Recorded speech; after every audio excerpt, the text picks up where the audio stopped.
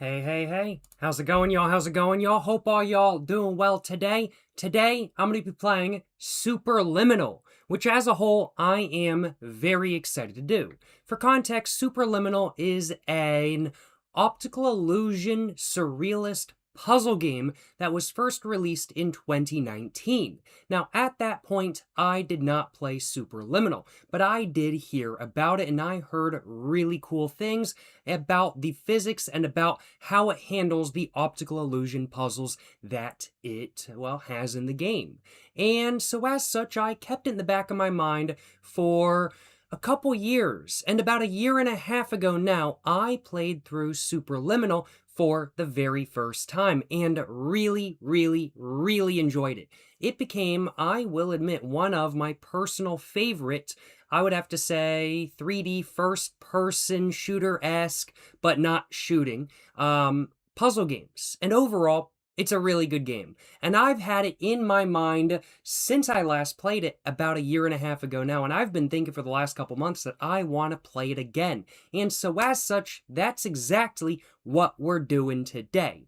Overall, I'm looking forward to this experience. I'm looking forward to playing Superliminal for the first time again, or not for the first time again, for the first time in about a year and a half. And I'm looking forward to playing Superliminal again, just in general.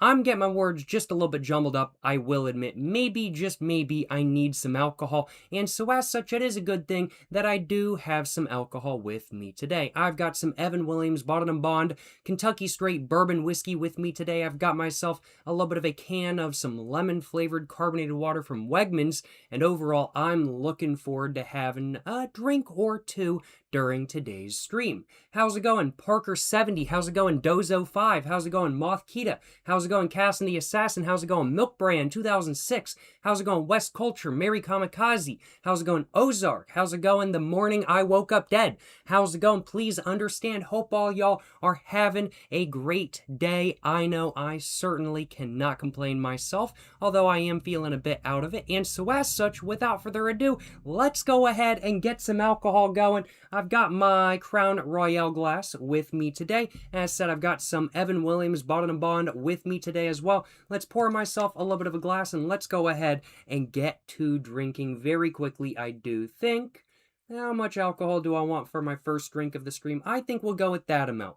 I don't want to overdo it for the first drink. You know, I can always have a second drink. Of course. And let's go ahead and crack open my lemon-flavored carbonated water from Wegmans. Just like that. And I got some on my hands, so let's just wipe that off of my pants real quick.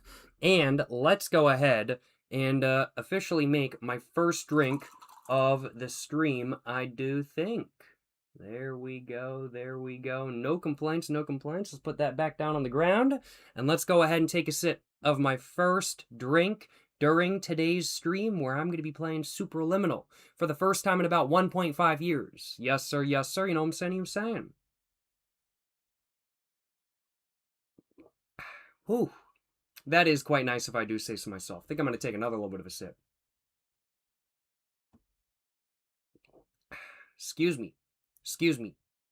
That is quite pleasant, I will acknowledge, but I don't want to get ahead of myself. I don't want to drink too heavily before we get into Superliminal. I think as the game progresses, maybe I should drink a little bit more. One thing I want to do during today's stream, Superliminal is not the longest game in the world by any means. You can absolutely beat it in under an hour, no problem at all, and that's without using any glitches or anything like that kind of thing.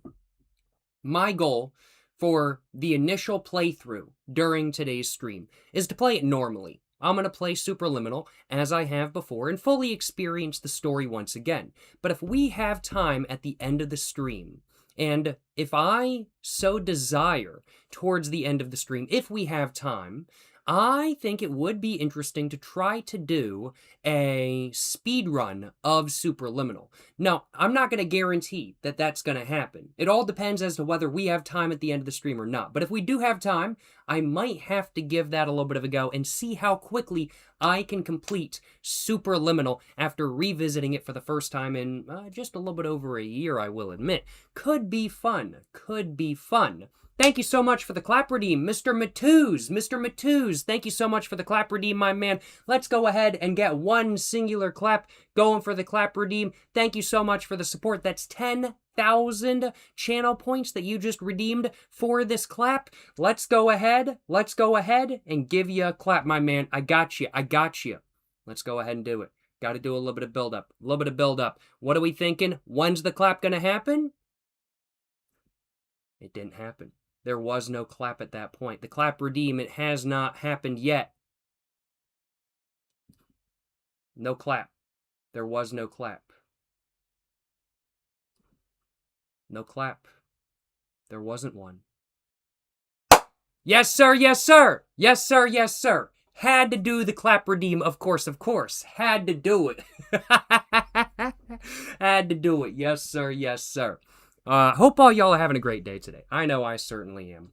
And very glad to have done that little bit of a clap redeem. You know, had to trick y'all and make y'all think the clap redeem was going to be happening a little bit sooner than it actually was. But, you know, it happened. But I had to trick y'all just a little bit there. Yes, sir, yes, sir.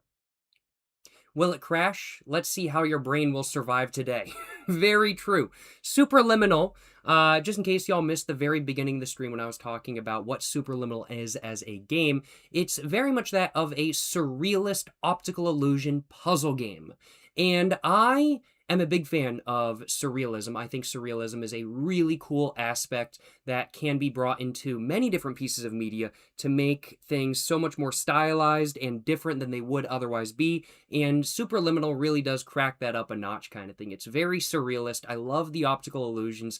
And I think with a little bit of a buzz going, Superliminal is going to be quite the experience, to say the least. I think the last time I played Superliminal, I can't remember, but I think I might have been drinking the last time I was playing Superliminal as well, and that was quite the experience, so I can definitely say I want to drink during this experience as well. How many times have I played it? I've only played it once so far. I've only played Superliminal once so far. But it has, for the last year and a half since I played it for the first time, been in my head as one of those games that I'm kind of like, wow, I really need to replay this, because I feel like there's so much more, whether it be jokes or the surrealism aspects that I missed, or maybe little things about the puzzles or something like that. It's one of those games that I feel like you can play time and time again and maybe notice more on each playthrough. And so as such, I've really been wanting to play it again for the last couple years or so. For the last year and a half or so. It feels like it's a lot longer than a year and a half ago is when I first played Superliminal. But no, it really was only a year and a half ago. I checked the dates and everything. So kind of crazy, I'll admit. But yeah, really good game. Looking forward to playing it again. Just trying to get my glasses clean real quick. And they're not wanting to clean up very well. So I'm going to use some glasses cleaner I have and try to clean my glasses like that. I think, especially when dealing with surrealism, you probably want some clean glasses. So I am going to grab my glasses cleaner and just put some on my glasses sort of towel or whatever you call it, and try to clean my glasses just a little bit better than they are right now, because I was just kind of smudging everything. Nothing was actually becoming clean, but that looks a lot better than me. Let's go and dry it off now. And I think overall I just need to wash my glasses towel. I think that's probably what I need to do in all honesty, but that is not what I have done. But what are we thinking?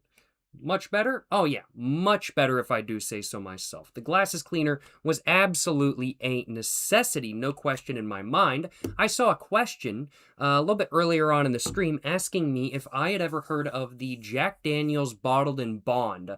I have heard that that exists, and I think I've seen it available for sale once or twice. And as somebody who has drank a couple different Bottled in Bond bourbons before, I honestly would not mind trying a Bottled in Bond Kentucky whiskey as well. Or not Kentucky whiskey, Tennessee whiskey as well. I really am getting my words all jumbled up. Let's go ahead and drink some more alcohol.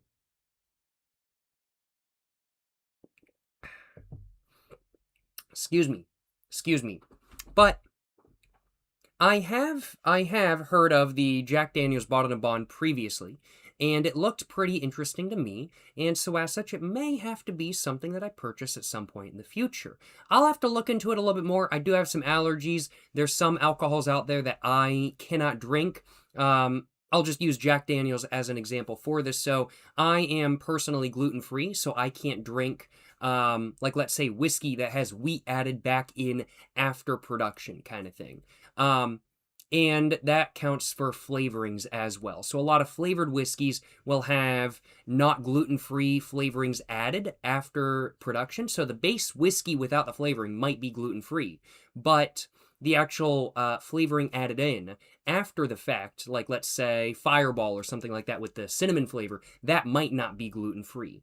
I don't know whether Fireball is or is not gluten-free. I do want to clarify. I was just using that as an example. But a lot of the Jack Daniel's flavors, they don't mark them as being gluten-free, whereas the normal Jack Daniel's number 7, the classic variety, that is listed as being a gluten-free variety, but they don't list any of the flavors like, let's say, the Tennessee Honey or the Tennessee Apple or something like that as being gluten-free. So that's something I've got to call Jack Daniel's about and just literally ask them and be like, hey, does this contain anything that has gluten in it or anything like that kind of thing? Because they don't list it on their website. It's one of those things where I honestly got spoiled while in Brazil, because in Brazil, all liquor is treated the same as food. Whereas in the United States, that is not the case. Liquor and alcohol as a whole is not considered a real food product in the United States. It's not regulated by the FDA, it's regulated by the ATF, and that makes for a pretty big difference. Within Brazil, it's regulated like a food, and so as such, all of the alcohol in Brazil has to display the actual ingredients on the back of the bottle. They have to display whether it's gluten-free or not, which is really, really, really nice to me as somebody with allergies.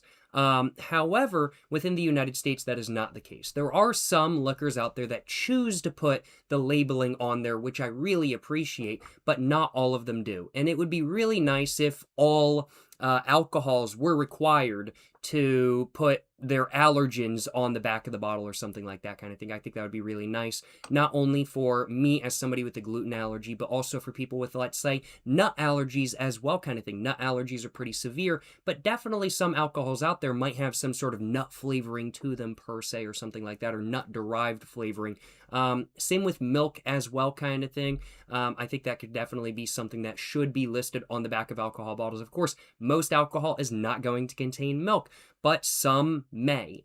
And so I think that would be something that is really nice as well. But, you know, I got a little bit spoiled in Brazil because they do very much list the actual ingredients within the alcohol on the back of the bottle, whereas that's sadly not a thing in the United States, but I would love it if it was, in all honesty. Just a little bit of a side tangent there. Excuse me. You can still use the internet to see which ones are gluten-free. That is true, and I have done that for a large variety of different liquors that I've tried in the past. However, especially with flavored liquor, there's no really general good consensus as to whether it actually is or is not gluten-free unless it comes from the manufacturer itself. With the Jack Daniel's example, I looked through their website to see whether any of their flavored varieties are gluten-free, and they only list the normal Jack Daniel's number 7 classic variety as being something that is considered to be gluten-free, whereas all their flavors, they don't say anything about.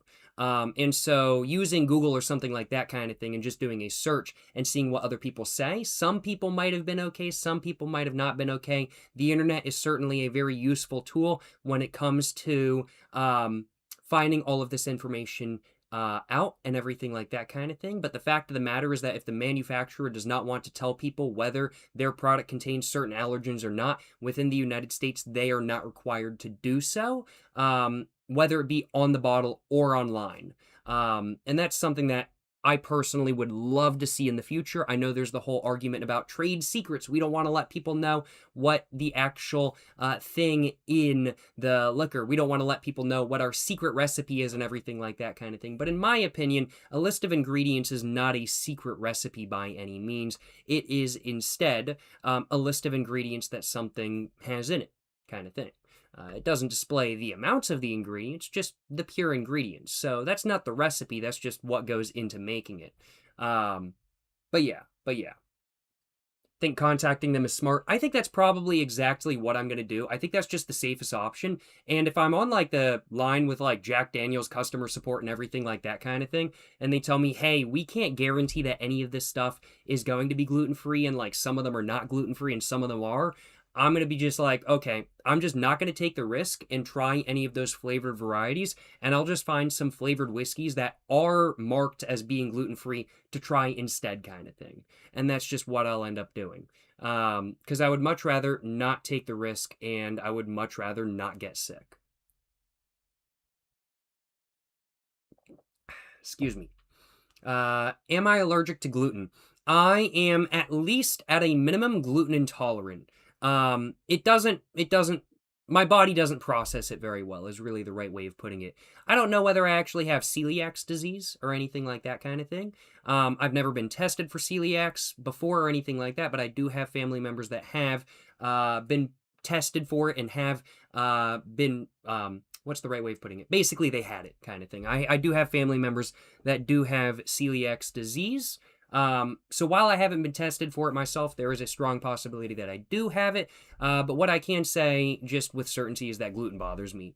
It really does not agree with my system. I feel like crap after I have it. I feel bloated. I don't have a very good time in the bathroom, just to say it very frankly, and it's just not a very enjoyable time. Gluten won't kill me by any means. It's not like I have a peanut allergy where I need to carry an EpiPen around with me all the time, because if I consume gluten, then it will kill me or something like that kind of thing. I will just feel viscerally like crap for the next 3 to 4 days, and it will not be an enjoyable experience in any way, shape, or form, and it will very much put me out of commission because I will be on the toilet 24/7, and that is not an understatement. But yeah. I'm very glad that there are some manufacturers out there that are very willing to put whether a product is or is not gluten-free on their bottle. That's something that I do very much appreciate, I will admit. And it's something that is really, really, really nice to see.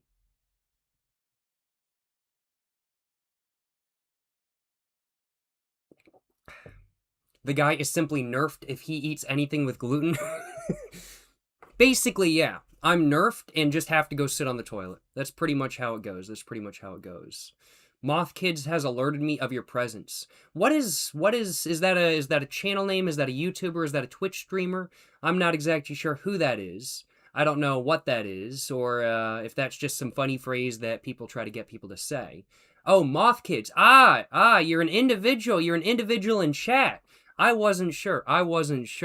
Hey, appreciate the support. Appreciate you telling your friends and family about the channel, you know what I'm saying? Yes, sir. Word of mouth, one of the best forms of marketing, if I do say so myself. Yes, sir. You know, as a marketing enthusiast myself, as an advertising enthusiast myself, and I personally think there's a lot of marketing and advertising people that will agree with what I'm about to say. Word of mouth is genuinely one of the most influential marketing tactics ever. If you can get people to talk about your brand or your content or your product and to recommend it to other people, those people are so much more likely to actually purchase that product than if they see it in an advertisement. Genuinely.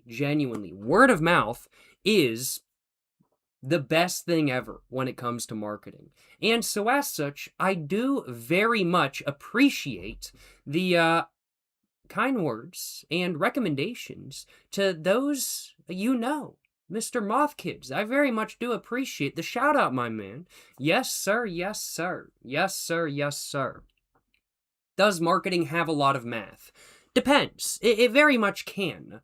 Marketing can have a lot of math in it if you really want to get into the analytics and if you want to get into, let's say, engaged viewers of, let's say, an advertisement. So let's say you make an advertisement and you have it display on the television. Let's say you have a Super Bowl commercial. For example, it's playing during the Super Bowl and you want to find out how many people actually watch that advertisement and then bought your product due to that advertisement.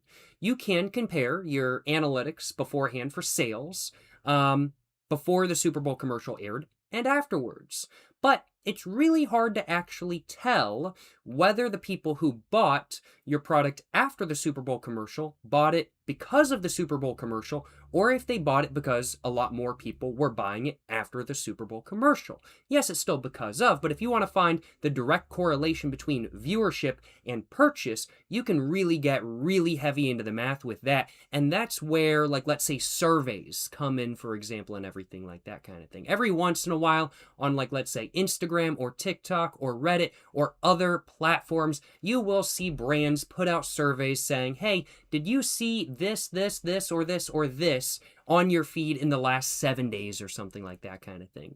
And the reason why those surveys are being put out is so those companies can actually know how influential their advertising is and how much of an impact it's actually having on you and whether you actually feel engaged with that advertisement. By not answering that survey at all, you're basically just telling the company that's running that survey that either you don't care to answer their survey, or that you never saw any of their ads to begin with, or if you did see them, you didn't even notice them. And so as such, they weren't very good advertisements, now were they? And especially with surveys and everything like that kind of thing, marketing can definitely get more math heavy. Now, it's not math like, let's say, calculus or even algebra level math, in all honesty. It's all really just basic division and multiplication. It's really nothing crazy, at least in my personal experience. But also, I don't have the experience of working for a very large marketing company, somebody running the marketing for Kellogg's or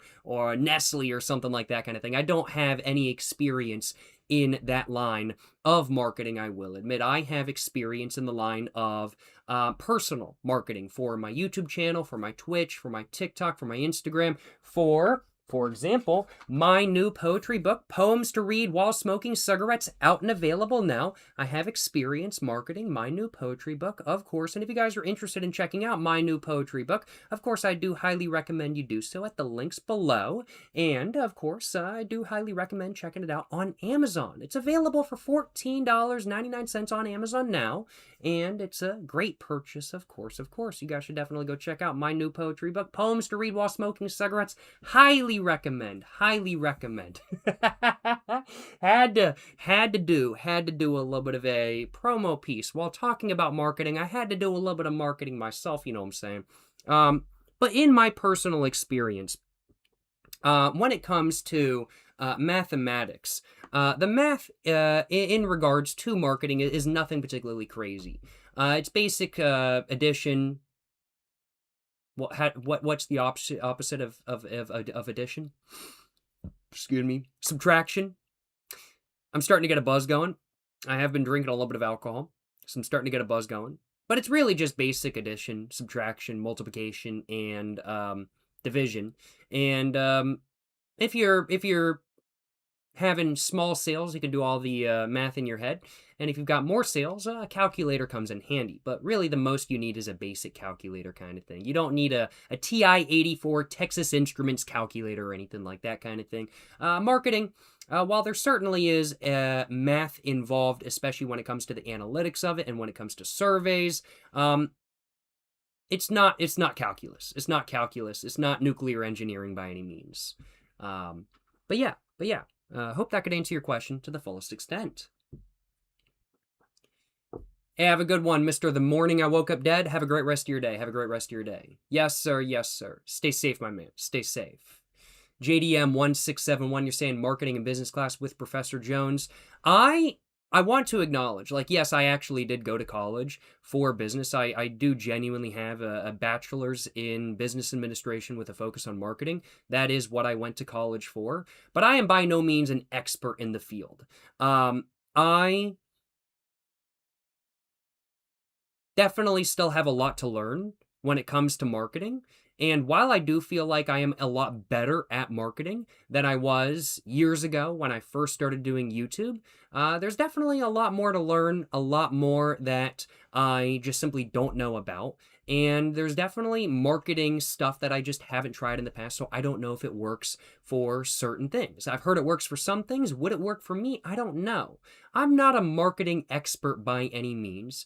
And a lot of what I just said when it came to surveys and everything like that kind of thing, that's not something I have personal experience with. It's something that I learned about while in college. So do make sure to take what I say with a grain of salt when it comes to marketing. I'm not an expert on the subject. It is what I have a college degree in, but there's so much more to marketing than what meets the eye. And it's something that, well, basically what I'm trying to say is do take what I say about marketing with a grain of salt. There's some stuff when it comes to marketing that I am personally very, I don't want to say that I'm very knowledgeable about, but I'm confident in my knowledge in it. Let me just put it that way. But it's hard to tell if I'm confident in my knowledge about certain aspects of marketing because I know a lot about it or because I don't know a lot about it, kind of thing. It's hard to say. It's hard to say. But marketing and advertising to me is a very interesting thing. It's something I love doing. It's something that I love talking about during videos, as is obvious. Of course, right now I'm talking about marketing and advertising to an extent. But I also really enjoy talking about marketing and branding and everything like that during my alcohol and cigarette reviews as well. I get questions every once in a while that ask me why I talk about the packaging of cigarette packs and of the alcohol bottles I review just so in length. Why do I take at least, generally speaking, 10 minutes of a video to talk about the packaging of what I'm reviewing?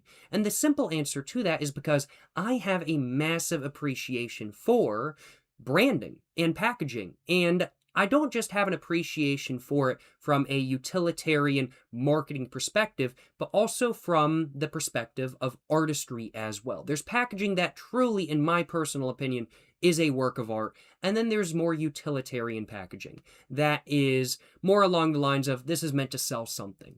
I think a good example of truly beautiful packaging would be something like, let's say,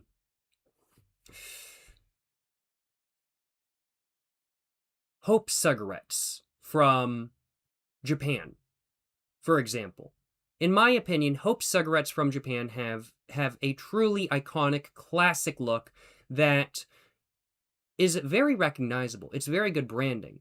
But if they wanted to switch up their branding, yes, they would have to reinvent the entire brand's brand image, but they might be able to sell more. But they're not going to because the old style of the packaging is that brand's image kind of thing.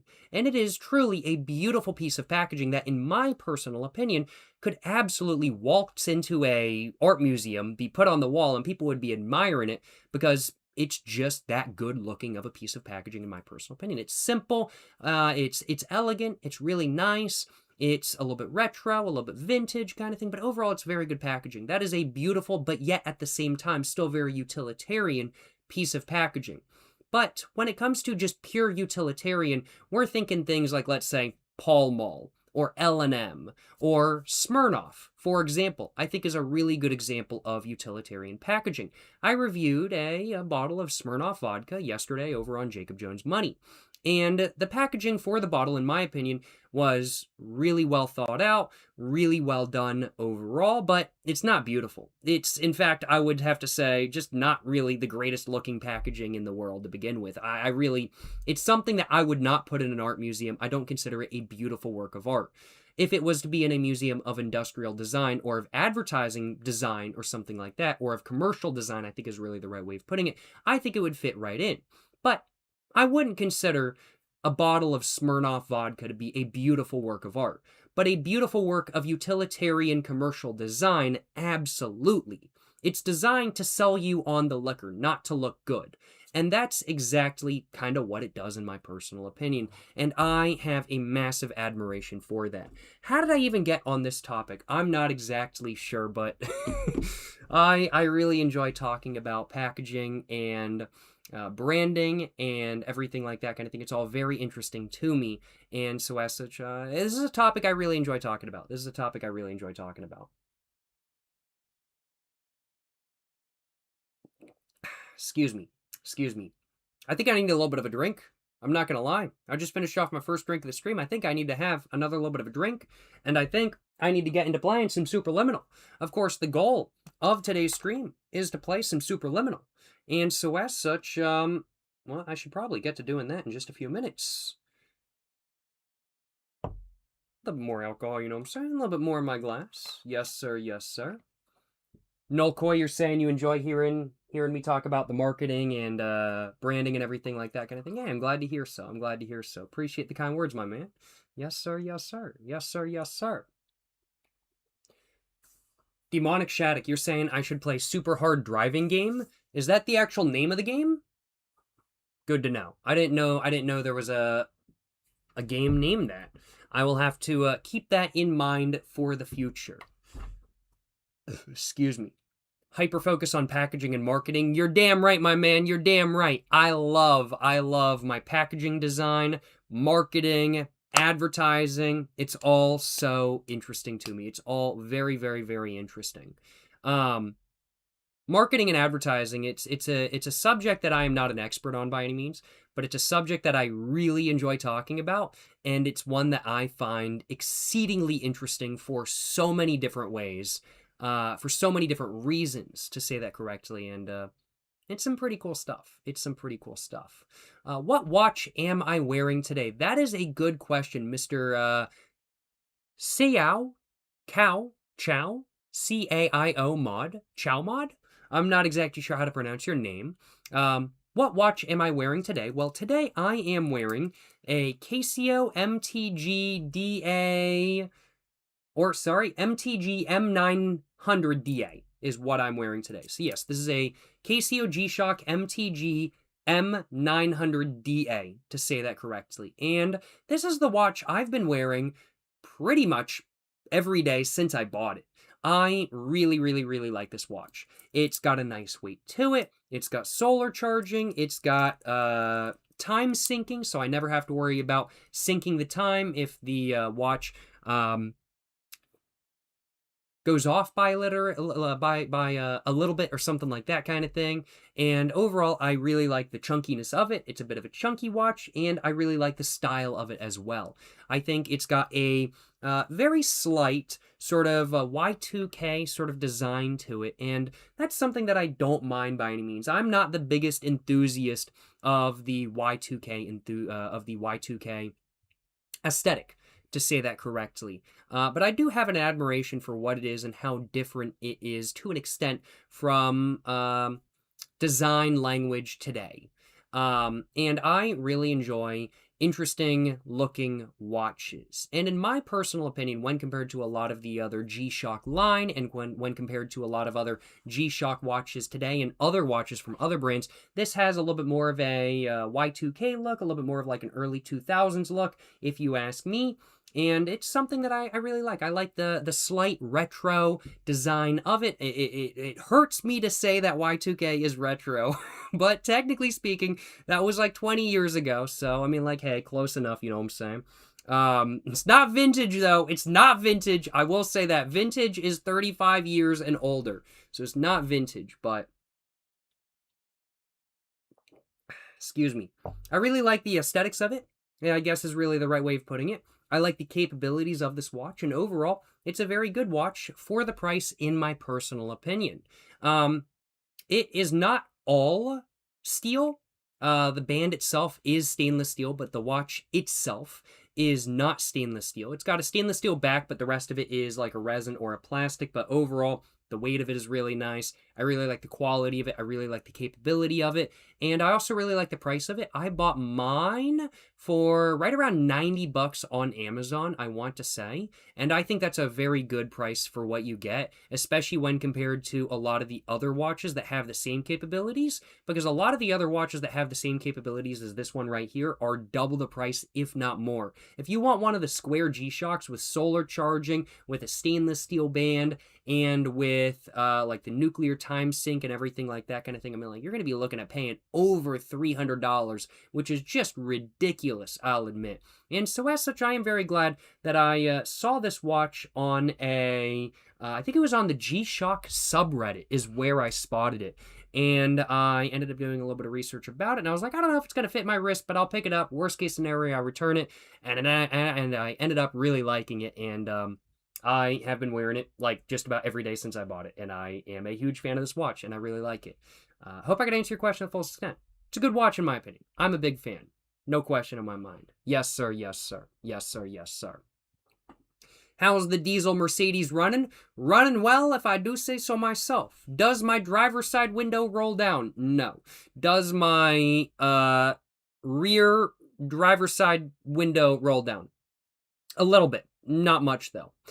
Does my passenger side window roll down? Yes. Does my back passenger side window roll down? I haven't tried rolling that one down in a while, but I think so. My sunroof works, and overall, my 1985 Mercedes-Benz W123 300D turbo diesel sedan, that is my daily driver, is driving perfectly fine. Ain't no complaints on my behalf. Do I still need to replace the glow plugs? Yes, I do, but it ain't cold right now, so that ain't a big deal. Are there other maintenance things that I do need to do? Probably, yeah. I do think it needs an oil change. My odometer doesn't work. But I'm pretty sure I need an oil change. It's been like a year and a half since last time I had an oil change. I should probably do that soon or take it somewhere to have that done. Overall, while there is some stuff that needs to be fixed on my diesel Mercedes, it is running and driving perfectly fine, and it is still very much my daily driver, and it is still very much a car that I do like very much, I will admit. It's exactly what I wanted, and so as such, certainly no complaints on my behalf. How do I keep it clean mechanically? I don't. I do basic repairs and maintenance. If I can fix something myself, I'll try to do it. But if the weather's bad, I'll pay somebody else to do it. If it's affordable, basically just basic repairs, maintenance. If something needs to get fixed, I fix it, or I get it fixed. And that's just kind of how it works with me in cars, I'll admit. I'm not somebody to get a new car and then fix everything that is something that might break at some point in the future, unless it's a must-do, like a timing belt, for example, or something like that, or a timing chain. If I don't know when the last time that was replaced, I'll probably just go ahead and get it done, because that will mess up your car real bad if it breaks while you're driving. If you haven't replaced your timing belt, or if you haven't gotten your timing chain adjusted in 10 years, might want to do that. Might want to do that. But I am more along the lines of, I just fix stuff as it comes up. If something needs to be fixed, or if I notice a new sound and I notice it needs to be repaired or something like that kind of thing, I get it fixed to that point, I'll admit. That's just kind of how I do it. You were about to ask what to look for. Okay, you're saying you have the same model of car. Very nice, very nice. Very, very, very base choice of vehicle, if I do say so myself. Things to keep an eye out for. There's the basics. And of course, this all depends on mileage and everything like that kind of thing. But, vacuum system, of course. Vacuum system is always something that is good to keep in check. Of course, if your vacuum system breaks enough, you'll still be able to drive your car around perfectly fine, but some stuff might stop working so well, like your car shutting off, for example. I'm sure you already know this, but for my car, for anybody who doesn't know, for my diesel Mercedes, the vacuum system actually controls when the engine shuts off. So when you turn the key, what's being turned and turned off is not let's say the spark plugs or something like that, like with a gasoline car where it just cuts the electricity and it just peters out like that. Gas engines, of course, are spark-based engines. They need a spark to run. So if you turn off the spark, no longer runs. Diesel, on the other hand, is compression-based. So as long as you have fuel, it will continue running, even if that fuel is your own motor oil. And that's not a joke, by the way. So since it is compression-based, you need something else to turn off the engine other than spark.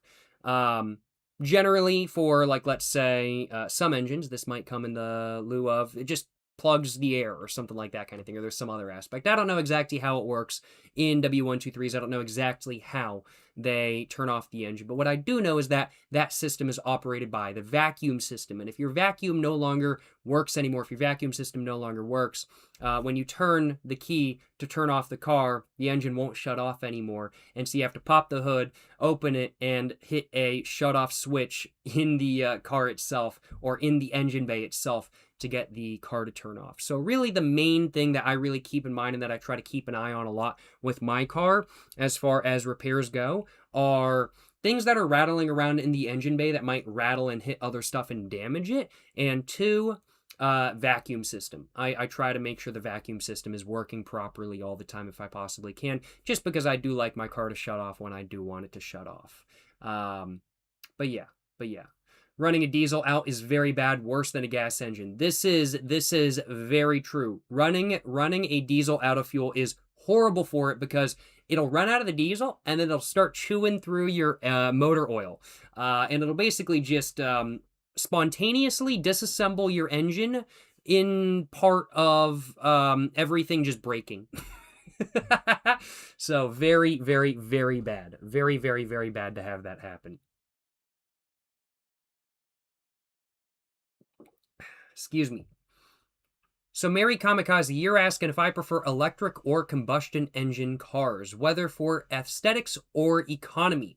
That is a very good question. And I'll admit, I don't mind electric cars, but I prefer my combustion engine cars, especially today, with battery technology being what it is.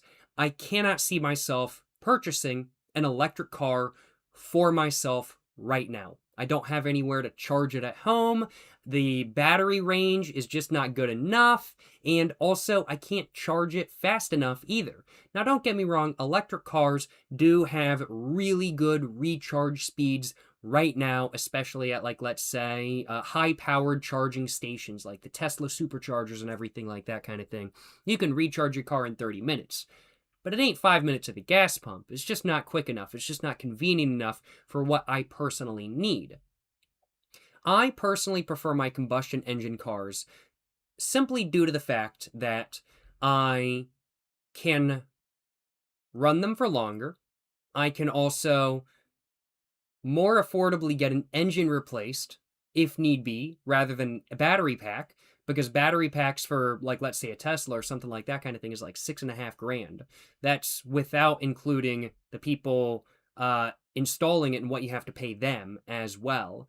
And then it's just a massive amount of price. And that's without even keeping in mind if your model is discontinued, the manufacturer might not even continue making your model. Whereas with a combustion engine car, you can take an engine out of any other model of that car and put it into your car, and yeah, it might already have 100,000 miles on it, but as long as you repair it and fix it properly or you rebuild it, you'll be all set to go and everything like that kind of thing. With batteries, on the other hand, when they're depleted. That's now e-waste that you have to get rid of in a very careful way kind of thing. I know electric cars for a very long time, not so much anymore these days, but for a very long time, they marketed themselves as being an environmentally friendly product. I think it was said best on Top Gear when Jeremy Clarkson said, well, yeah, but to make a Prius, you have to get the lithium out of the mine in Australia, get it on a boat up to China for processing, then you have to take it over to Japan, and then you have to ship it to the United States where you're selling the car. That's a lot of different stuff for just a battery. And that's a lot of stuff being burned into the atmosphere for just a battery. And lithium mining is not pretty by any means kind of thing. I personally think a lot of the ecological sort of marketing of electric cars is really a lot of BS, frankly put. I don't believe in any of the ecological marketing of electric cars. Now, do I think there are true benefits to them? Absolutely. I think there's great benefits to electric cars. For example, I think the instant torque that you get from electric motors is amazing. I also think that hybrids, plug-in hybrids especially, are awesome. And I am personally also a fan of just how simple electric cars can be. to fix. Now, key word on that, can. A lot of electric cars these days are not so simple kind of thing. Electric motors are pretty not complex. The technology for electric motors has been around for a very long time, and really, if you want to, you could fix an electric motor yourself if you really wanted to put in the effort to do so and everything like that kind of thing. It's not a particularly complex piece of engineering, but the car as a whole becomes extremely complex. Where was I even going with this? I have a buzz going. I was talking about whether I prefer combustion or electric cars, but this kind of just turned into me and me talking about my opinion about electric cars and why I don't think they're all they're chalked up to be. But while I do think there are still some benefits to them, basically, I think electric cars are overhyped. They don't have the benefits that a lot of people think they have, but they do have some benefits. That instant torque, the fact that you're not burning gasoline, of course, those are all big benefits and everything like that kind of thing. And I do think there are some benefits to electric cars. But the reality, the fact of the matter is that I don't think electric cars are at a point right now where people actually want to buy them to the fullest degree kind of thing. There are some people that will hop on the EV train because that's what works for them. If you own a house and you can, plug in your car at your house overnight, of course, an EV is going to work pretty well for you as long as your commute is under 100 miles or something like that kind of thing. But for the vast majority of people, a plug-in hybrid, if we're just thinking simple fuel economy, we're not thinking environmental or anything like that kind of thing. If we're thinking simple fuel economy, a plug-in hybrid is the absolute best thing for 90% of people. That is my genuine opinion. I think 90% of non-car enthusiasts would be able to get away with just a plug-in hybrid perfectly fine. Now, if you're a car enthusiast, it's a different story, of course. Car enthusiasts are very specific about what they want. But if you are somebody who thinks of a car as being an appliance, and that is very much what cars are. I'm a car enthusiast, but I will recognize that cars are an appliance. They are meant to get you from point A to point B. If all you need is a point A to point B car, an electric car, in my opinion these days, is not the best option. The best option is a plug-in hybrid, because you get that 60 to 100 miles worth of electric range, but then you also have a backup motor that you can go for infinity with just by filling up at gas stations and everything like that kind of thing. Really, in my true opinion, plug-in hybrids are the way of the future as of this moment in time. And until battery technology gets better, where you can genuinely get 700 to 800 miles of range with refuel/recharge times of less than 10 minutes, I don't think EVs are ever going to become a dominant aspect of our car culture on the roads here in the United States. Now, that could all change. If Chinese EVs are brought into the United States and they are allowed to be the prices that the manufacturers actually want them to be, let's say the BYD Dolphin Mini, $19,000. It would be the cheapest car on the United States market. I think a lot of people can just not care whether their car goes really far or not for that much, frankly put, because $19,000 for a BYD Dolphin Mini, that's a hell of a lot of car for not a lot of money these days, frankly put. And in my opinion, having ridden a BYD Dolphin Mini, that is, it's a lot nicer than some other EVs I've been in before. Let me just put it that way, for a lesser price. I got kind of on a side tangent, though. I was originally talking about whether I personally prefer combustion or electric cars. So I was talking about my opinion on how electric cars, in my opinion, are not a great option today for 90% of car buyers. I don't think electric cars are a great option today, I'll admit. And I think the hype of electric cars has died off quite a bit over the last couple years or so, just simply because people realize, one, the environmental stuff is not what it's all chalked up to be. It truly is more environmentally friendly to just keep driving the car you already have to infinity. If you have a Toyota Tundra V8 with 1,000,000 miles on it, that is exponentially better for the environment than any electric car ever will be. And that is not an understatement or a joke. That is fact. So while I think electric cars work for some people, I don't think they work for everybody. That's kind of what I was talking about for a couple minutes there. But what is my personal perception on electric cars versus combustion engine cars, and which do I personally prefer? This is probably not going to come as a surprise, but I prefer my combustion engine cars. That's personally what I prefer. As a car enthusiast, I like my combustion engine cars. I am a car enthusiast, and so this means that I don't mind electric cars either. I have no issue with electric cars, personally speaking. I have no issue with, let's say, the BYD electric cars, or the Chevy Bolt, or the Tesla Model S, or something like that kind of thing. As cars, I have no issue with them.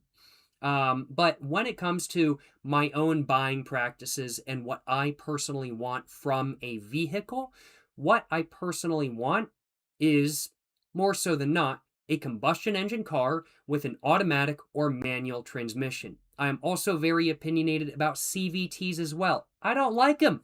I don't like CVTs. I'll say it. I don't like there being no gears. I want gear shifts. I want to know that when I'm on the highway and I need to pass somebody, my car will either downshift so I can pass them, or that I will downshift myself so I can pass them. A CVT is like a rubber band kind of thing. It's so inconsistent and so variable that you don't really know what's going to happen when you want to pull out of a driveway really quickly and everything like that kind of thing. And that's something that I don't like. I like definitiveness from my products.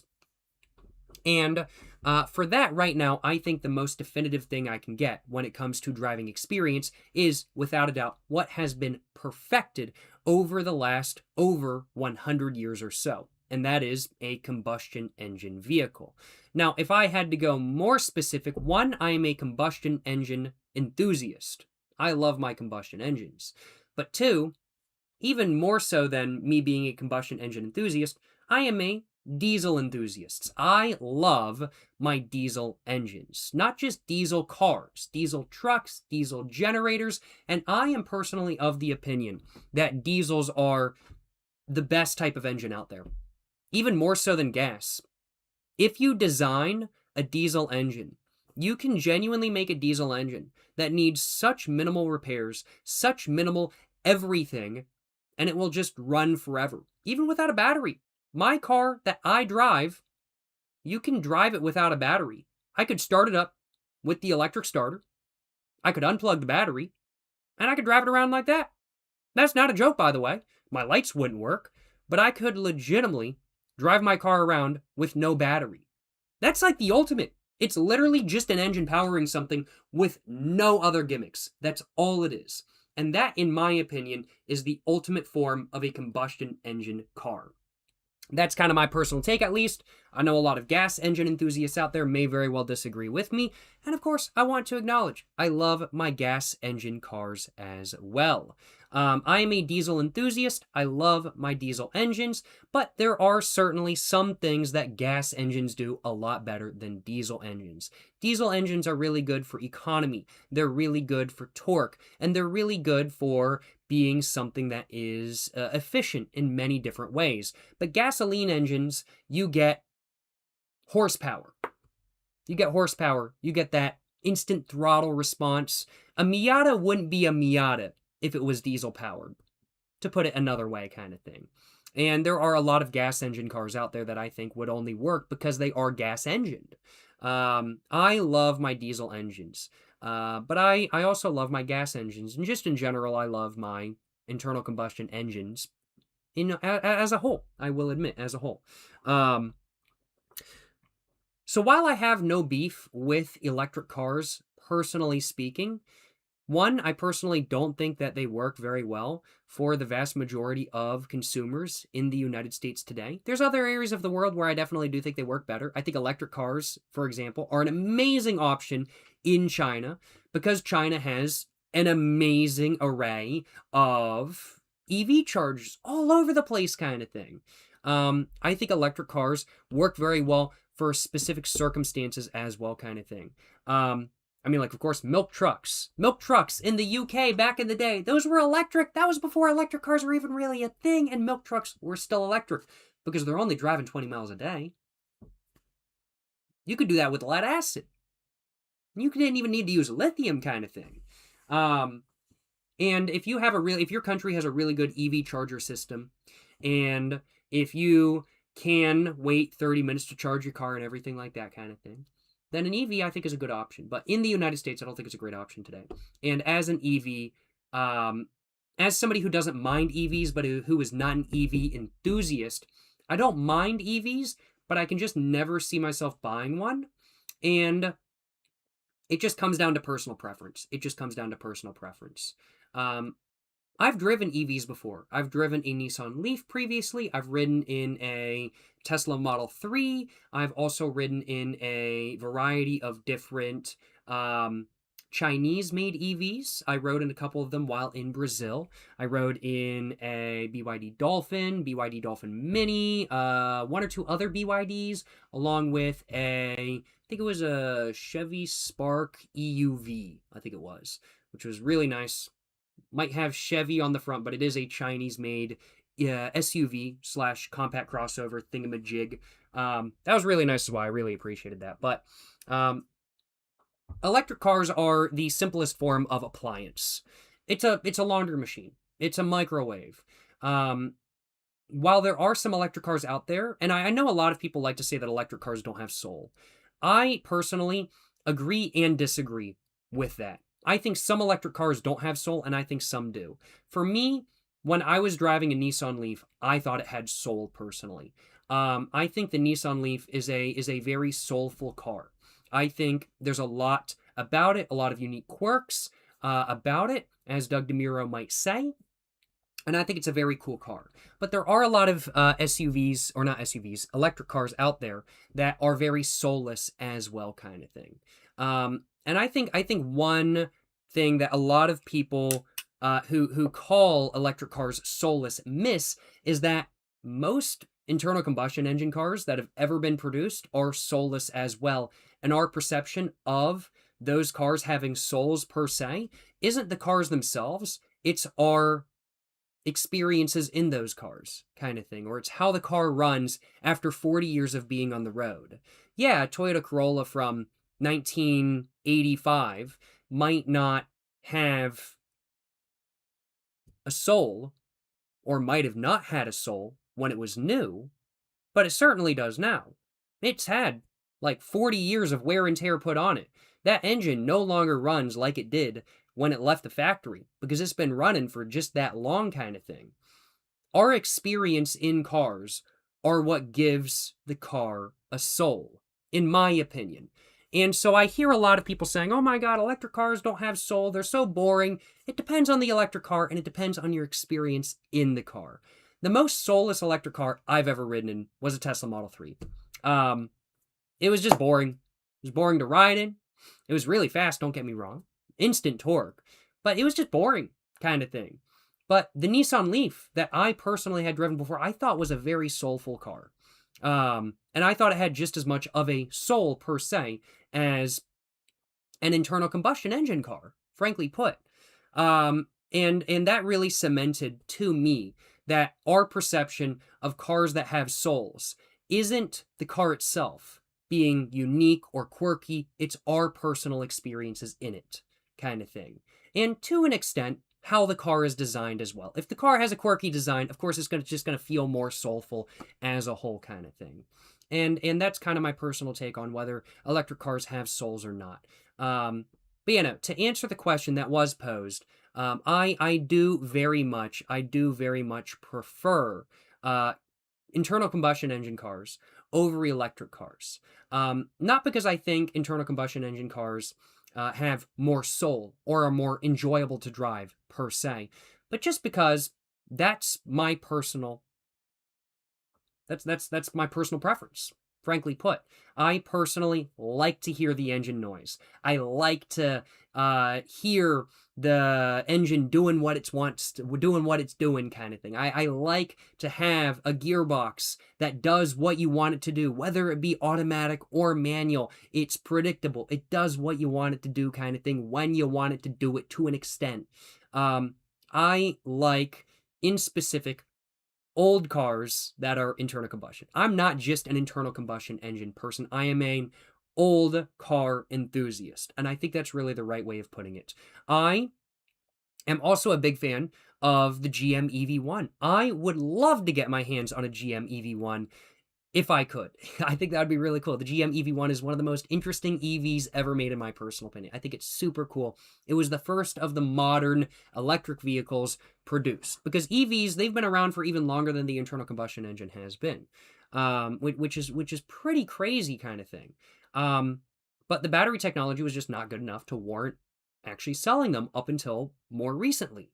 But the GM EV1 was the first real modern attempt at making a good, viable electric car. And I think the EV1 is a very soulful car, a very interesting car, but it's one that I would never want to drive around on a daily basis.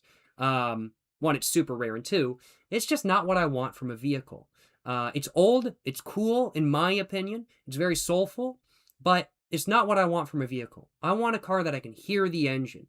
I can fill it up in 5 minutes kind of thing. It's predictable. It does what I want it to do. There's just something about internal combustion engines, to me, that an electric vehicle cannot replace. And I think that's really the right way of putting it. And I think that's really what my personal take is. It's hard to nail down why exactly I prefer internal combustion engines over electric, because it's two different methods to get the same result.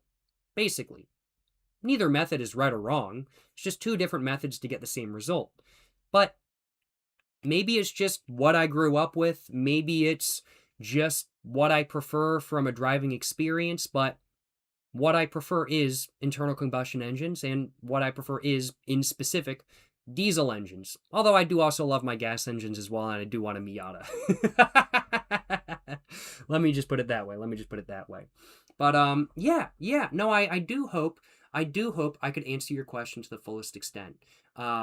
Very, very, very interesting question. I think I went off on a couple different side tangents there. I'm definitely going to be clipping that, and I'm going to have to edit that a bunch to clip it and everything like that kind of thing. But I hope what I said made sense to some degree. Not sure if it did though, but appreciate the question. Yes, sir. So what is the worst car I've ever had the opportunity to drive? And what was the best one? That's another very good question. Mary Kamikaze. Worst car I've ever had the opportunity to drive. I'm going to have to think on that for a minute, but I can say what was for sure the worst car I've ever owned. Worst car I have ever owned, no question in my mind, Ford Aerostar. I owned a 1996 Ford Aerostar that I purchased for $500. And immediately it needed like $800 worth of work. I put way too much money into that car, and it did not return anything in full. Absolute hunk of junk, pain in the ass to work on. The interior was not very good quality. It was just not a good car. So worst car I've ever owned, 1996 Ford Aerostar. Would I own another one? Not right now, but I'd love to get my hands on one, rip the engine out of the front, and then put an engine over the rear axle and make it rear-engined. I would actually love to do that because I think it would be hilarious. So I would own another Ford Aerostar again, but I would not own another stock Ford Aerostar again, and I definitely wouldn't own one right now. They're just such a pain in the ass to work on, just not reliable, pain to work on, expensive to get repairs done because they're such a pain in the ass to work on, and just not good cars. Just not good cars as a whole. So that's the worst car I've ever personally owned. Worst car I've ever driven. So there's a different ways to kind of take this, like worst car I've ever driven, like reliability-wise, boringness-wise. I'm like, I've driven a bunch of different cars. I've driven minivans, I've driven sedans, have I driven a station wagon before? I actually don't think I have. I actually have not driven a station wagon before. That's something I need to do. I've driven, of course, Chevy Suburban, Square Body, Aerostar as mentioned. I've got my car I have now, which is my 85 Mercedes W123 Turbo Diesel sedan. I used to own a 99 Toyota Camry. None of those cars I would define as being the worst car I've ever driven, though. So I'm going to answer the second part of your question first, which was, what is the best car I've ever driven? Best car I've ever driven, straight up, it's my 1985 Mercedes-Benz W123 300D turbo diesel sedan. That is the best car I've ever driven. I love everything about it. It's slow. It's noisy. It smells. It's diesel. And I love it. It's what I grew up riding around in, genuinely. When I was a kid, my parents had like some sub $2,000 W123s, and those were my parents' daily drivers when I was growing up, kind of thing. They bought them off of Craigslist, and that's what they drove around when I was a kid. And I, ever since then, have loved them just so much. And it's everything I wanted it to be. My Mercedes is everything I wanted it to be. So the best car I've ever driven is, to me at least, with certainty, no question in my mind, my 1985 Mercedes-Benz 300D. I absolutely love it. That's the best car I love. That's the best car I've ever driven, and it's my favorite car of all time. It's my dream car. It's my favorite car. I absolutely love it. That's my favorite car of all time. Worst car I've ever driven, let's think cars that I didn't own but have driven. I have driven like a Hyundai Sonata before, or something like that. No, it was a Kia Optima. That was boring, but like, it was unreliable too. Wasn't my car, but I have driven one before.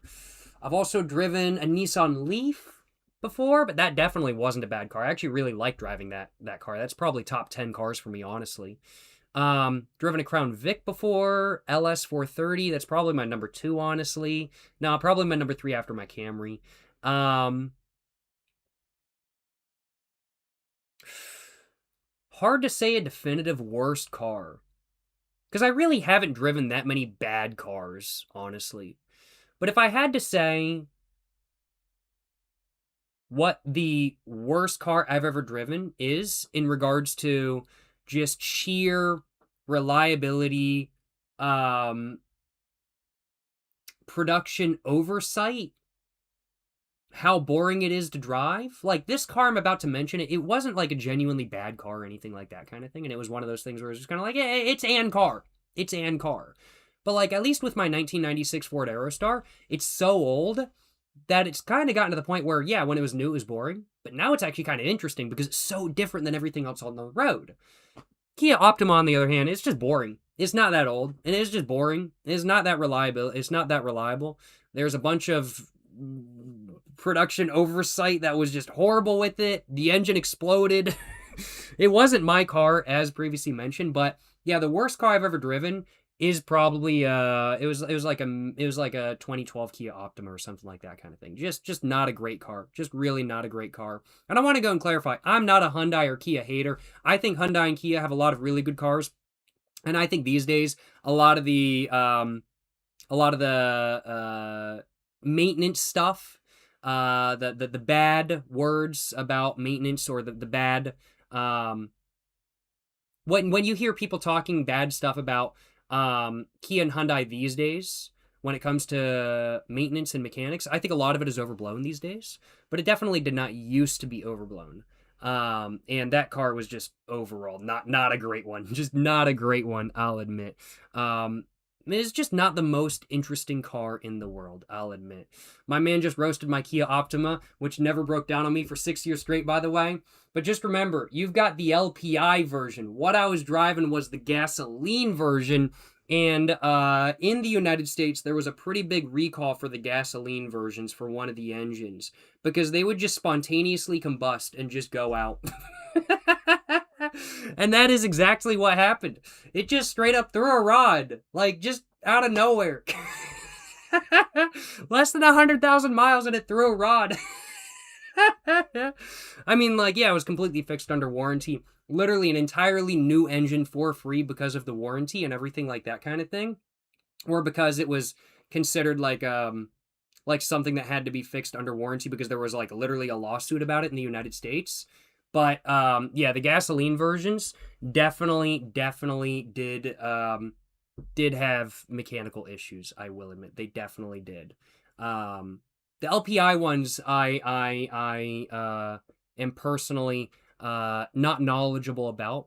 I don't consider Kia Optimas to be a bad car by any means, but really the main thing that made it, per se, the worst car I've ever driven, and I want to go and clarify once again, no cars I've driven have been genuinely bad.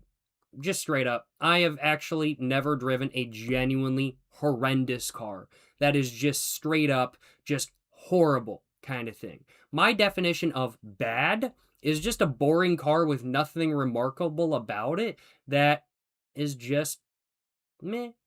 I mean, like, it can be made cool, it can be made remarkable, and what matters most in regards to cars, in my opinion, isn't the car itself. It's your experiences in them. That's kind of my personal take. Your experiences in them are what makes the car significant to you. But for that car that I mentioned, I had no significant experiences. It was just an car to get you to point B, from point A to point B. That was just all it was to me, and it was not something that I was particularly intrigued when I was driving. I didn't like the blind spots in it, and it was just meh kind of thing. It was just meh. And so that's why I consider it to be the worst car I've ever driven. But is the Kia Optima that I drove truly a bad car? I don't think it's truly a bad car. It's just the worst car I've ever driven because I personally did not find it intriguing or interesting to drive in any way, shape, or form. And so that's kind of my personal take, I will acknowledge. Yeah. DJ Green Dragon, you're saying this is so liminal. I do need to get to playing Superliminal, don't I? I do need to do that. Matuz, you're saying my Kia Optima is an off-road car. Basically, you do all kinds of stuff in it, and it's a fucking workhorse. Yes, sir. As said, your car is not what makes an interesting car or a good car. It's your experiences in it, and it's how you use it. That's what I'm talking about, baby. That's what I'm talking about. Even the most boring car can become loved if you love your car and if you use your car to the fullest extent. And on a side topic, I think some of the most soulless cars of all time are the ones that people just put in a bubble and put it in the garage and it has 2 miles on it. That car has never lived a life. That car is so boring. It has 2 miles on it. Yeah, it's straight out of the dealership. There's nothing interesting about it. It's straight out of the dealership. It's a museum piece. That's all it is. It's just a museum piece. It's never been used. It's never had a life. That is the most boring car you could possibly get, kind of thing. Is a car with no miles on it, but it's an old car. That's super boring in my personal opinion. I don't know. But, yeah. Just kind of my personal take. Cassidy Assassin, you're saying you love your Kia Soul and you don't care who knows it. No, I'm gonna be honest. Kia Souls, a lot of people like dissing on them. A lot of people like shitting on Kia Souls.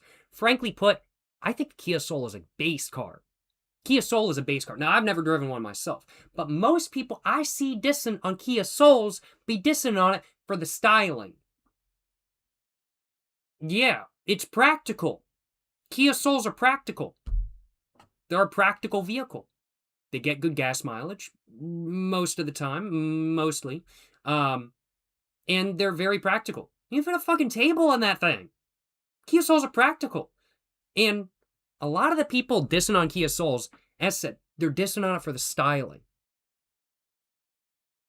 Why are they dissing on Kia Souls for having such different styling when at least they look different? At least it's not another boring SUV. Could be worse. Could be the Dodge Hornet.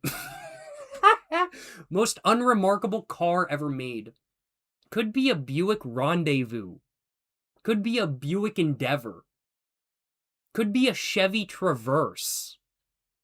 Those are some of the most unremarkable, boring cars to look at and to drive, I've heard.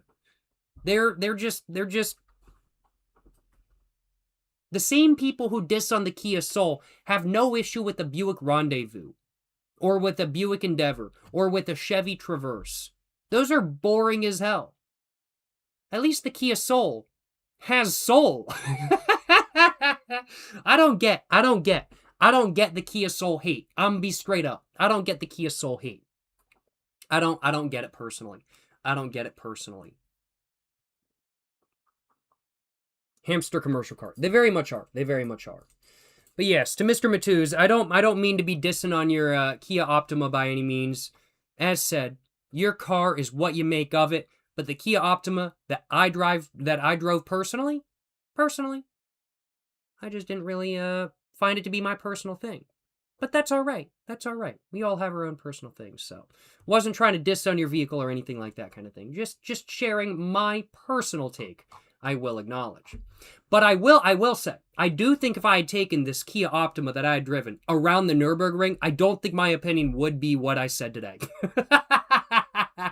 Just frankly put, if I had driven the Kia Optima that I drove around the Nürburgring, I don't think my opinion would be what I said today. I genuinely think my opinion would be different, and I don't think I would have called it the worst car I've ever driven. I really genuinely believe that. I really genuinely believe that, because experience is what you do with your car. That's what I'm saying. M-Stick 1985, you're saying you drive a 2016 Dodge Dart now, you're saying you like it? Hey, I'm not gonna lie, Dodge Darts, it's like the last, like, true, like, Dodge branded economy car. The true successor to the Dodge Neon. I think Dodge Darts are pretty cool. It'd be really cool if they made, like, an SRT4 version of them when they were still in production, but sadly they never did, and that is what it is. Because, like, Dodge Neon SRT4s, freaking epic! Awesome! Super cool stuff! It's such a shame they never made an SRT4 version of the Dodge Dart.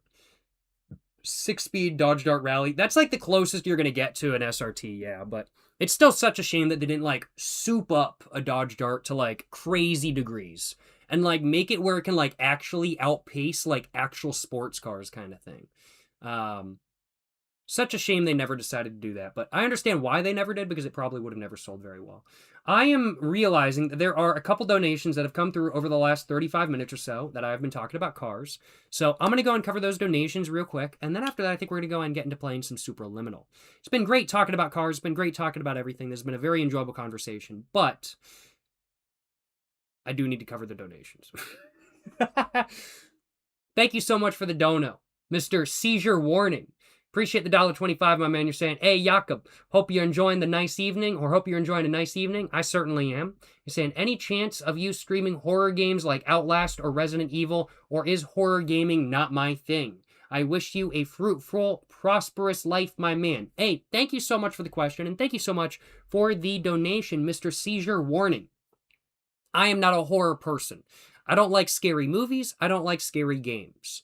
I have no desire to play horror games. Y'all will not have a stream of Five Nights at Freddy's coming from me at all ever in the future. I will never play Five Nights at Freddy's. I will never play, what is that game Markiplier went viral with? Poppy Playtime or something like that? I'm never going to play that. I didn't even ever watch any playthroughs of that, because I don't even like watching playthroughs of horror games. I will never play Amnesia. I will never play Resident Evil. I will never play Outlast. I will never play Five Nights at Freddy's. It's not happening. It's not happening. I am not a horror game type of person. I don't like scary things. I don't like jump scares. I'm not a horror game person. So, yes, there will be no horror game streams ever coming up in the future. I don't mind thrillers, per se. So something that's a thriller, where it's something that, it's like, something feels off. This is kind of scary, but nothing's really happening, kind of thing. I don't mind that. Or where there's a lot of pressure. I don't mind that. But actual horror games with jump scares and zombies and stuff like that kind of thing, like, just not my thing. And I'll admit, even, like, Ravenholm in, like, Half-Life 2, that's my least favorite part of Half-Life 2.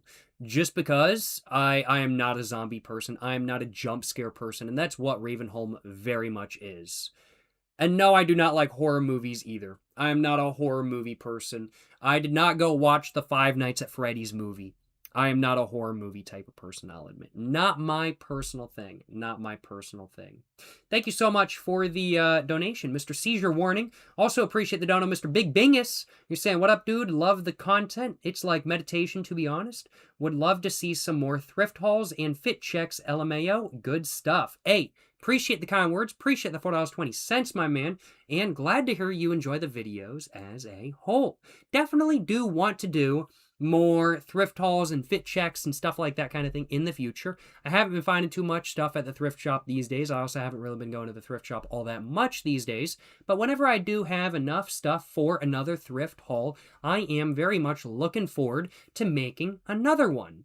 I don't make thrift hauls all that often just because I kind of slowly collect stuff over a couple months, and then I eventually have enough stuff to warrant an entire video. And so when I do have enough stuff to warrant an entire video, I do think I will make that video at that point. I just don't have that much stuff as of this point in time. But glad to hear you enjoy the thrift hauls, my man. They're some very fun videos to make, and I'm looking forward to making more in the future, and I appreciate the kind words and support. And thank you so much as well for the $1.25 dono, Mr. New Jersey Guy.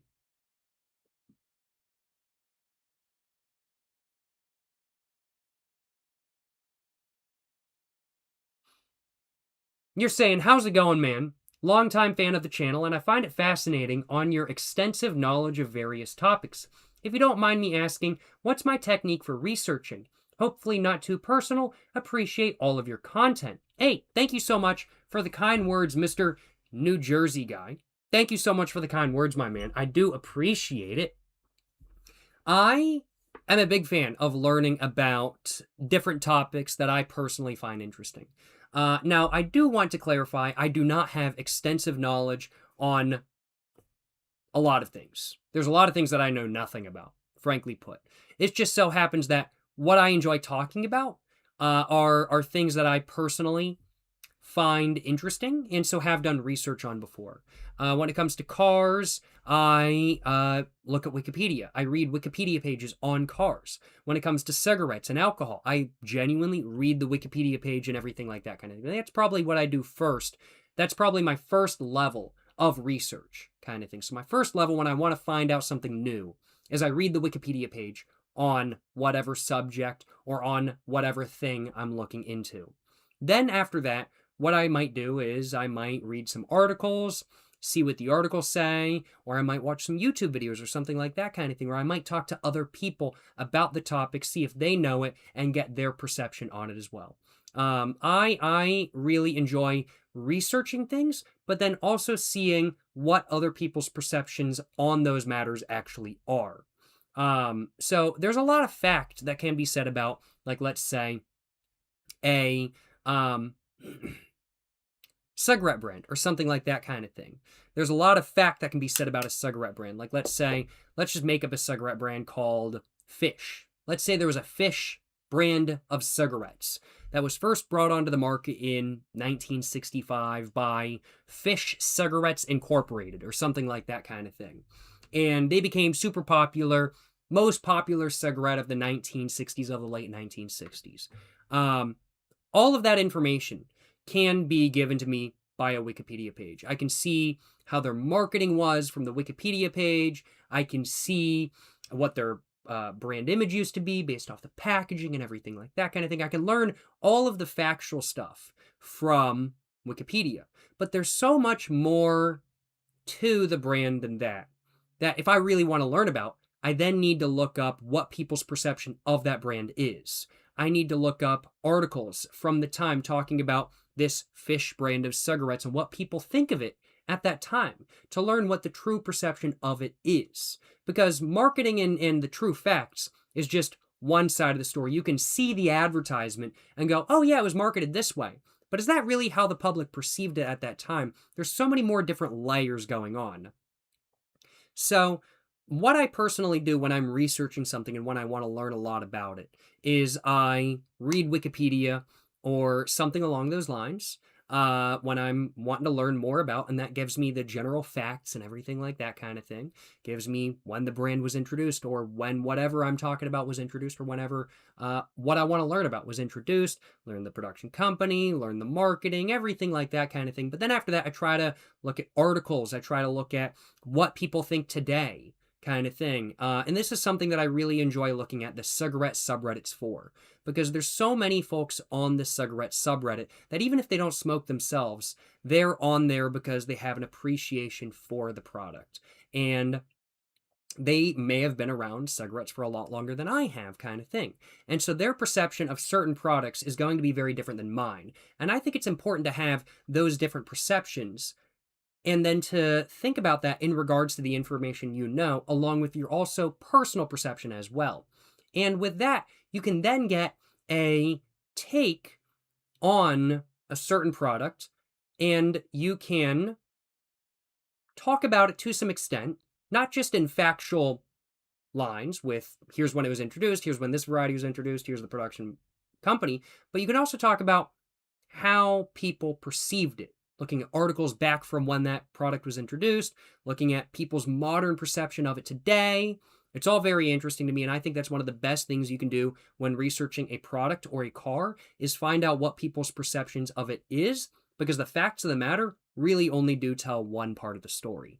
So basically just getting a all-around sort of perception of what you're looking at, not only in facts but also in perception, is what I personally try to do. Now, of course, that isn't always possible for me to do, and there are many times where I simply don't have the time to do that, and I do only get the facts. But if I'm highly interested in something, I try to see perceptions and everything like that kind of thing. And having been a car enthusiast for just so long, I'm subscribed to a lot of car channels. I watch a lot of car stuff. I read a lot of Wikipedia pages about cars, and I'm constantly learning more and more and more and more. And so just gaining that perception of what people think about cars is just built into my daily routine. Genuinely, it really is. And I've been smoking cigarettes for quite a long time. Now doing reviews of them for quite a while as well. And so figuring out what people's perceptions of cigarettes that's something I'm slowly learning as well. And I'm slowly learning about alcohol as well now that I'm doing more alcohol reviews. And it's all very, very, very interesting stuff to me. But yeah. I do want to go ahead and say, though, I don't believe in using any sort of AI tools for any of this sort of stuff. Just straight up. If I am going to do research and I can't find anything about what I'm researching, at that point, possibly I will use the Google search engine AI BS that I hate so much to find a source. So I'll plug in X brand production start date or founding date or something like that kind of thing. And if it gives me some number, I'll click down, try to find the source for that number. Most of the time it's unreliable BS. But once or twice I have had that actually work when Wikipedia or some other website is telling me actually inaccurate information. And I have had Wikipedia tell me inaccurate information for cigarette introductory dates before. If you go through all of my different cigarette reviews, you'll find at least a handful of them where I state a different date from what Wikipedia says because Wikipedia was actually wrong. And AI is horrible for all that sort of stuff. I am not an AI enthusiast. I do not like using AI for research. It's something I try to avoid doing. But if I am going to use AI in any way, shape, or form, I'm going to use it to find the sources, not for the summary itself. I don't want the summary. I just want the sources for what I'm looking for. That's what I personally want. I do not believe in conversing with AI. I do not believe in talking with AI. I do not believe any of that will be anywhere near fruitful to learning anything new. And I believe that doing research on your own time and looking at materials made by real people or talking with real people about that topic will be much more fruitful than AI will ever prove to be. That's just kind of my personal take, I will admit. Yeah. But yeah, hope I could answer your question to the fullest extent, Mr. New Jersey guy. That's kind of what I use as a technique for researching. Sometimes I don't go so far into getting people's perception and everything like that kind of thing and really heavy research. Sometimes I just look at Wikipedia and I get the necessary information that I need for what I'm talking about. Sometimes I get really interested and I want to learn so much more. I'm not an expert in all subjects by any means. What I talk about on live stream and on video is something that I am personally interested in, and it's something that I really like for, where was I going with this? What was I talking about? Completely lost my train of thought. Completely lost my train of thought. How did I lose my train of thought so bad?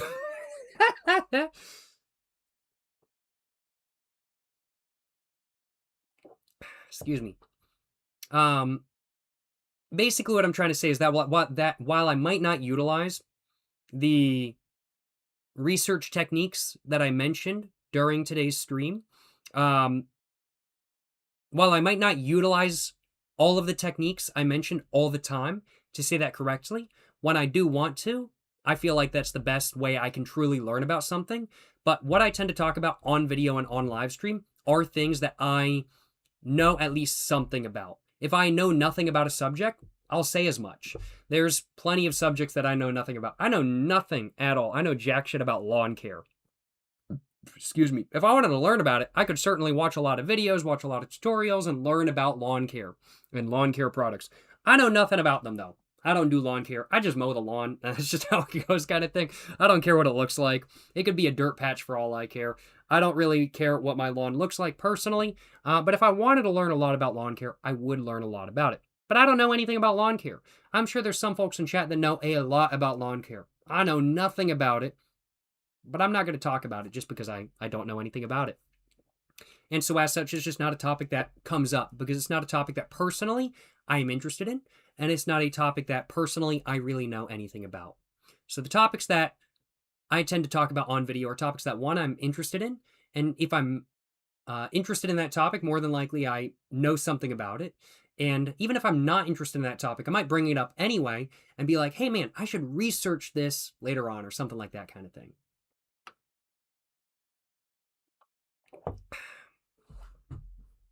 Tristan Brooks, you're saying, yeah, that backyard is atrocious. It is. Yes, my backyard is atrocious. You are absolutely right. Excuse me.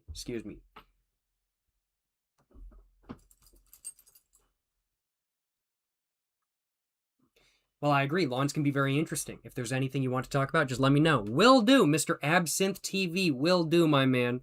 I am not a lawn care enthusiast person. Personally, I have massive admiration for those who are interested in lawn care. It's just not something that is personally my thing. But if I have any questions, I'll be sure to ask you first, my man. Appreciate you letting me know. Yes, sir. Appreciate the dono as well, Mr. Gus09. Appreciate the $3.69. You're saying, hey, just want to share with you in chat. So far today has been share with you in chat. I've never heard that phrasing before. Is that a misspelling or is that a way of putting it? I've never heard somebody say that before. Either way, I got sidetracked. Let me go and read off your message real quick. Thank you so much for the dono. Once again, Mr. Gus09, you're saying, hey, just want to share with you in chat. So far today has been chill. Also, when again a Newport cigarette review? I'll do another Newport cigarette review when I feel like the time is right. I've got many other cigarettes to review before another pack of Newports. So whenever I'm through reviewing all those, I think another pack of Newports may have to be getting reviewed, but it will be probably a little while. When I say a little while, I mean probably quite a long time. But another Newport review. There'll probably be another one coming up at some point eventually. But appreciate the kind words. Appreciate the support, Mr. Gus09. Hope you're enjoying the live stream. Hope you're having a great day. Appreciate the kind words. And hope you're having a good one. Hope you're having a good one as a whole. Yes, sir. Well, I'm trying to think. I want to go ahead and get into playing Superliminal in the next couple minutes or so. I've been talking for almost 2 hours now, just chatting, just shooting the shit. I've been having a lot of fun, but I do want to get into playing Superliminal too. And I'm trying to figure out, since I've been talking for so long, I'll do like low-key need to take a piss. So I'm trying to think, okay, do I want to take a piss and then start playing Superliminal and like go out for a smoke and stuff like that? Or do I want to start playing Superliminal and then take a break like 20 minutes in? I think what I'm going to do is I'm going to go take a piss, have a quick smoke, and I'm going to come back in just a couple minutes, and we're going to get to playing Superliminal once I come back. That's my plan. And yeah. I'm seeing chat. I did not mean to start massive amounts of discourse with what I was saying a little bit earlier on. I'm seeing tons of discourse. Tons of discourse in both chats. Holy crap. There is so much discourse about what I mentioned earlier on.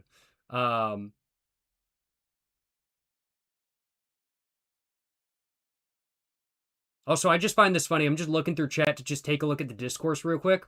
And Tristan Brooks, your message, not gonna lie, I'm taking a shit right now, came through as being a message that Google translated, and it translated it as being, I'm so tired, crying emoji. That is fucking hilarious. That is so funny. How did it translate, not gonna lie, I'm taking a shit right now, to, I'm so tired? That is absolutely hilarious. That is very funny. That is very funny. But yeah, I'm just looking at all the discourse in chat and cracking up because of it. Very amusing. Very amusing. But yeah, I'm gonna go take a piss. I'll be back in around about 10 minutes or so.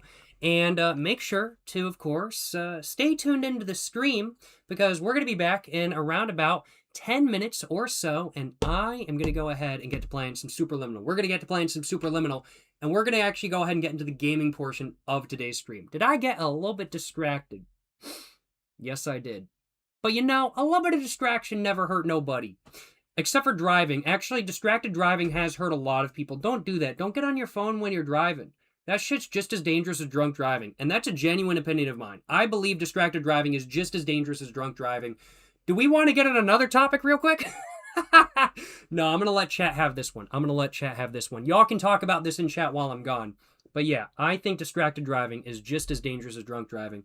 I'll be back though. Yes, sir. Yes, sir.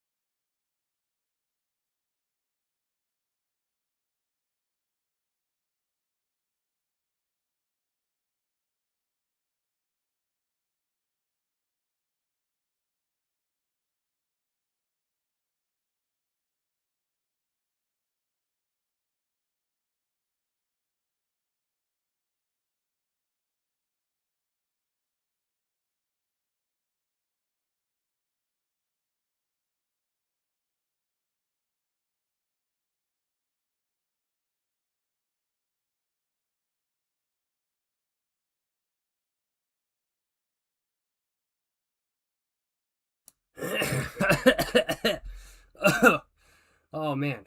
How's it going, y'all? Hope I jump scared y'all with that fake cough there just a little bit, you know what I'm saying? Had to do it. Had to do it. Had to get a little bit of a fake cough going for the stream. You know, had to clear my throat just a little bit. Just a little bit. Hope all y'all had a great break. Hope I jump scared y'all just a little bit. And hope all y'all doing well as a whole. Yes, sir. Yes, sir. I'm gonna go and get another drink going. I've got some Evan Williams Bottled and Bond with me today that I'm going to be making a little bit of a whiskey highball with. I do think. A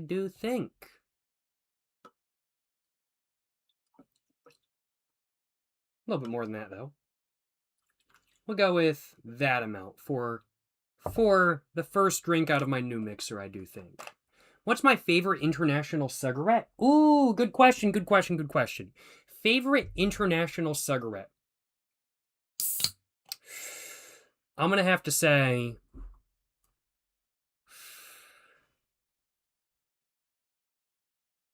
probably these days the piece or the piece original filter. It's hard to say. Both are really good, but the piece is a bit too light for my personal preference these days. But I do really like them nonetheless. But the piece original filter is a bit stronger. It's more to my personal preference. So I'm going to say piece original filter from Japan and then the piece. Yeah. But believe it or not, those are actually not the two cigarettes that I go for when I want to buy cigarettes just to like smoke off video in Japan. If I'm buying a pack of cigarettes in Japan and I'm not doing a review of that pack of cigarettes, I actually don't tend to go for those two all the time. I kind of leave those for when I'm like really craving them. The pack of cigarettes I actually buy the most in Japan is Highlights, the original variety of Highlights, which I have the menthol pack of with me today. So my most bought, like I would have to say probably my go-to international cigarette is probably Highlight original filters from Japan. But my favorite is probably the piece original filter and then the piece.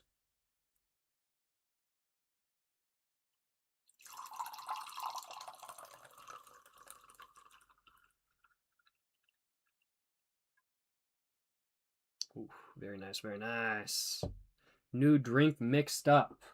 Mr. Casson the Assassin, you're asking if my new poetry book has pictures in it.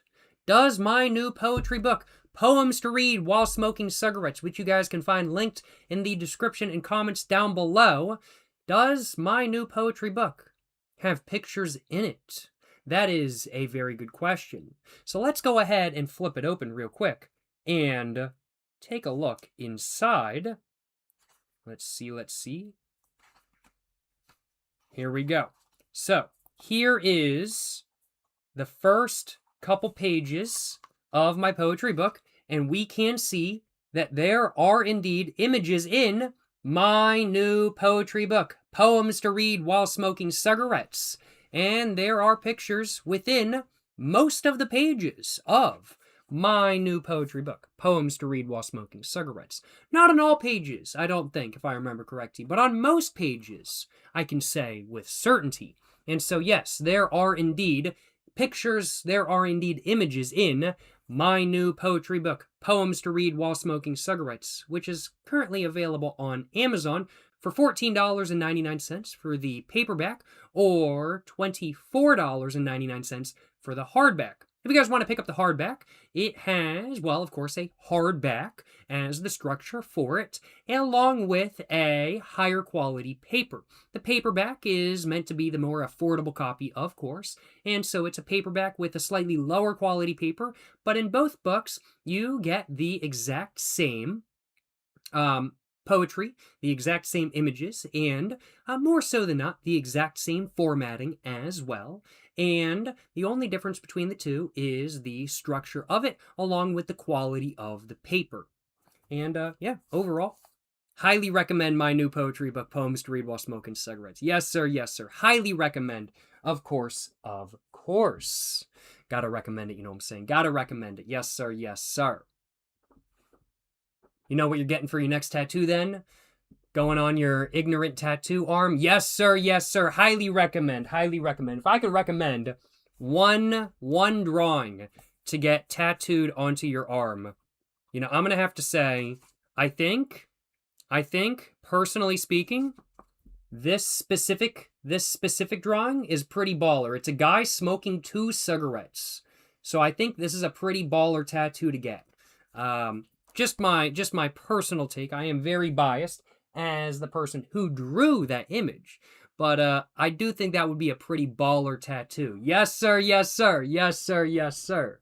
Only the biggest baller moves here. Yeah.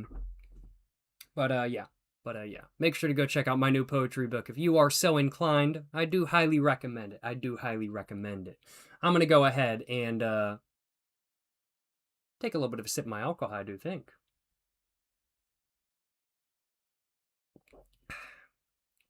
Excuse me. Well, what are y'all thinking? Time to go ahead and get into some Superliminal? I think... I just picked up my headphones and they knocked some stuff over. I think it is very much time to get into some Superliminal. So let's go ahead and go over to my gaming scene. And let's go ahead and get into playing some Superliminal. My audio is on. Everything's all good. Let's get to it, y'all. Let's get to it. And we can see this is the title screen for Superliminal as a video game. There's the music in the background. It's very low, but it's there. And let's see this title screen. We can see it says continue, new game, multiplayer, select level, options, extra modes, credits, and exit. Not going to be hitting continue today as I have already completed the game. So we're going to be doing new game. But is there anything I can click on in this main menu? I love that. I love interactable main menus for video games. I love interactable main menus as a whole in general. And so as such, that's pretty freaking epic if I do say so myself. Absolutely love that. No complaints on my behalf. Let's go ahead and click new game. And let's get into it. Feelings of self-doubt. Do you find yourself prone to minimizing massive dilemmas? Or for allowing the smallest problems to get blown completely out of proportion? At the Pierce Institute, our patent-pending Somnosculpt technology provides safe and effective dream therapy while you rest in the comfort of our flagship clinic. Located right next to the secondary overflow parking lot at the University Medical Center. Somnosculpt Will make your dreams come true. Call 1-800-SOMNOSCULPT. I wonder if you can actually call that number in real life. And then it's just an ad for Superliminal. That'd actually be pretty cool. All right. So WASD, and then we move with this. All right, cool, cool. So we are currently in a beige room, and we're already seeing some surrealism. So, for context, Superliminal, very much that of a surrealist optical illusion puzzle game. That's very much what this game is. I love the concept of it. I've played through it before. Love it. So we started off with this, and the moment you look away, it changes. Already, we're seeing some surrealism. And we can see we're just very much in that of a beige room. Some lighting coming up here. Some nice ceiling tiles. Nice design. We've got some sprinklers. We've got a speaker right there. And we've got a table with a warning strip around here. What's this? Terms of service. Oh, I just signed it. All right, cool. We're all good to go, I suppose. I guess we've just signed that, so we're all good to go.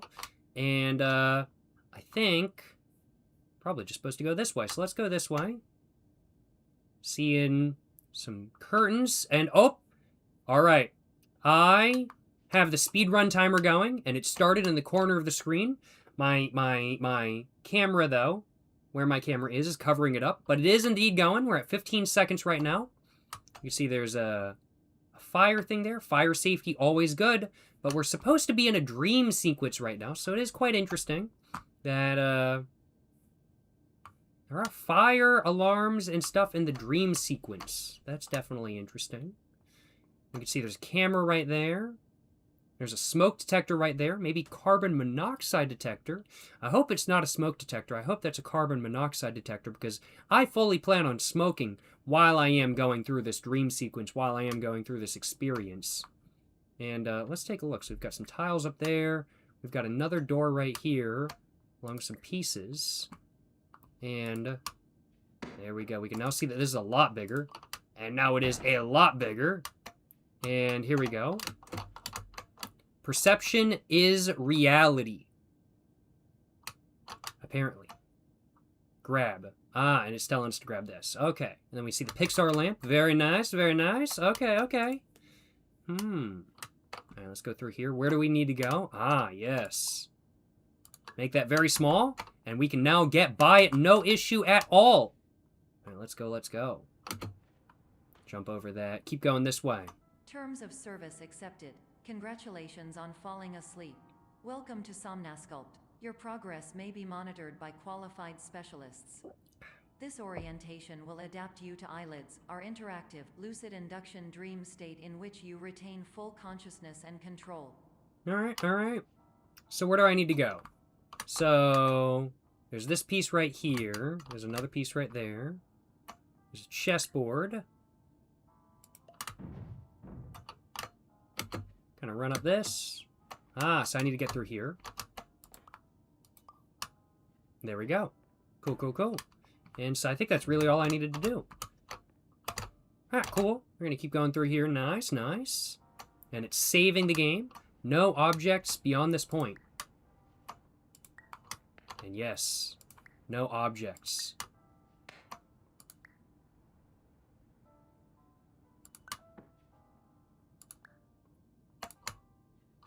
Put that over there.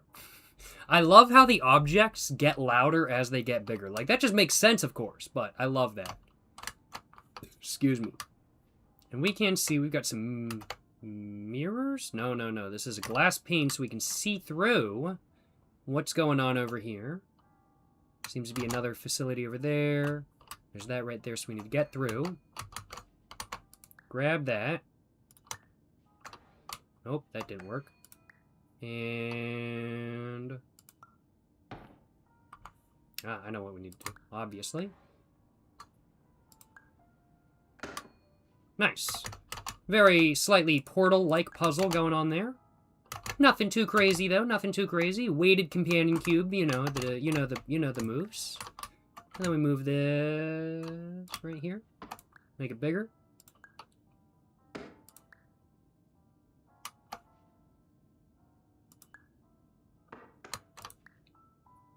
There we go.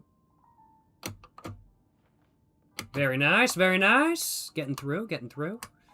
You see some stuff right here. I'm not sure why they're littering my my dream with a bunch of packages, but maybe the me in the game, the main character in this game, is getting a lot of Amazon packages. Move freely, interact with surrounding objects, and listen to messages from your patient care team. All right. Please note that I am the standard orientation protocol, and that my voice has been explicitly chosen to remind you that I am not a part of your patient care team.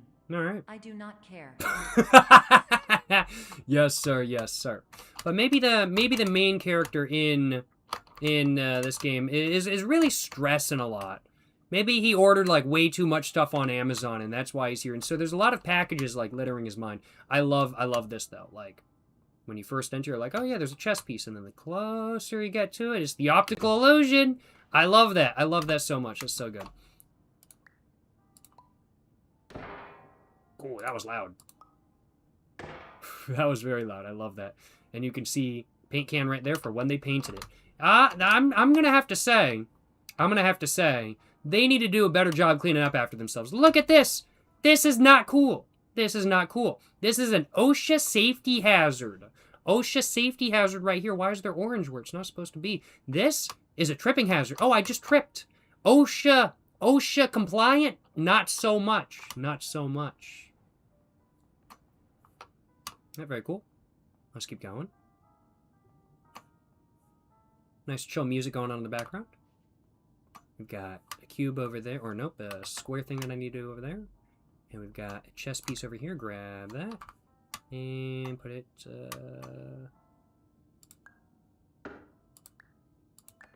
just like that. Nice. Cool, cool. Let's keep going. Oh, we're now in this room. And we could see Up there's some lights, so we need to get up there, basically. Hold right-click to rotate. Oh, cheese. Cheese! I want some cheese.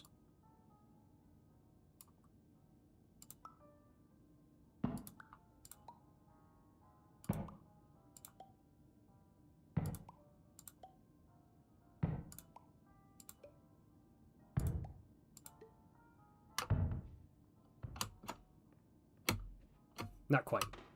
Not quite. Need to move it a bit closer.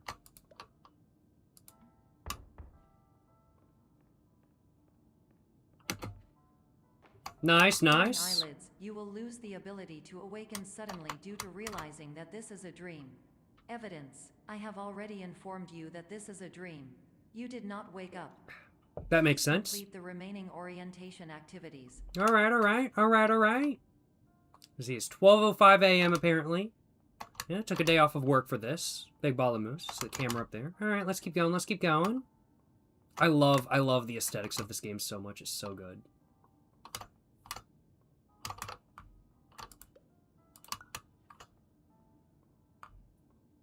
And you make that really small.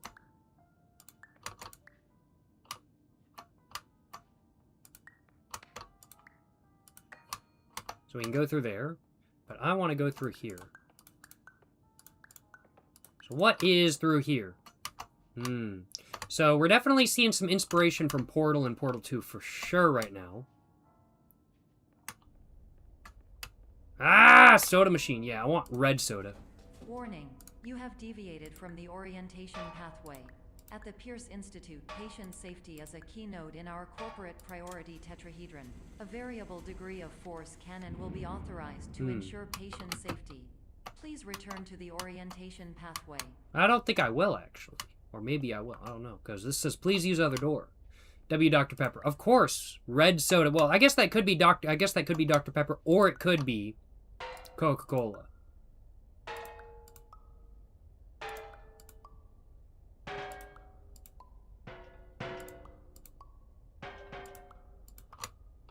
Mega red soda.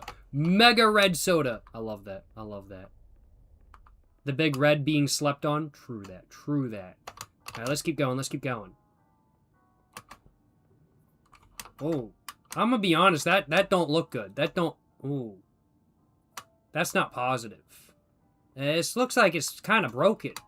They should really, I think, work on fixing this. Probably, but I'm like, hey, maybe just me. Maybe just me.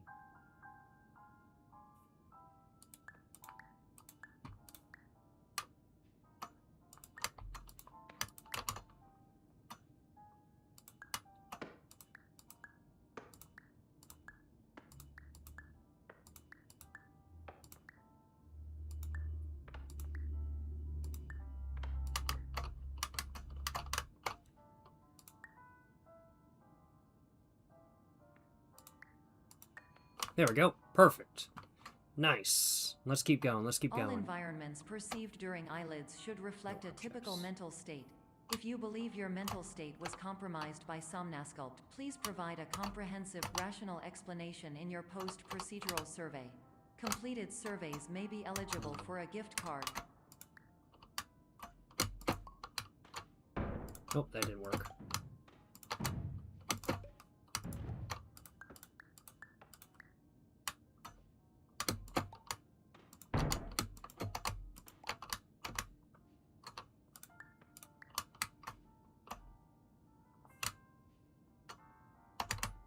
That's probably what I'm supposed to do, isn't it? There we go. Nice, nice. No items, video surveillance. What? People without items beyond this point will be fined. People without items, will be fine. Not fined, fine. Okay. Funded by Mothers Against Items. Holy crap. They've got a Mothers Against Drunk Driving parody in this game. That's crazy. That's crazy. That's too funny. People beyond this point with items will be fined. Suspension of dream license up to 1 year. Fines from 1 lost night of sleep to 4. Be smart. Thank you for not objecting. Okay, okay. Good to know, good to know. What the Portal is going on here? Pretty much, yeah. This is definitely a game that is absolutely inspired by Portal, and I think they've done a very good job at it. So we've got a fan with a chess piece right here. Very cool. We've got some rooms. Some apples. Those don't look very good, but the green ones do. Got another room. I'll explore the rooms. I'll explore the rooms, you know. Big ball of moves. Oh, yeah. Those are the apples again. How about them apples, huh?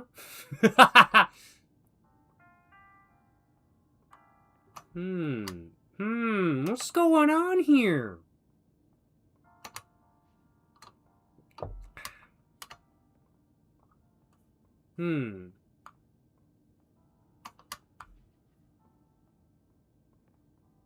Very interesting, very interesting.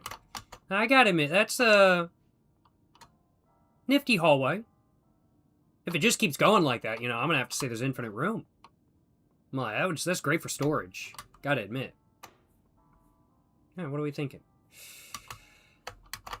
So... that opens that door. And this opens this door, but I can't take an item through there.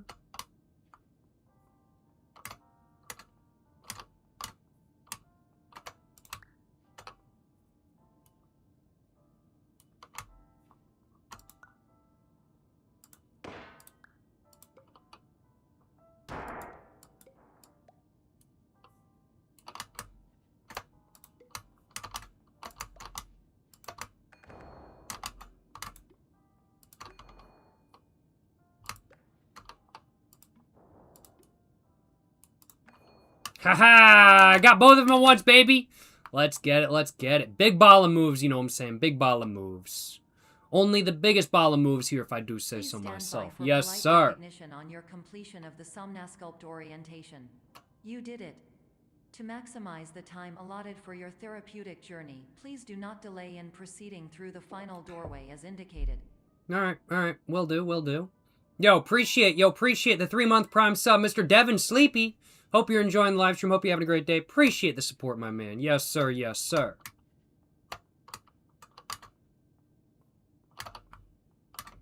Oh, what's through here?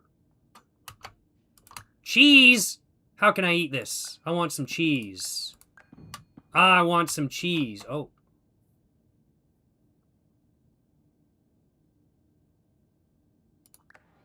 Oh. That's not positive. You know, I'm gonna have to say, I really think they need to work on, like, I really think this is not like OSHA certified or like therapy certified or anything kind of thing. This is...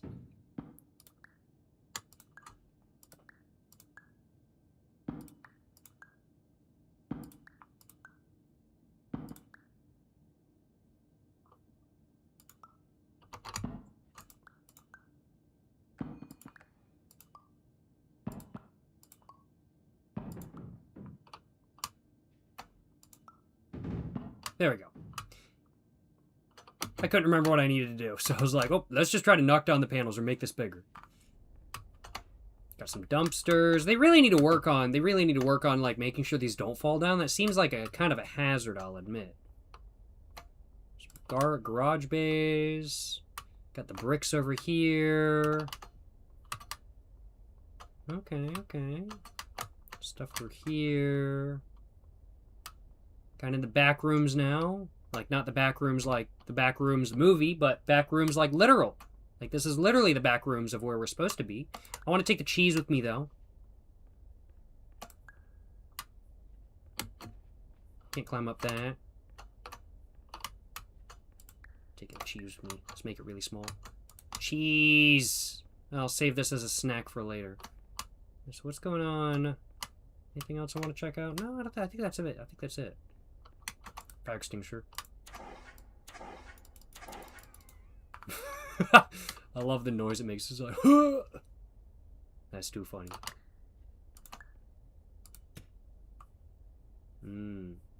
That's not good. That's definitely... Did y'all see that?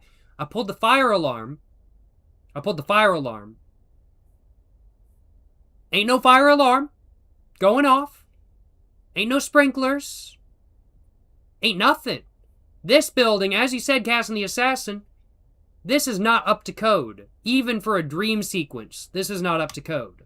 In my dreams, all of the buildings I go into are OSHA certified.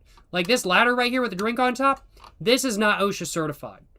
Like even in my dreams, my brain has better standards than this building. They really need to work on this dream sequence, I'm not gonna lie. They really do. They really do.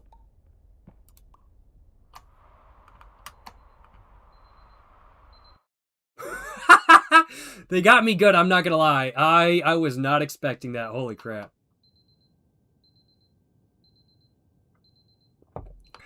Where's my cheese? I'm hungry.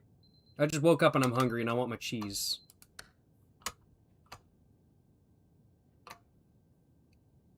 They took my cheese! Bro wants to eat cheese off the ground but worries about OSHA. 3-second rule. 3-second rule. In a dream, 3 seconds. 3 seconds might be the difference between 1 millisecond and 500 minutes. Cheese. Breakfast cheese. Yes, breakfast cheese. So hungry for cheese you dreamed it. Pretty much, yeah. This painting? Oh, I gotta admit, you know, pretty good. Pretty good. I gotta admit, pretty good painting. I'm not gonna lie. Oh, and here's another one. Excuse me. Very nice, very nice. Okay, where are we going? Sweet bee. Can't go down here, I suppose. Okay, okay. These other doors will open? No, no. Can't open any of these other doors. Private. Oh, I guess not. I guess not. All right. What are we looking at? Why is this brown? Ah, that's not good. Oh, we got chess. Well, let me play chess, though. That's it. That is what it is. Oh, more clouds. Very nice. Oh, soda. Okay, so we tried the red soda last time. I kind of want to try the green soda.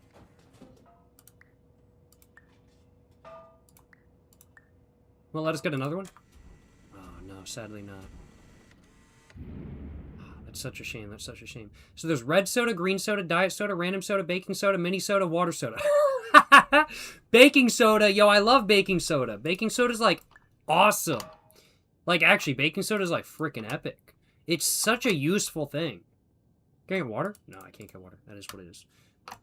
Put this in the trash can.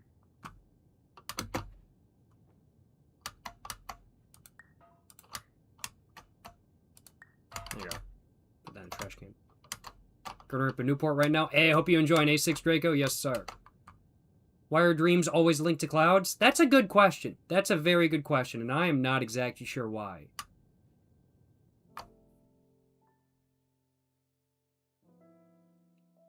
If you need water, you gotta drink water soda? True! True, that's a very good point. That's a very good point. I like the vibe of this one.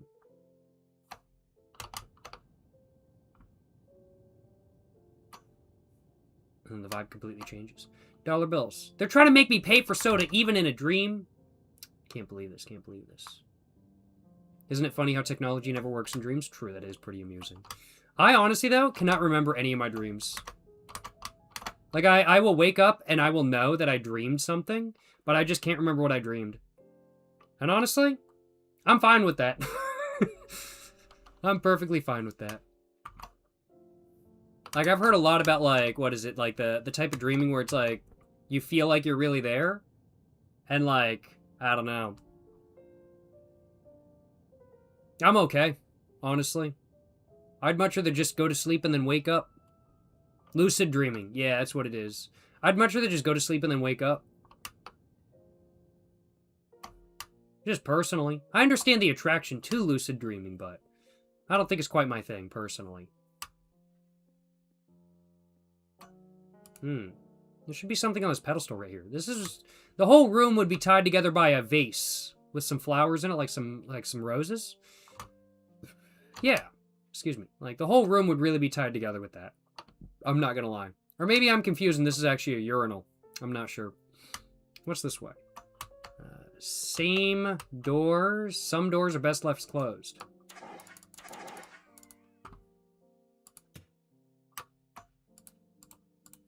Oh, night sky, clouds. Nice, nice.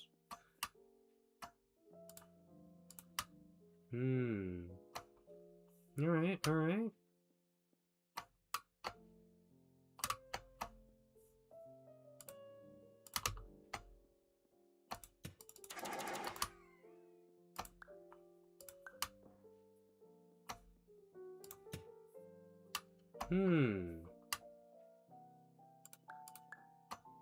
Exit temporarily moved. That's a safety hazard! That's a safety hazard! Oh my god! That is such a safety hazard. What the hell? Like, that's not good. That's like having the door chained. That's a genuine fire safety. I mean, like, granted, I know this character is in a dream right now, but that's still messed up. That's messed up, bro. That ain't good. That ain't good. I love that. I love that. That's so good. Oh, yeah, here's the door. Wait a minute. No, it's not. Yo! Appreciate the 10 gifted subs, Mr. Toughcog. Appreciate the 10 gifted, my man. Hope you're enjoying the live stream. Hope you're having a great day. Appreciate the support. Appreciate the support.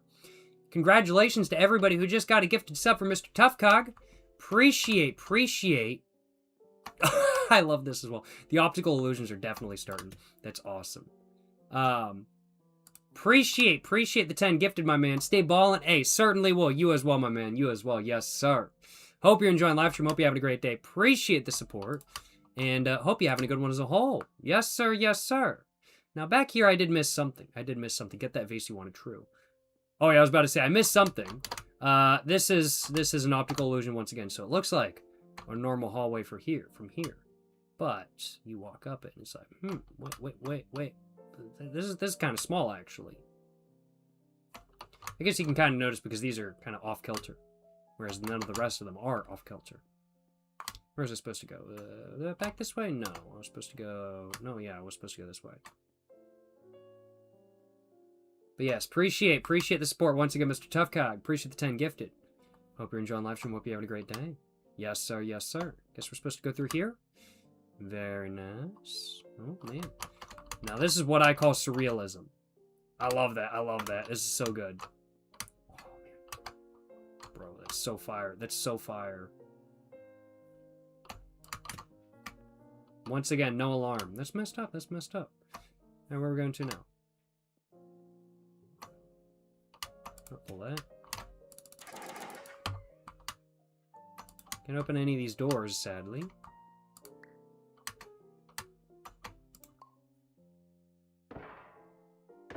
Oh.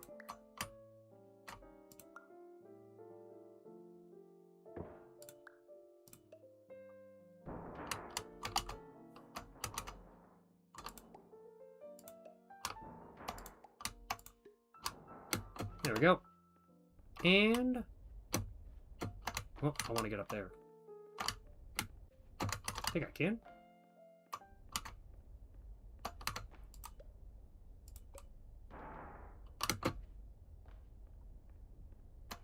What is this? StairCon. Yo! Yo, wait, what? Is this a stair convention? Stair convention? Bro, that's awesome. I would unironically go to a stair convention.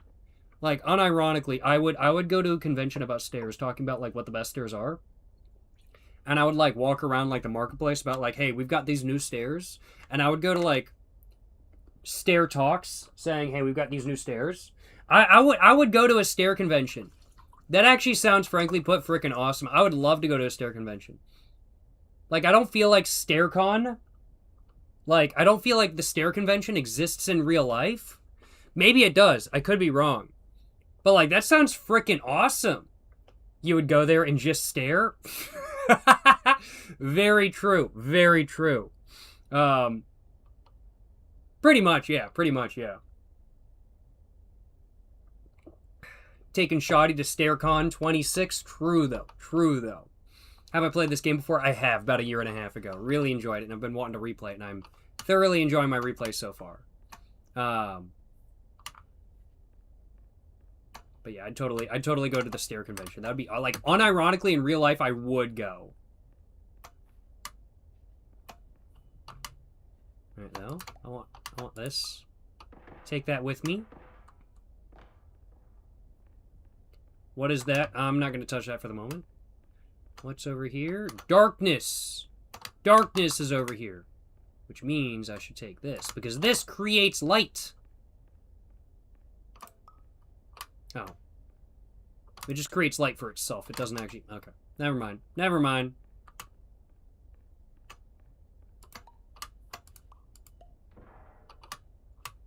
Anything over here? Maybe on the scissor jack? I wonder if it's actually possible to get all the way up there. That sounds very difficult, but totally possible. Do I want to try it? Oh, I'm kind of tempted.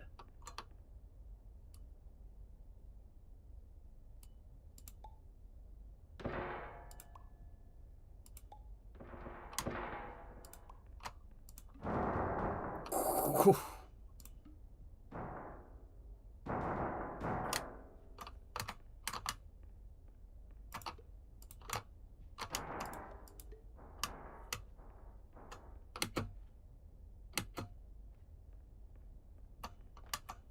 So is it possible to get up there?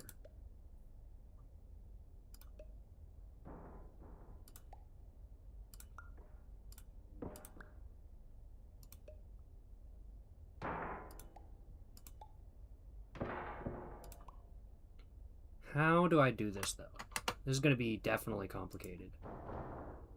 I don't think I can climb up quite like that.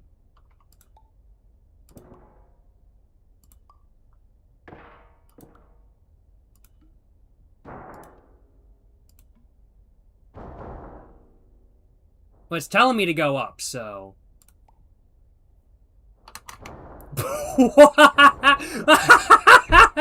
What the hell just happened? Alright, let's see. How do I want to do this?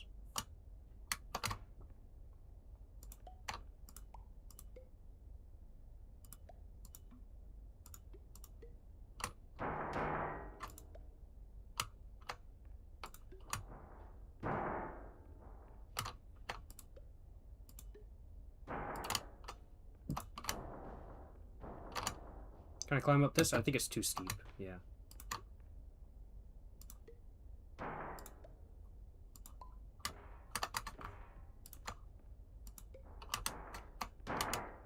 Okay, turns out I might not be very good at perspective.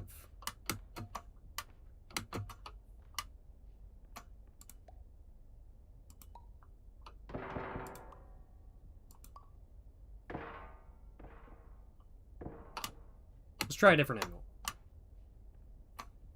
So, get to the middle and then do that.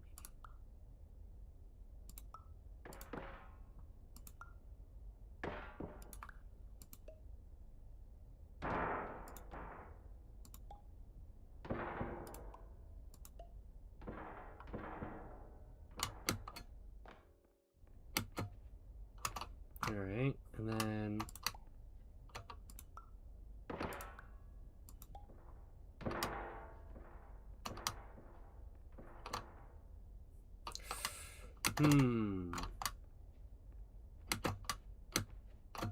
Oh, there we go. Okay.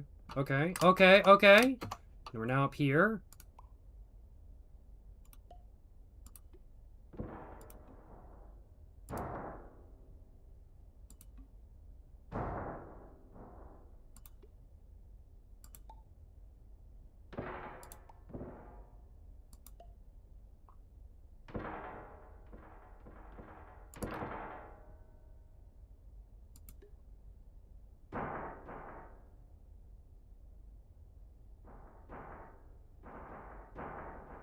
That almost did what I wanted to do, but not quite. There we go. That did what I wanted to do. Nice. Okay. Very cool. Very cool. Very nice. Okay, now I need to go up more, so I need to, like, get up to the piping now.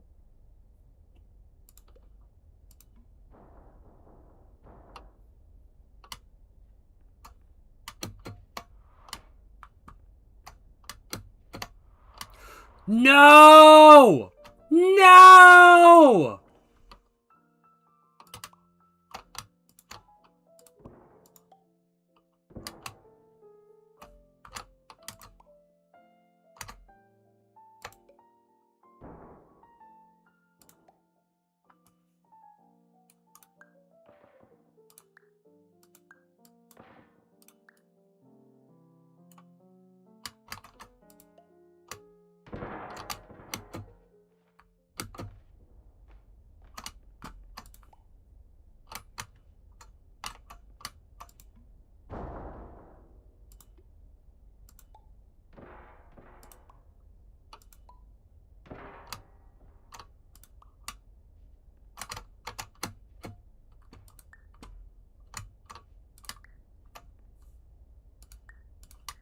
Hmm.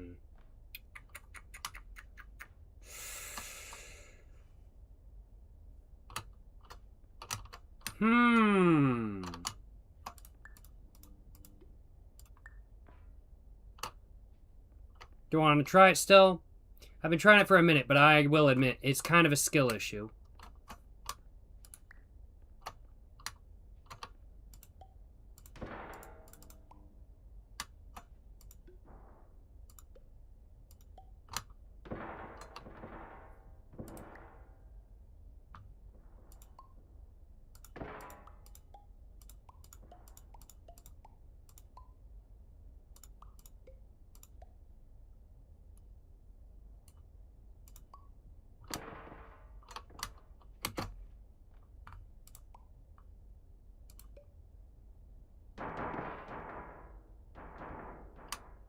I think we're just going to continue. I ain't too worried about it. You got this, eventually. Yeah. Hello, my name is Dr. Glenn Pierce, and I'd like to talk to you about being special. Alright. So special, in fact, that we have no idea where you are. But not to worry. So the main character is We're special working on it. needs? So they have no idea where the main character is. He's got special needs from the dream therapy people who are trying to figure out where he is right now because they don't know. Good to know.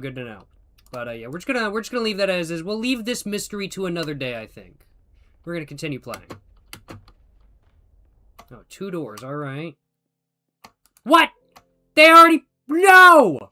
I can't even get the satisfaction from pulling that? What the hell? That's so disappointing. I am genuinely disappointed. So it looks like it's the same. No! So is it the same? Ah, probably. I don't know. Alright, where do we want to go? Ah, more puzzles. Nice. Okay, cool. So. Yes. Very nice. I just walked over here and then the game low-key shoved me a little bit to make it easier. Well, I feel like I cheated there a little bit, I'm not gonna lie. I do feel like I cheated there a little bit. Hey, it is what it is.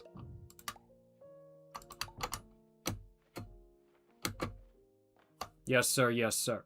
No! Somebody has been here before me pulling all the fire alarms. Ah, yes. Okay, I need to do something here. What is this? What is that? What is this? I need something. I need to move something onto the table. Right where X marks the spot, I assume. I love this. It looks like a table, but it's not. That's so good. I love the surrealism of this game. It's so fun. What do I need to move? Ah, there we go! What do I need to move? What could it be? Take this with me.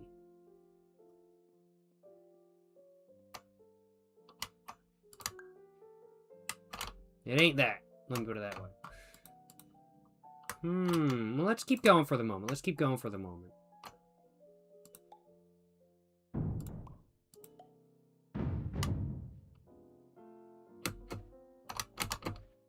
Oh, wait, no, I need 2 blocks. Okay, so that's not going to work for the moment.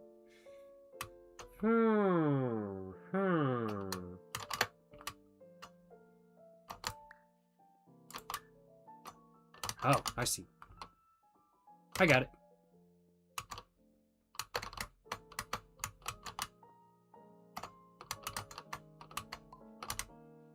Ha! There we go.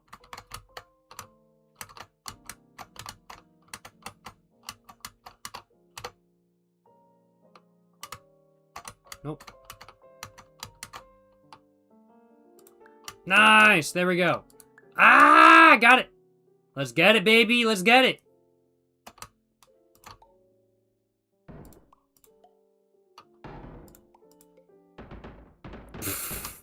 Big ball of moves, you know what I'm saying? Big ball of moves. Only the greatest puzzle solver of all time. Only big ball of moves, you know what I'm saying? Yes, sir. Yes, sir. Jacob Puzzle Solving Jones here. I've played this game before, so. Alright, that was pretty fun. I really like that puzzle. That puzzle is probably, I'm gonna have to say, probably one of my favorites in the game. It took me a minute the last time I played it to figure that out. Excuse me. So...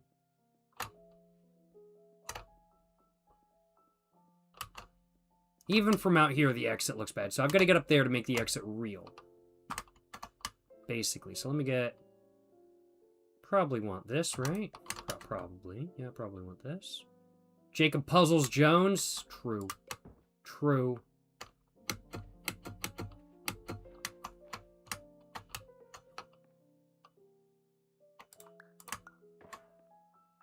Oh, wait. I love the duct tape. That's fire. That's so sick. That's so good.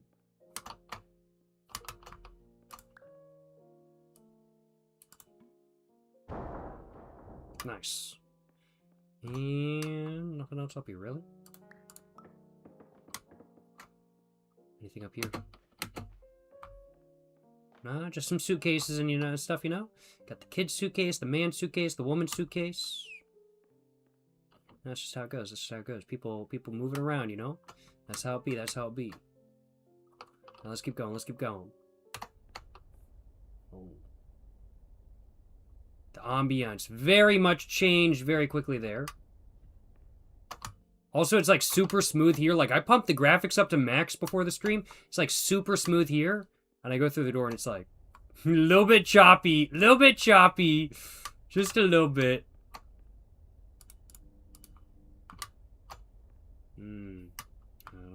I don't know. Alright, where are we going? Where are we going?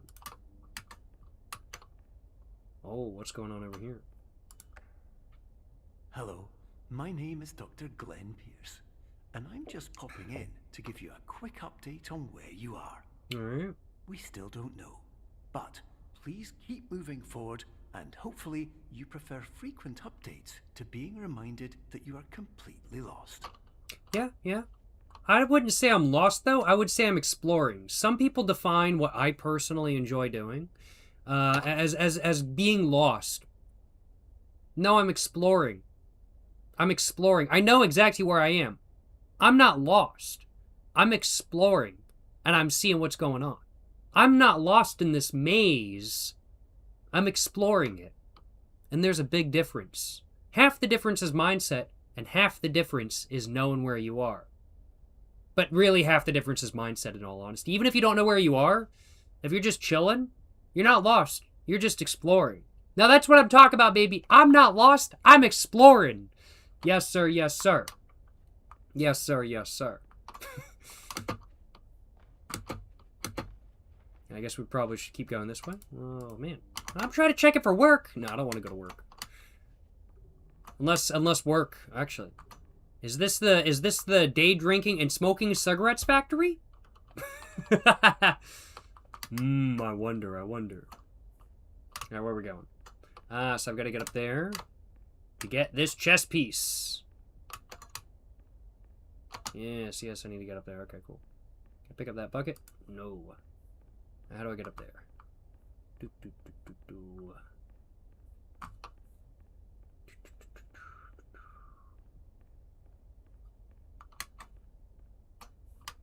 Not seeing any pieces I can pick up right now. I can't take anything through this door. What is that? There's something. So I need to get up there. I need a chest piece. I need this first. That would be it. Okay, where do I need to be? Over here?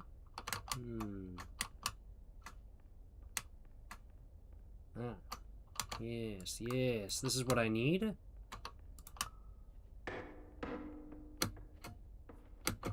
Very nice. And then we go over here and grab the chest piece. Very nice.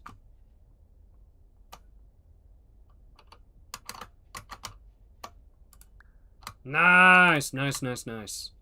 Nothing over here, I don't think. And then... need this. Shit.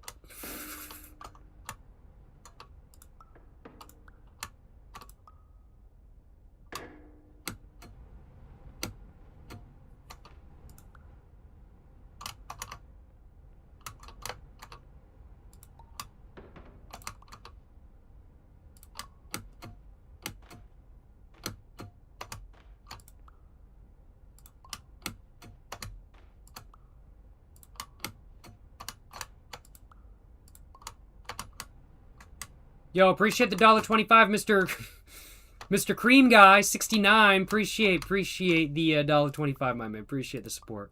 You're saying, sup, bro? Was wondering if you got any new watches lately, and if you make a vid on your watch collection, and if you will make a video on your watch collection. Enjoying the streams, man. Hey, appreciate the dono, my man. Appreciate the dono. Appreciate the support. Appreciate the $1.25, my man. Appreciate the support. Yes, sir. Yes, sir. The last watch I purchased was about a year ago. And the reason why I purchased my last watch about a year ago now is because I've actually been so happy with my watch that I purchased, which is the watch I'm wearing right now today.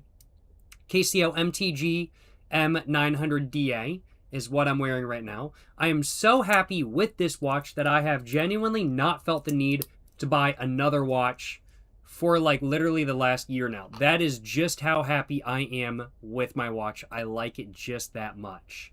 Will I ever do a collection on my watch? Collection. Well, excuse me. I've been drinking. Let me take off my headphones, take off my glasses so I can think properly.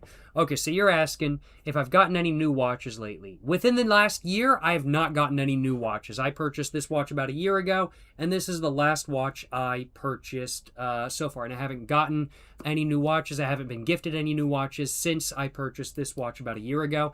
I really like it. It's really good. It does everything I needed to do, plus more, so certainly no complaints.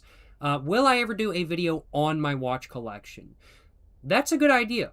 One that I need to consider doing, and one that I very well may have to do. I'm not going to guarantee anything, but would it be fun to do a video on my watch collection? I do think it may very well be a fun video to make. And so as such, that may have to be something that I do in the future. Appreciate the dono, Mr. Cream Guy 69, and appreciate the support, and glad to hear you enjoying the streams. Appreciate the kind words, appreciate the support, and hope I was able to answer your question to the fullest extent. Yes, sir. Yes, sir. Oh, wait, I see now. I see.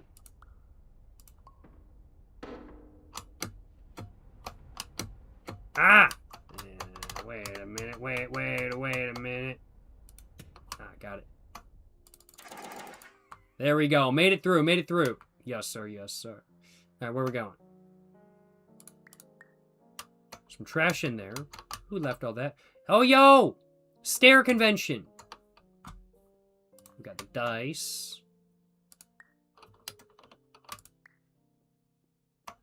There's something on that. And it always... wait, there's a chip. And it always... This dice is rigged, I'm not gonna lie. Because it always goes to It always rotates to that one. This die, that dice is rigged. Anything else over here? I don't think so. I don't think so. All right, cool. Let's go.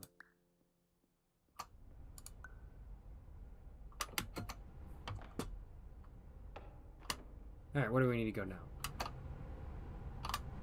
Wait, hold up. Hold up. I don't remember there being a chunk taken out of the wall.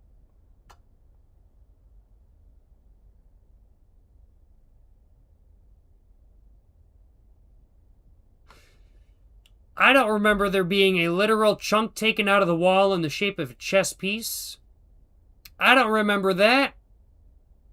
What's going on? What's going on with that? I don't remember that. I don't remember that. We're now outside. Alright, alright, alright. Yo, appreciate the dono. Amelia and JT. You're saying, yes, sir, yes, sir. We are big fans of your content from Atlanta. We have your poetry book. It lives on our coffee table. Hey, hope y'all enjoyed reading the poetry book. My new poetry book. Poems to read while smoking cigarettes. Hope you guys enjoyed giving it a read. And hope it is a fantastic addition to y'all's coffee table. Appreciate the purchase, of course. Appreciate the support. Appreciate the dono. And hope y'all are enjoying the live stream today, and hope y'all are having a great one as a whole. Look at this tiny door. That's a tiny door. Appreciate the support. Appreciate the dono. Once again, Amelia and JT. Appreciate the support, both y'all. And glad to hear that both y'all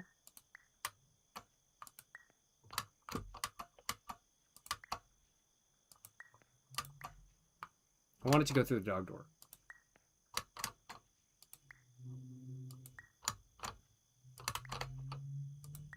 I don't know if that's going to happen. Oh, well. But appreciate the support. Appreciate this. What's this way? Nothing. I'm getting distracted by the game. Appreciate the support, both y'all. Hope both y'all are enjoying live stream. Hope both y'all are having a great day. Appreciate the support once again. Yes, sir. Yes, sir. Oh, and there we are. There we are. So I suppose for speedrunners, you probably... So this is... We're now all the way up here. And so I suppose if you're a speedrunner, you probably just go up here and skip this entire section. Maybe. I don't know. It's possible. Appreciate the support once again. Amelia and JT, hope y'all are enjoying the live stream. Hope both y'all are having a great day. Appreciate the support. Yes, sir. Yes, sir. Hello, my name is Dr. Glenn Pierce, and we still can't find you. But you should now have access to a series of elevators that should trigger your subconscious to gradually wake you up. All right. You should also find a variety of emergency exit signs that should lead you to them. Will all of this work? Absolutely. Notice from this angle, this is kind of floating. From this angle, it's still kind. This is kind of floating, but that makes sense because this is my dream, and this is something they've just inserted into my dream. So it makes sense for that to be floating like high key.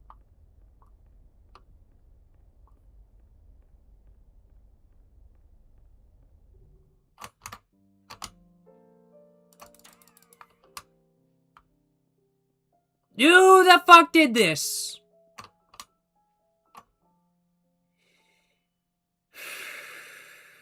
I wanted to pull down. I wanted to pull this down. Bro. Bro. SMH my head.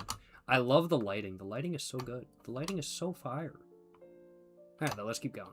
Anything over here? No ashtrays. We need some ashtrays next to the chairs, but hey, maybe that's just me.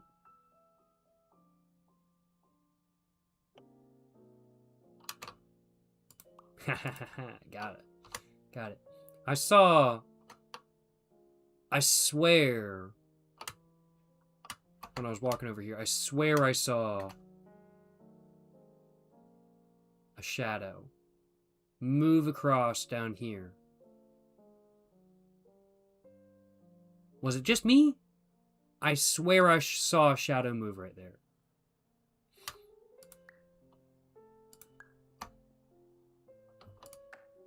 Hello, my name is Dr. Glenn Pierce.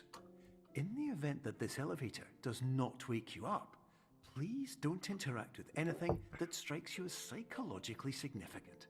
as we will no longer have any way of controlling it. For example, if you see your parents, please punch them in the face as hard as you can and immediately run away. Good to know, good to know. Don't think I'll be doing that, though. This elevator, though, it doesn't really exist. There's no elevator there, so... Who the hell pulled that down?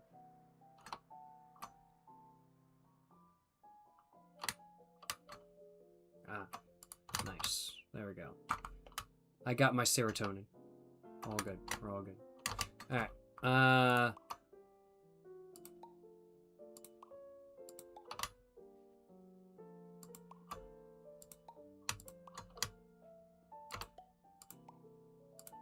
Oh, wait. This just floats.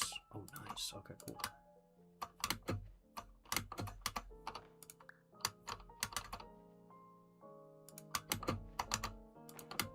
I can't do that.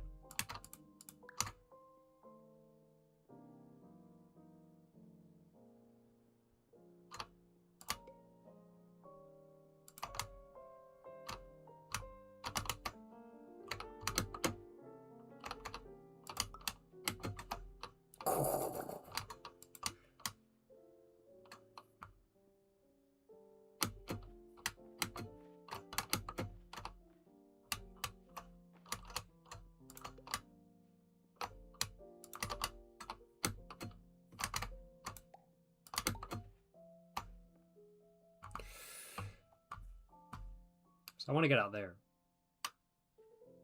At least I can jump on top of this. Okay.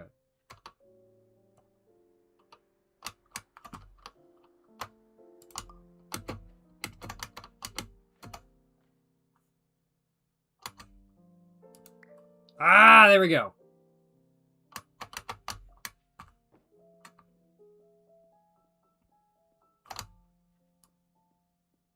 Cheese! They finally returned my cheese.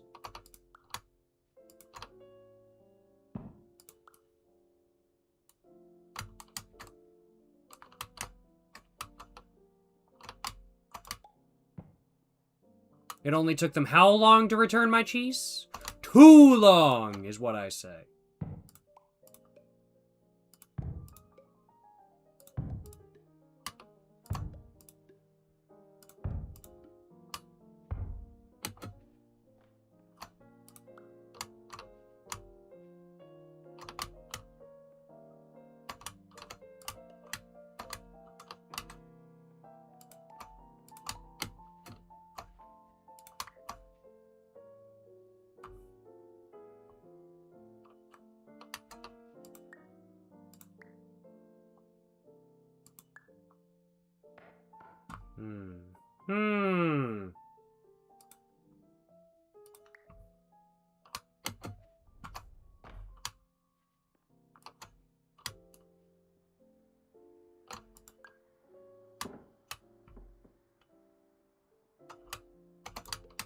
Oh, shit. Not what I wanted to do.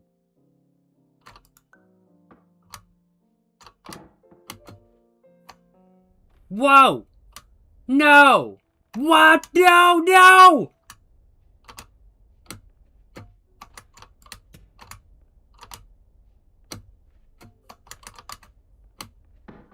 There we go. I want to get out there.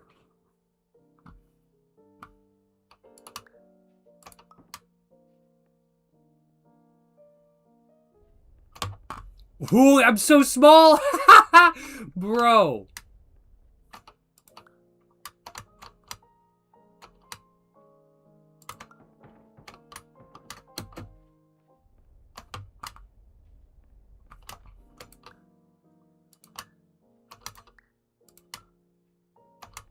That's pretty good.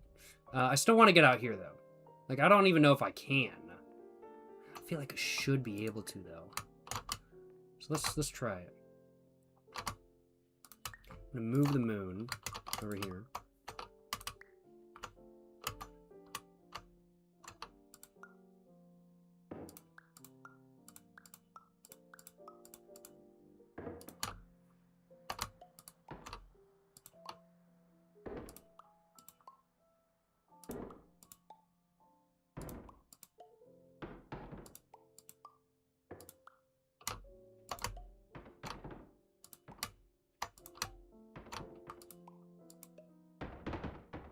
There we go.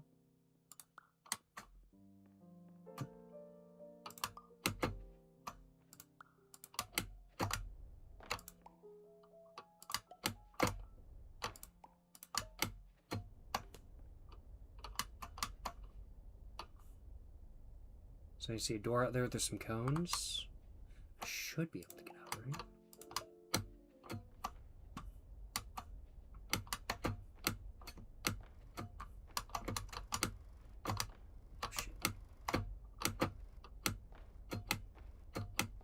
Okay, I just need a little bit more. Where? Give me that.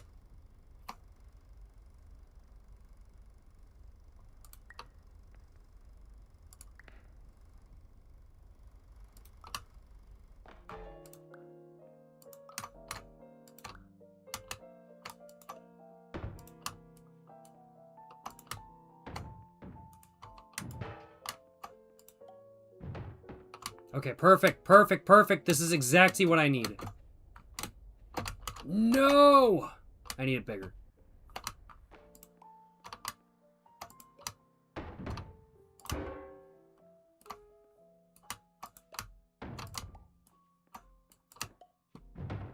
There it is. There it is. There it is. Okay. Oh, damn it.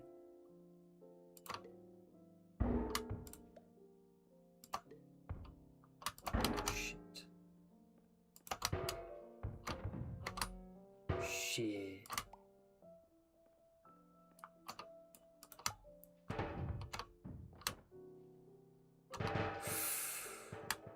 Mary Kamikaze, you saying, holy shit, I think I'm going to sleep, otherwise I'll hallucinate too much from this live stream. That is very much how this game is, I'm not gonna lie.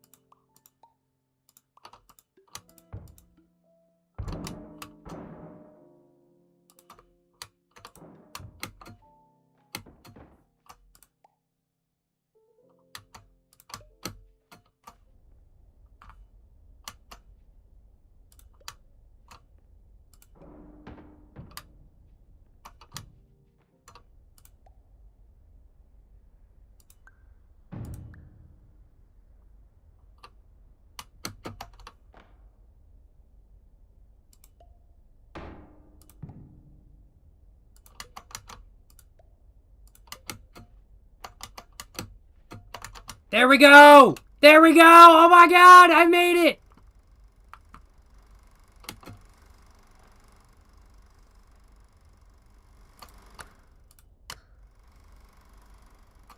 Got the blueprints.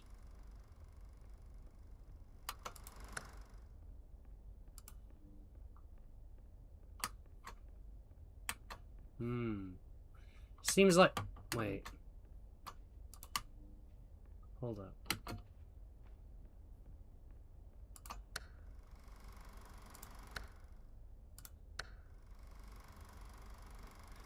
This was clouds, but then... Oh god, that's kind of scary, I'm not gonna lie. That is kind of scary. Interesting, interesting.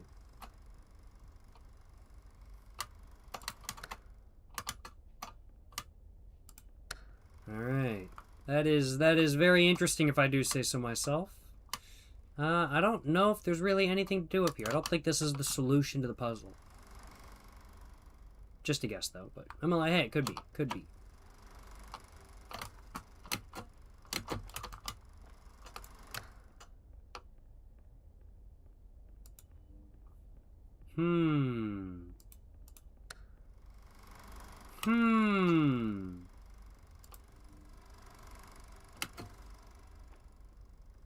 I think we're gonna go back down then.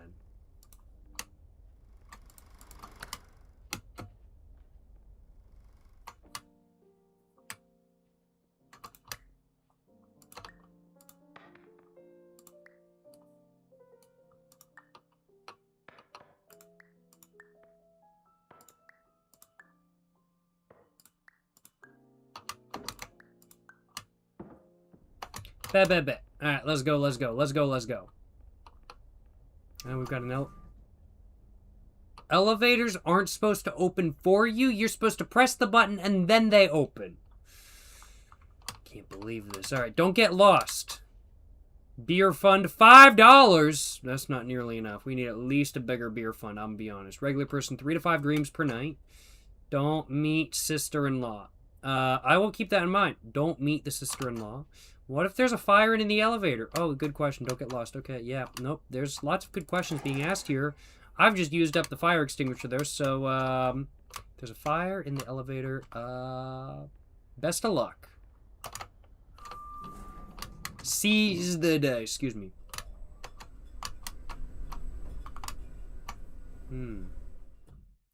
I don't think we're gonna wake up. I don't think that's gonna happen. I see, I see. Okay, okay. 4 a.m. 4 a.m. Posters, the paintings. Was that one there the first time? I can't remember. Something like that. Let's keep going.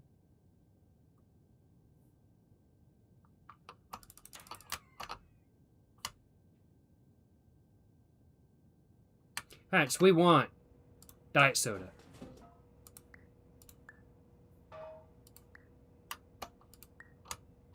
Nice. And next time we'll go for random soda. Next time we'll go for random soda.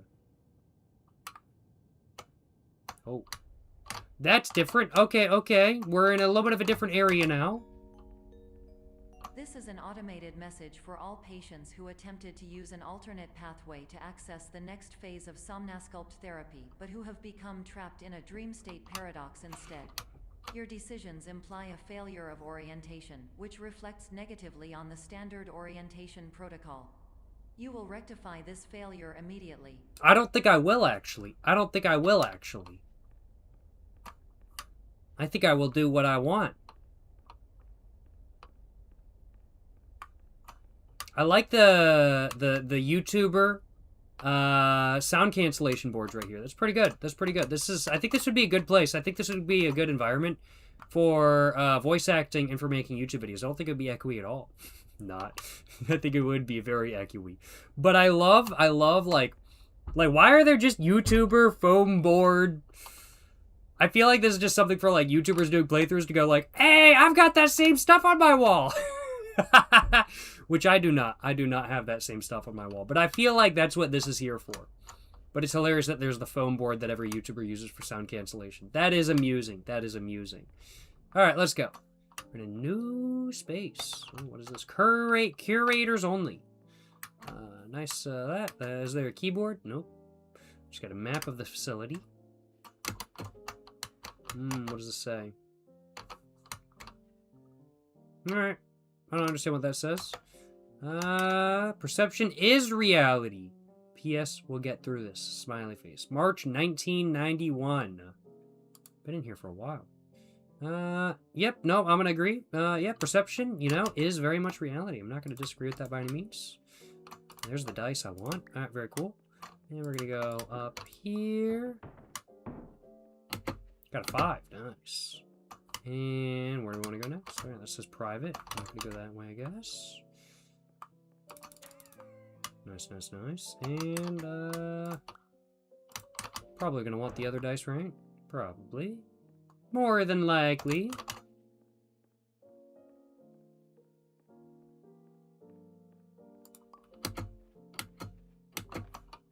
Oh, that was only half a dice. I didn't even realize that was only half a dice. That's hilarious.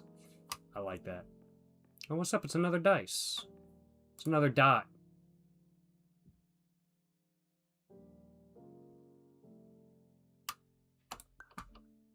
Alright, we're just gonna keep going this way for the moment. Be careful of hole. Okay. Alright, good to know. Guess we might be supposed to go down there.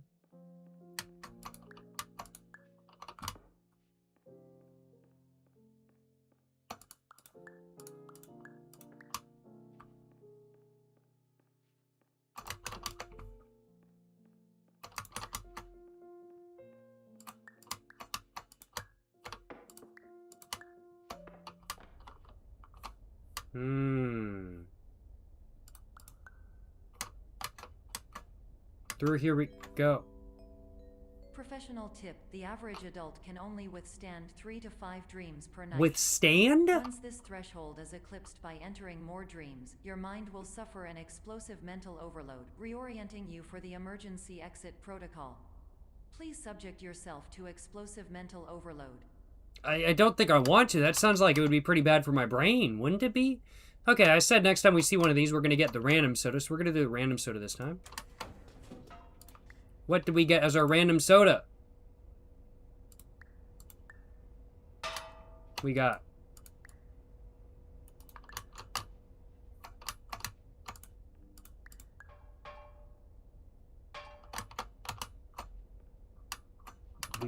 what does it say?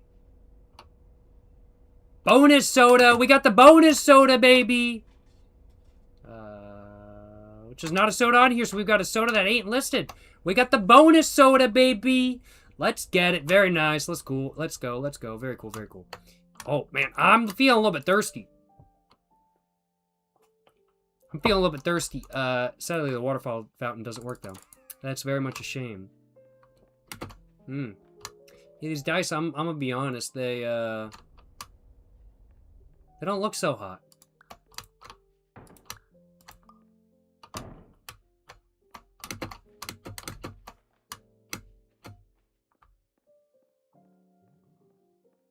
I knew it! I was like, these dice are too perfect. I knew it. Bonus, collector's soda. Yes, sir, yes, sir. Big ball of moves. Alright, where do we want to go? Pens, paper. Probably this way, probably this way. Fuck whoever did this. I want to pull the fire alarm, damn it.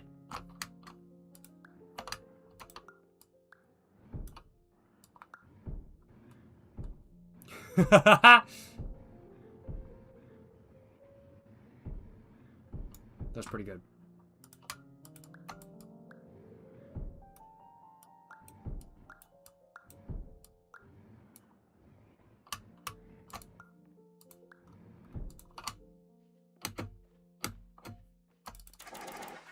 Nice, nice. Making good progress.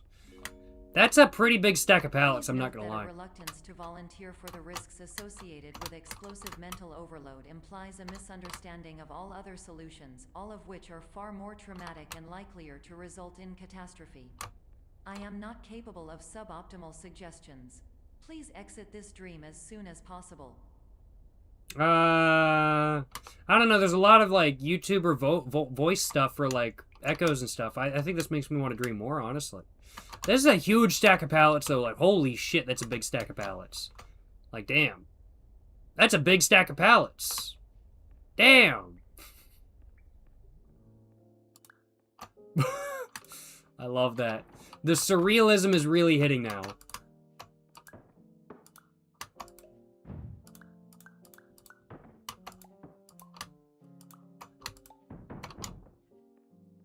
That's so good. I love that. That's fire.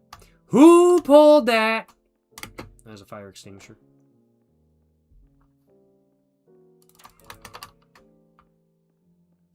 What's my secret to being this good looking over 40? I appreciate the kind words, my man. I mean, like, I'm just a guy. But I do appreciate the kind words. But if I had to say anything, I would say cigarettes, alcohol, and a lack of sunscreen. I'm joking. That's not advice. But cigarettes, alcohol, and a lack of sunscreen. For sure. That just cracked me up. Appreciate the kind words, my man. Appreciate the kind words, Mr. Stu Mace. Yes, sir. Yes, sir.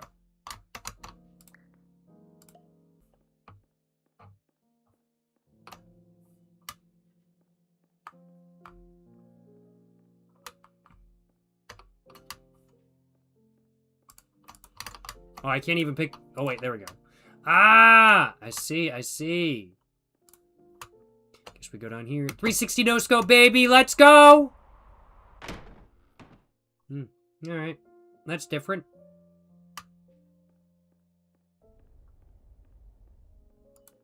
Can't pick any of these up. Guess we're just supposed to go this way. Ah. Testers. Bart. You are here. So I'm there. Dream layers of the mind. So, okay, so I'm there. Emotions, expectations, highly affect dreams. Okay. Good to know, good to know. With the amount of dice in my dreams, I'm thinking that the main character might be a big gambler. Calculus, casino, and amusements. You know, big ball of moves, you know what I'm saying? Big ball of moves.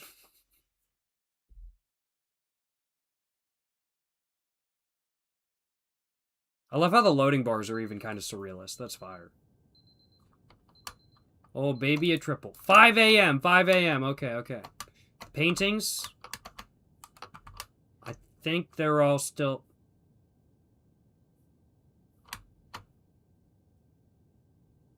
That one and that one switched.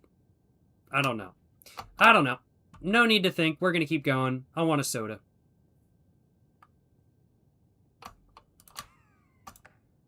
Hello, my name is Dr. Glenn Pierce, and despite touring the Waterfall Serenity Zone in the previous section you've just completed, you may still be experiencing feelings of worthlessness and why do I feel like everything is going wrong, even when the sun is shining? That's all there is to say? Huh? No words of encouragement? You piece of shit? Wow. Alright, so we did random soda last time. It's time for baking soda, baby! Baking soda time! We've got baking soda. Baking soda! We got the baking soda. Let's get it. Nice. Good shit. Baking soda. I love baking soda. Baking soda is awesome. Oh, this is different. Okay.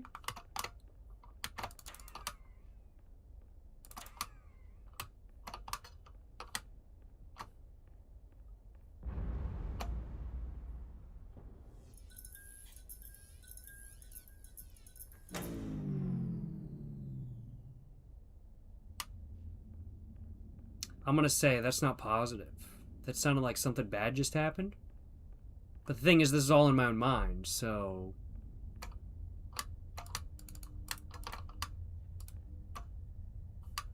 Emergency generator this way, okay. Guess we should go this way then, shouldn't we?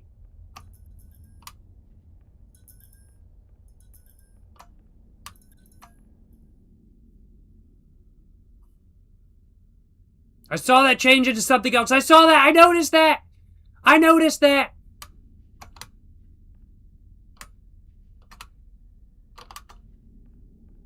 You can't trick me, game. I saw that.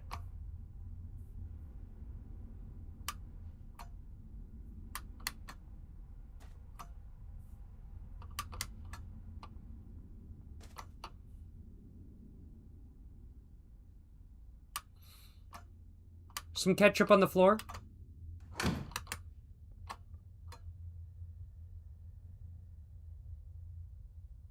That wasn't me. That wasn't me. Chat, that wasn't me. What's going on here?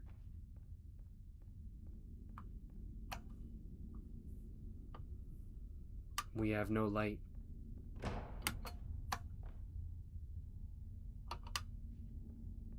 The doors are closing behind me. Monday, murder. Tuesday, murder. Wednesday, murder. Thursday, murder. Friday, murder. Saturday, murder. All in caps. Sunday, beans. Yeah, makes sense. What am I thinking? So that's not closed.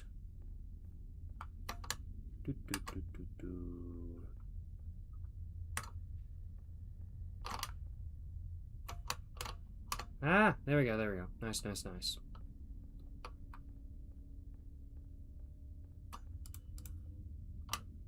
Ah, that's nice. What day is today? It is Thursday, so I apparently need to be worried about murder. Diet soda? Now that's the real crime going on here. What the hell? I got a vendetta against diet soda. I took a sip of Diet Coke when I was like 7 years old, and I just about spit that stuff out because I was like, damn, this shit gross. This shit tastes like asparmentine. This shit tastes like chemicals. Diet soda. True. True, though. It does say diet soda from one angle. But diet soda is the real crime here. Diet soda is the real crime here. Smooth. Murder again today? We just had that last night. Cane sugar or it ain't soda. I disagree, but I see your point. I disagree, but I see your point. Hey, that ain't cool. That ain't cool. Who's closing these doors behind me? Who's closing these doors behind me? Monday, murder. Tuesday, murder. Wednesday, murderer. Thursday, murder. Friday, murder. Saturday, murder. Sunday, beans. Alright.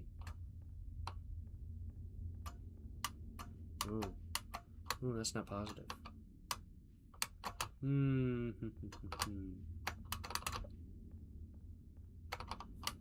I would like to turn the lights on. There's something going on up there. More blood on the floor. What's going on? What's going on?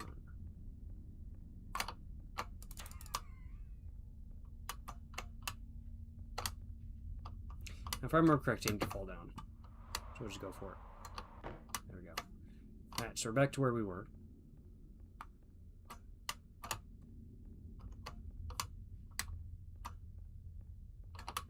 There we go. My bad. I forgot there were the boards. Big diet soda controlling the boards. I think that might be the case. I think Big Diet Soda might, like, honestly be controlling the everything, honestly.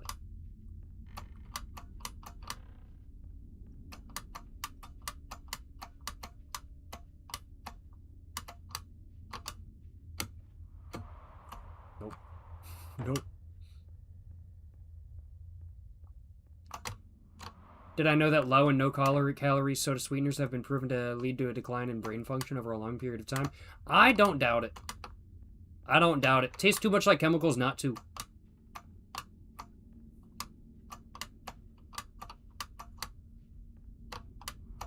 Damn it! I think I drank too many Monster Zeros. I've become brain decline.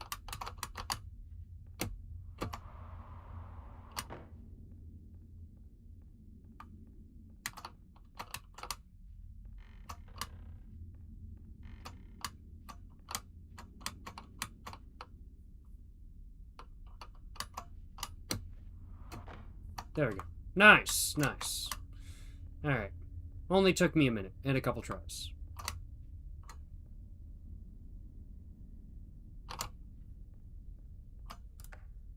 Hello, my name is Dr. Glenn Pierce, and I'd like to talk more about the feelings of worthlessness and self-doubt I mentioned before. You feel this way because you want the kind of happy life you see all around you. The kind you know everyone else is enjoying. And that's exactly why we're here to help. That's the worst thing! That's actually like the funniest thing they could have said in this game. Because that is the worst thing for somebody with like massive self-image and self-doubt issues. Like if somebody has self-image and self-doubt issues, that is the worst thing you want to hear. That is the worst thing somebody could say to them. Is that you see the happy life everyone else has. That is the worst thing you could say to somebody with, like, image issues and stuff like that kind of thing. That is the worst thing you could possibly say. But it's in a game, so it's obviously meant to be ironic, so it's funny, but that is the worst thing you could say to somebody in real life, is basically what I'm trying to say. More blood over here, by the way. But that cracked me up. Have I ever 100% of the game? I have. Only a couple, though. It looks like they tried to clean up the blood here, but it didn't work. Where are we going?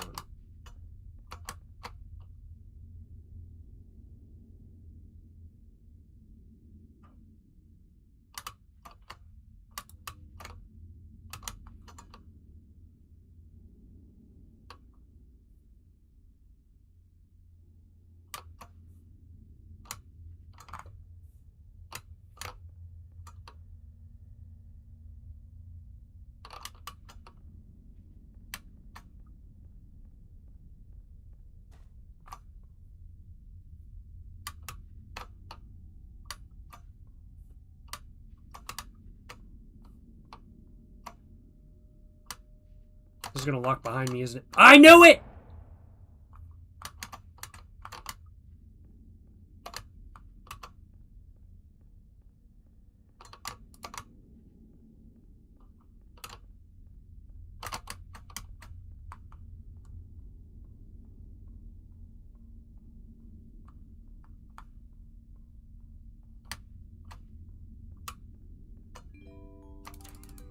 Warning.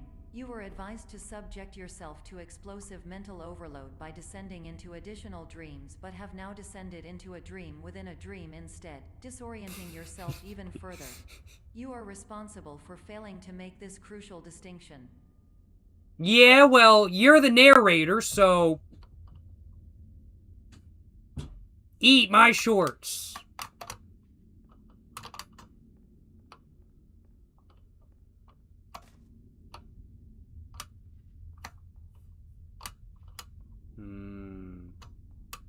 Red light. I don't know if that's positive.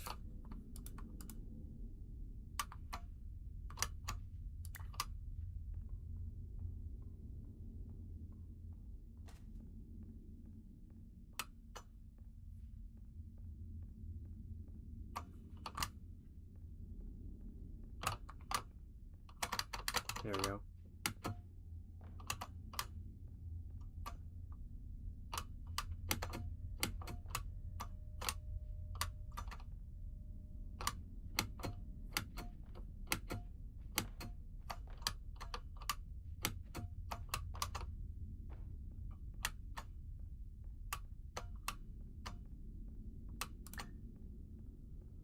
Ah, another soda machine. Nice. Okay, what do we want this time?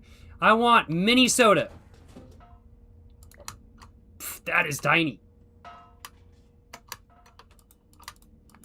don't even know where they went. That's how small it is. Won't give me another one. It is what it is. All right, let's keep going.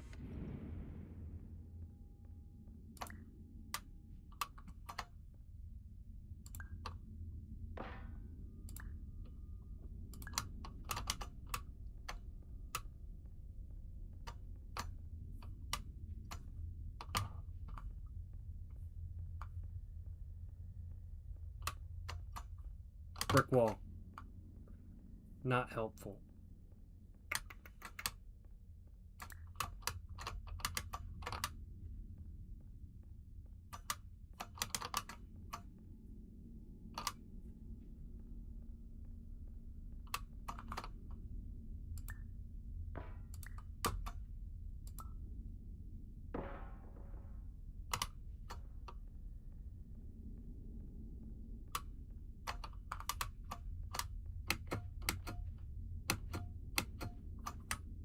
There we go. Bet. We're making it through. Did you know that I just saw something unintentional move. multi-dream layering occurs I in swear less I than did. 1% of patients? This correlates strongly with the 99% of patients who are able to follow simple instructions from the standard orientation protocol.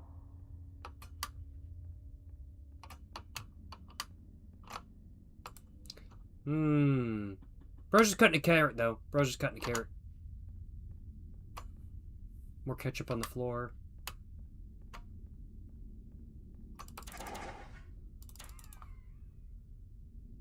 Something's gonna sneak up behind me, I'm pretty sure. I'm pretty sure something's gonna sneak up behind me.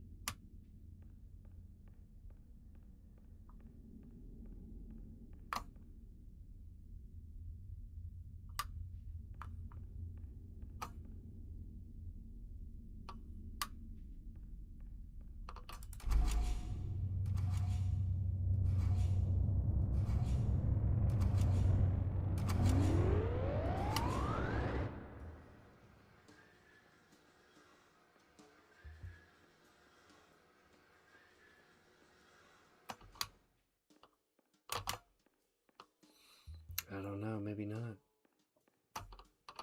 Maybe not. Oh, get you back there. Very nice. Oh, perception is reality. That's true. That's true. Not very nice. Looks like a nice area. Can I get some food? I'm like hungry. I've been in this dream for a fat minute, bro. I'm like hungry.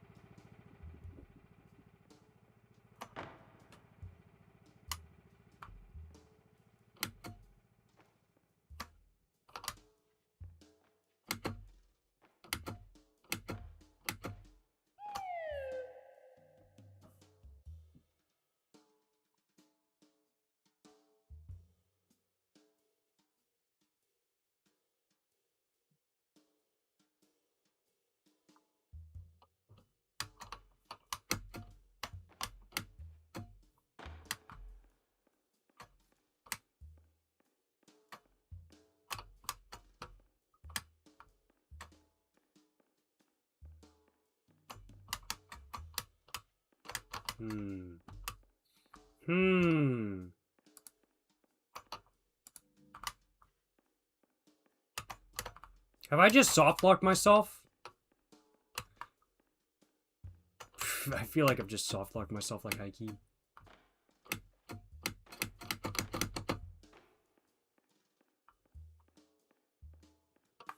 Wow, someone smeared fake blood all over the place. I can't believe these guys. Nah, for real, bro. For real, bro.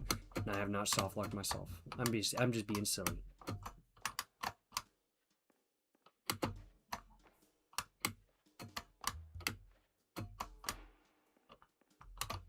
I want to get out one of these windows. I want to see if I can do it. Oh, I can get out one of these windows over here, too. That door is now open. What are we thinking? What are we thinking? Is something over here?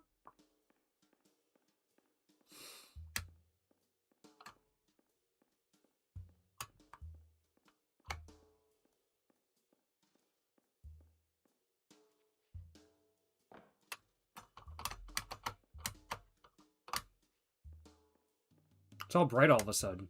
That generator is fucking powerful.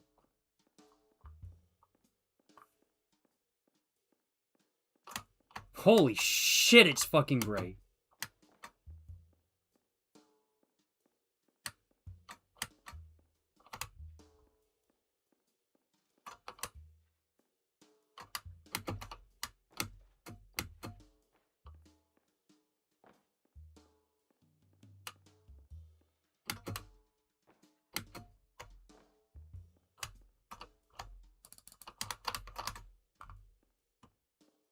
You're playing on that retro keyboard still? Yes, sir. Yes, sir. Of course, of course.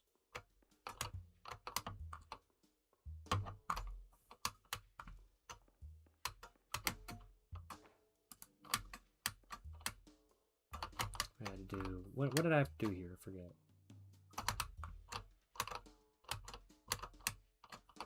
No, what did I have to do here? How did I even get here? I forget.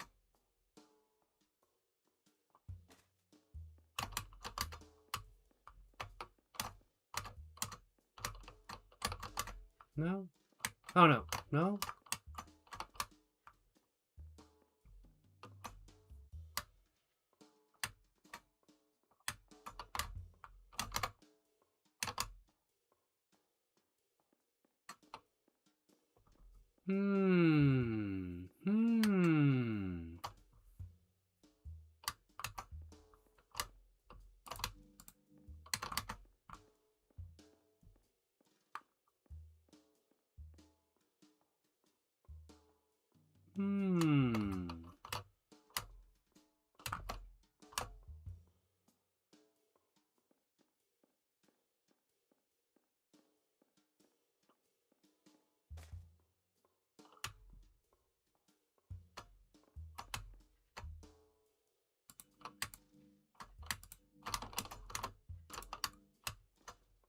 Well, we're just gonna go back.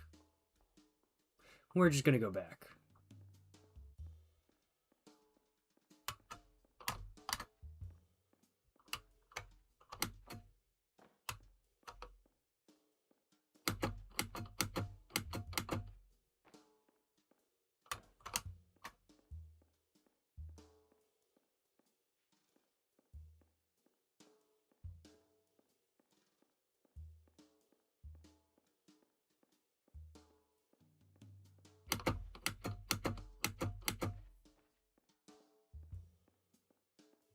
The lighting in here is very different, though.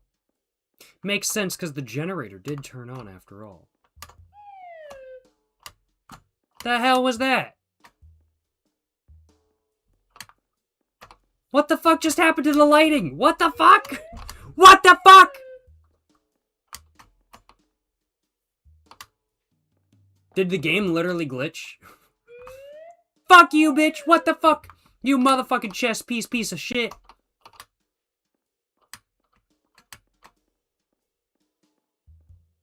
Who's on the slide whistle? Apparently a chess piece. Apparently. Hey, I got you! I found you! I'm coming after you.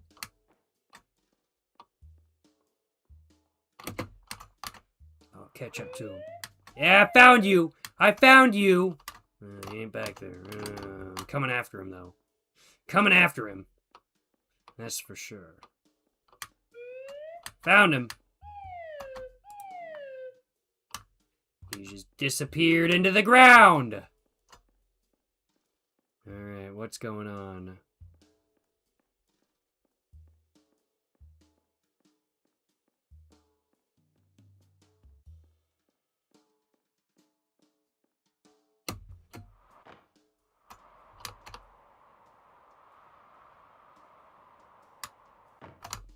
This is new. This is different. This is different.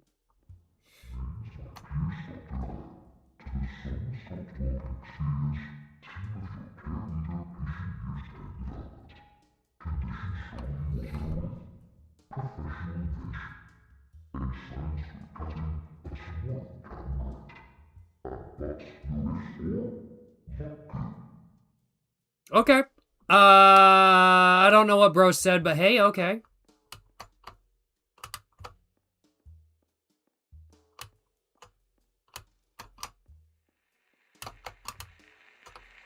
Door opening.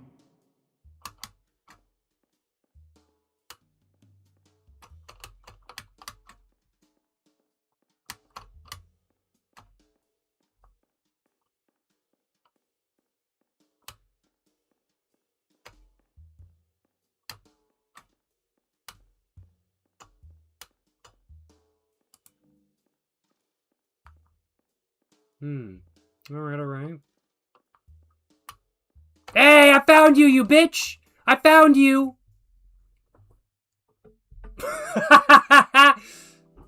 And that is one of the endings of the game. That is one of the endings of the game. I have gotten that ending before. And we're going to try to get the other ending. I don't know how many endings of Superliminal there is, but there are a couple. There are a couple.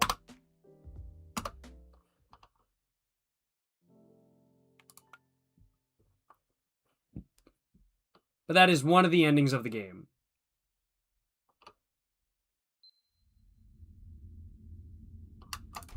So start back where we were. Very nice, very nice. Yeah, I guess we go through here, right? Oh, this. Oh, that all opens. Oh, nice. All the windows be open. Oh, man, bro, that's so good. So we got one of the endings of Superliminal down. Very nice, very nice. Let's keep going this way.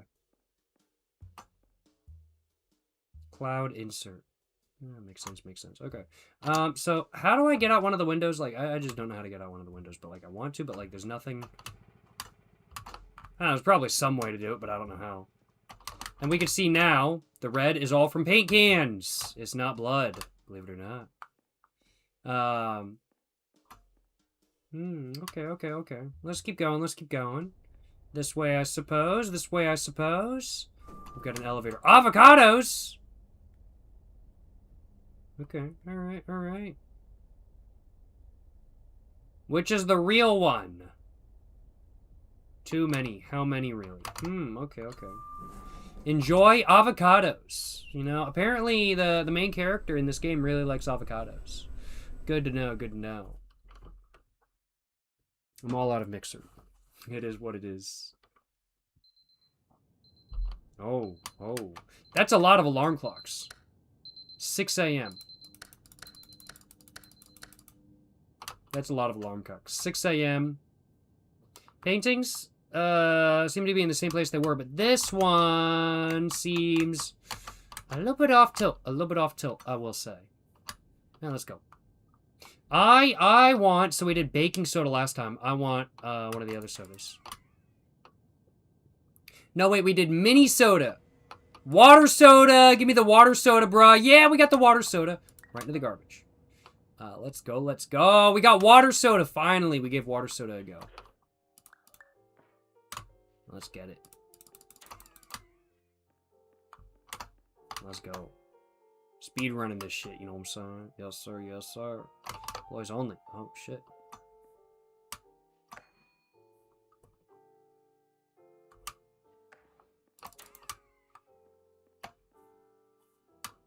So I can't pick that up because that is nailed down. And same with the cube over here, which is nailed down.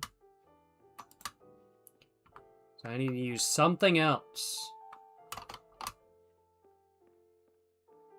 If I had to guess. No, I can't bring it that far. Oh, there we go. Yes, this is what I need.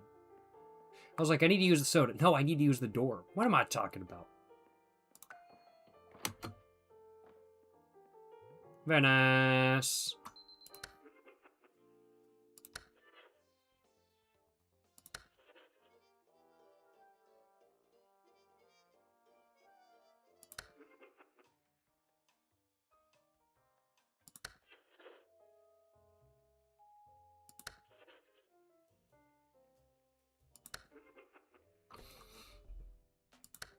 Just some chill music going on, you know what I'm saying?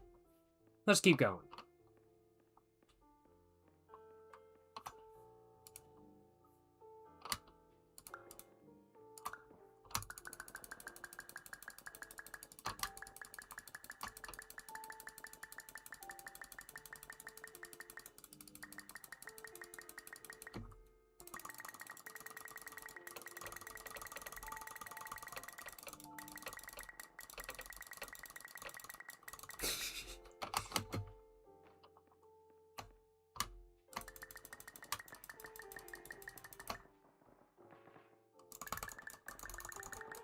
How many of these can I make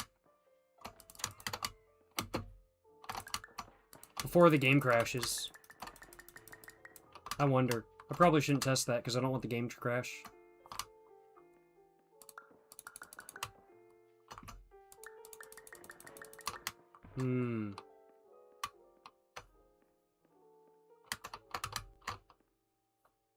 Says I'm supposed to go that way.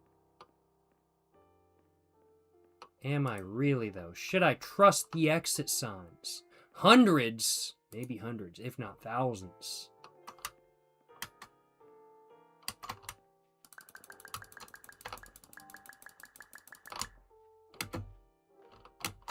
Thought so.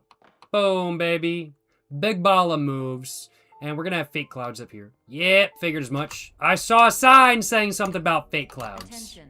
Dr. Pierce requires you to note the following risks of dream overexposure. Significant memory loss, both quantitative and qualitative. Hallucinations of dreaded or annoying objects. Unrealistic beliefs about the lengths of hallways. And other side effects which have not yet been discovered or which cannot be understood. Okay, interesting. Not worried about any of that. Let's keep going.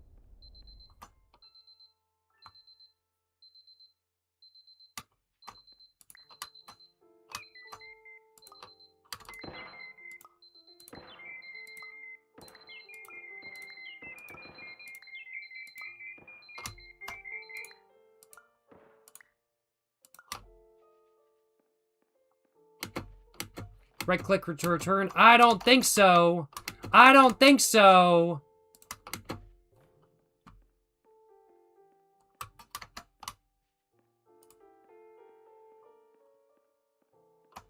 Wait, my cursor is now a happy face. Was it always a happy face? Was my cursor always a happy face? Wait, what?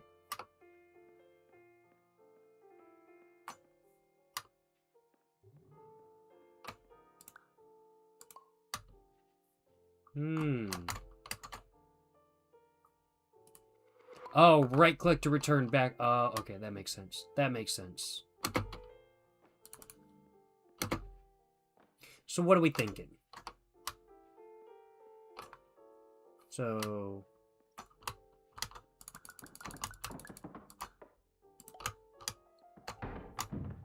yeah.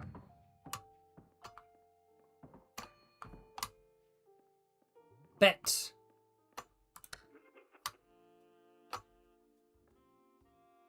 Nice. Nice.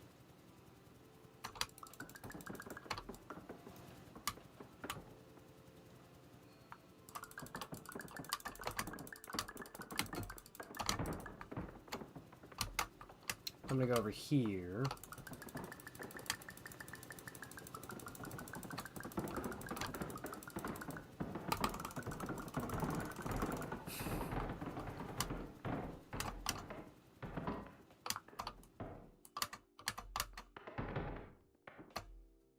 Nice.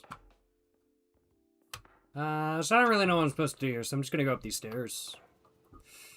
Have hundreds of the almost exact apple. What are the odds? Hell yeah, brother! No, that's what I'm talking about. So I need to get one up here.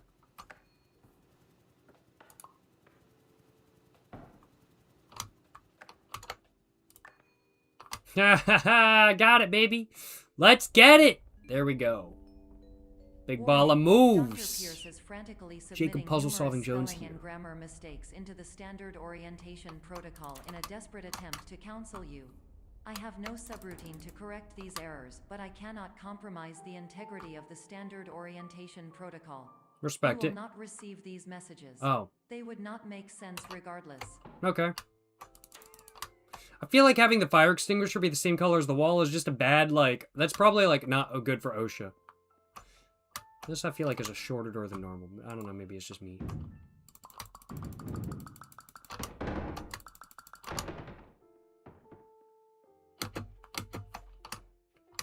Somnosculp. Sleep clinic. Gallery.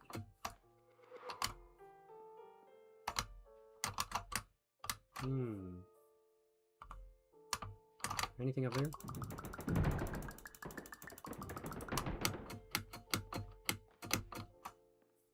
Oh, you can just skip over that. Okay, that makes sense.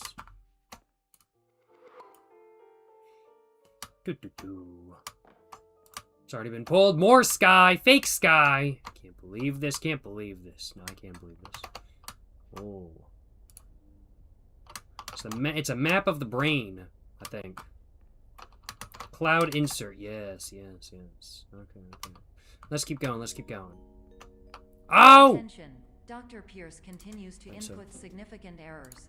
I will interpret his basic ideas. Hello, my introductions are redundant. I am a real doctor who went to doctor school. VR has never been a mistake. I can help you, but I also do not know how. Transmission ends.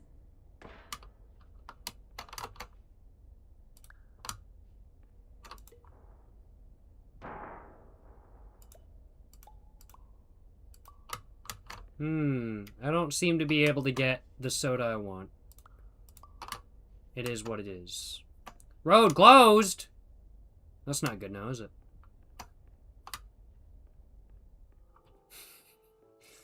Bet.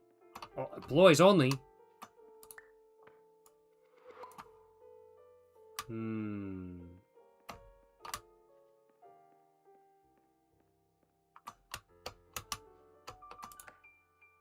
Hello, name is my Pierce Dr. Glenn. To the Somnosculpt Welcome Experience, team of your care leader, patient years 10 development. Alright. Conditions struggle you whatever with? Professional invention. Okay. Edge science with cutting, a tomorrow can bright. Yeah. And buts, no ifs, or look good. Yeah. Appreciate it. Yep. Yep. Yeah. Oh. What if I forget to set the dream? Oh, what if I forget to set the alarm? Oh, death. We'll see how it goes. We'll take our chances. Bill's Friendly Family Produce. Farm to mind, mind to heart. Yes, sir. Yes, sir. Let's get it. Loading. Loading. All right. It is now 7 a.m. And that's straight again. No, it's back the same it was. Okay. Relaxation room. Oh, this is different. Okay. This is different. Okay. Relaxation room. Oh, that looks very relaxing. Yes! Yes! That looks very relaxing. There's no ashtray, though. I can't sit here and smoke. Well, no, I can. There's just no ashtray, and I prefer to there. I'm just gonna sit here and smoke.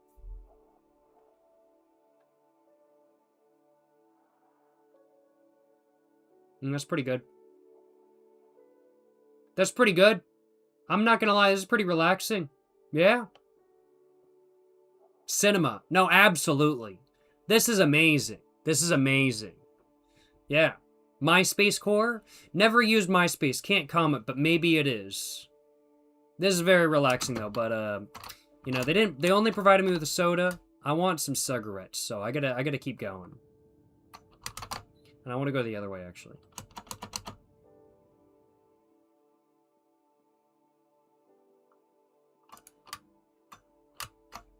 About us, our mission. I love how the projector gets louder, or the sound gets louder over there. Now let's keep going. Oh, another one of these?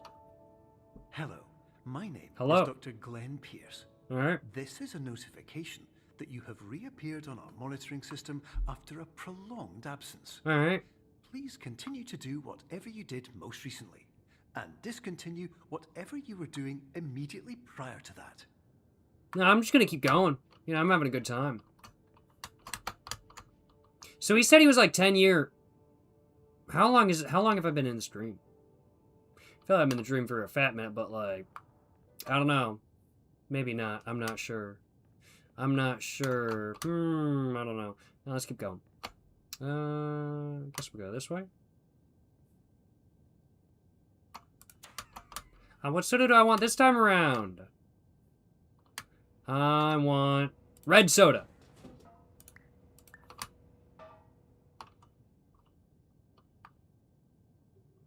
Nope, down we go. What's up, folks?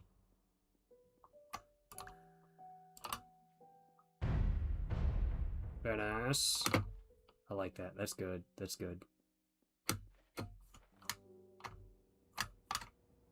Oh, what soda do I want? I want green soda. Oh. That's disappointing. Oh well, let's keep going. Yo, appreciate the dono, Mr. Oscar. Appreciate the dono, my man. You're saying,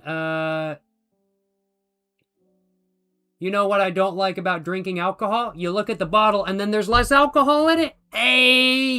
Now that's what I'm talking about. Actually, I'll admit though, that's something I like about alcohol. When I drink something and I see it go down, I get the satisfaction of knowing that I enjoyed what was previously there kind of thing. And I get the satisfaction of knowing that rather than being in the bottle, it's now in my bloodstream. So, I'll admit, I'm not gonna agree with what you had to say there. I understand what you meant, but I'm not gonna agree with it. Because I actually enjoy seeing the alcohol in my bottle go down. I appreciate it because those are memories that I'm making. I'm making memories by drinking that alcohol. And I know those memories were fact. Because there's less alcohol in that bottle. I don't know, maybe just me. I don't know, maybe just me though. Thank you so much for the dono. Once again, Mr. Oscar, appreciate the $2 dono, my man. Hope you're enjoying the live stream. Hope you're having a great day. Appreciate the support. And, hope you're having a great one as a whole. And, hope I was able to, answer your question just a little bit. Appreciate the support. I suppose that wasn't really a question, it was more of a statement. But I appreciate the support. Yes, sir. Yes, sir. I've got to make myself smaller now. Okay.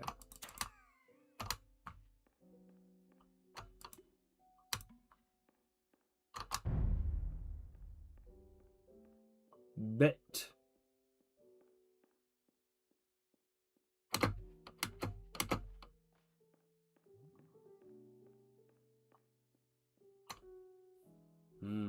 Oh.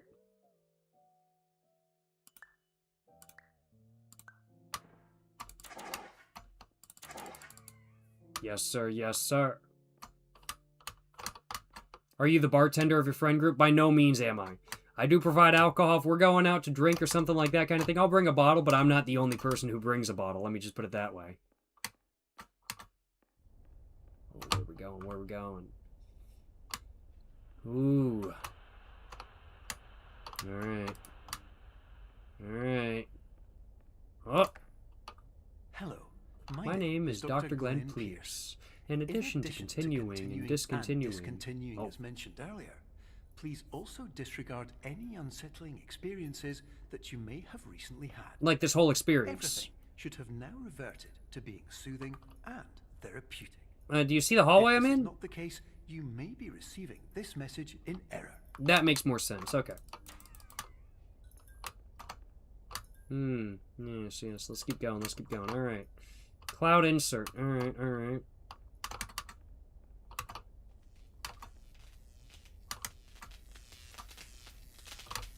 Doesn't kill me, though. Must be in a dream. Yo, appreciate the $1 dono, Mr. John Highland. Appreciate the dono, my man. You're saying ale outside the shared house, going building to building. Good day to be 20.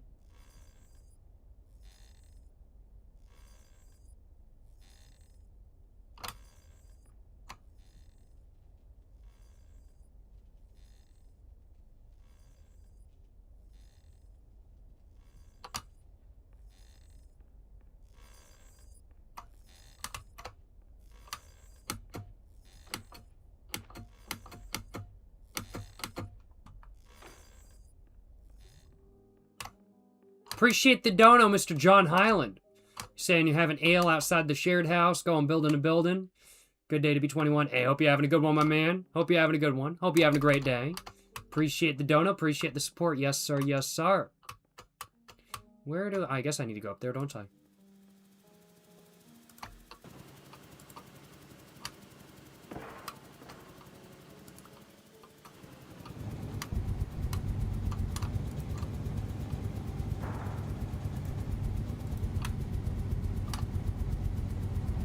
I love this puzzle. This puzzle is so good.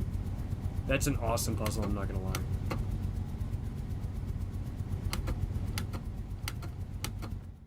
Nice. Nice! Oh, and there's some windows. I can't go through that. Oh, well. Yo, appreciate the tier 1 sub, Mr. Murky NN. Appreciate the tier 1 sub, my man. Hope you're enjoying live stream. Hope you're having a great day. Yes, sir. Yes, sir. Oh, wait. Am I supposed to take that and make this smaller? Wait a minute.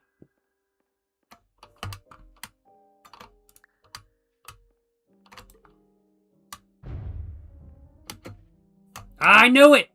I knew it!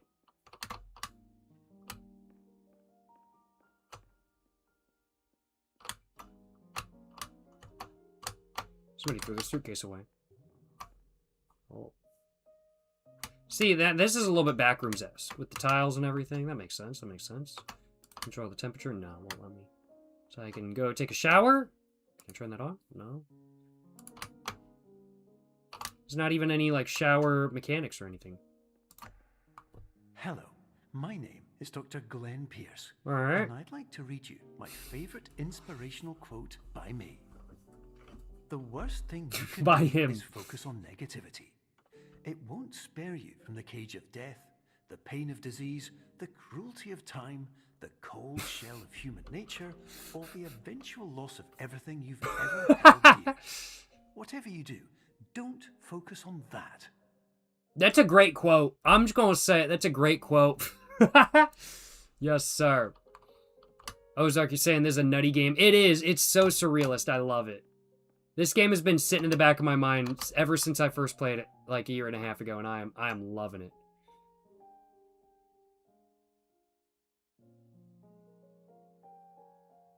So I think we just need to go this way, but we can't.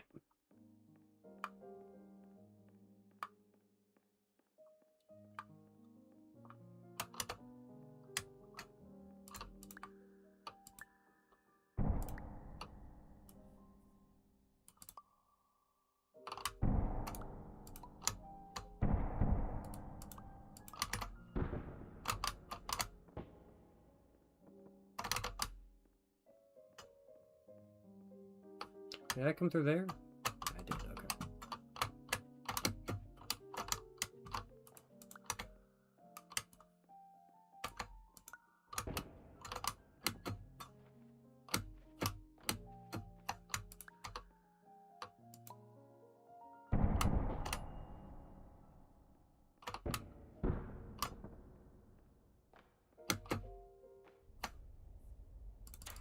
Nice, nice, nice. Okay, cool.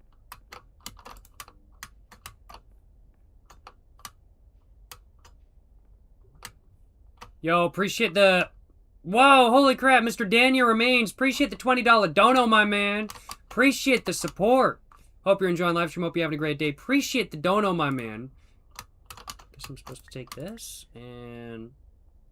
Oh, I can't take that through there with me.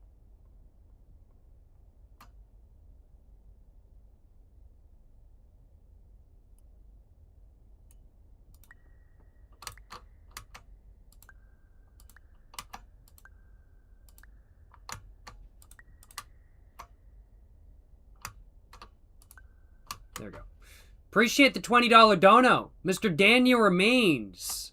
Hope you're enjoying live stream. Hope you're having a great day. Appreciate the support, my man. Yes, sir. Yes, sir.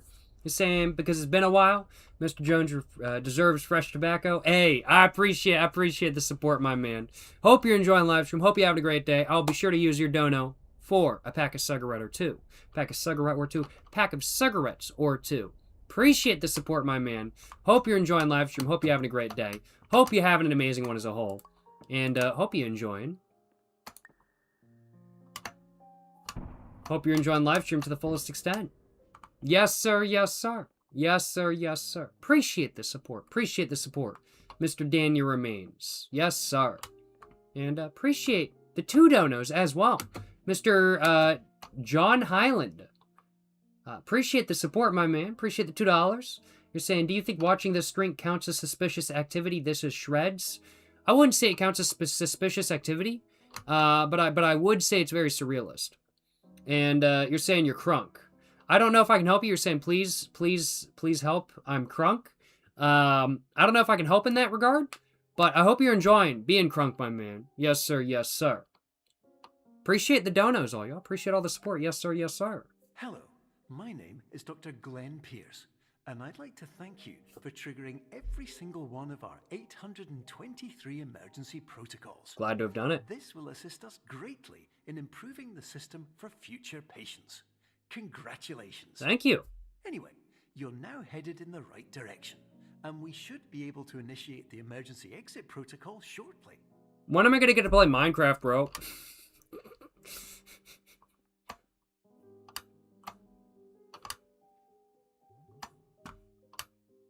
Oh, I like this. This is cool. Okay.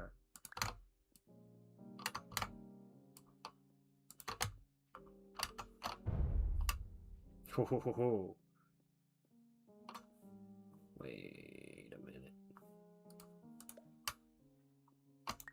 Wait a minute.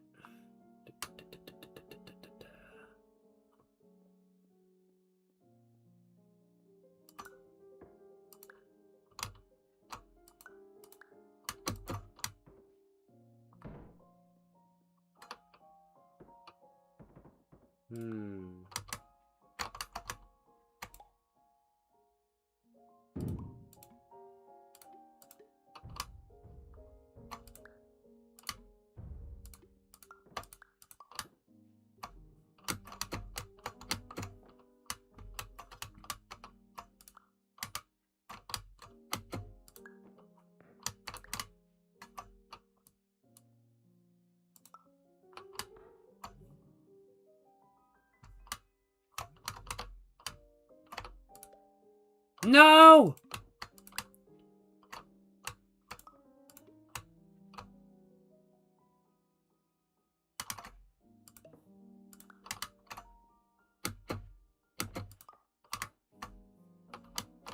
No!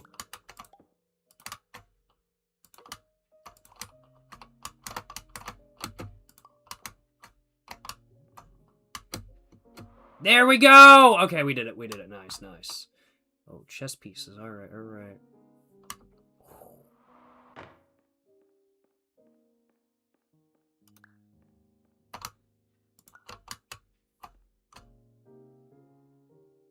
It's taking a minute to fall.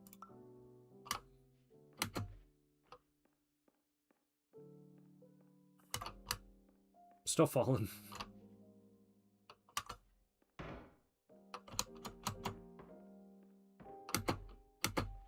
I'm gonna jump. Appreciate all the support, though, y'all. Appreciate all the support. Yes, sir. Yes, sir.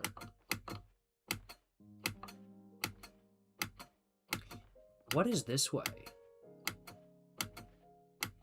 Curious to know. Oh, it's just between the boxes to, like, the rest of the room. I was thinking it was to, like, another dimension or something. I don't know. Maybe it was.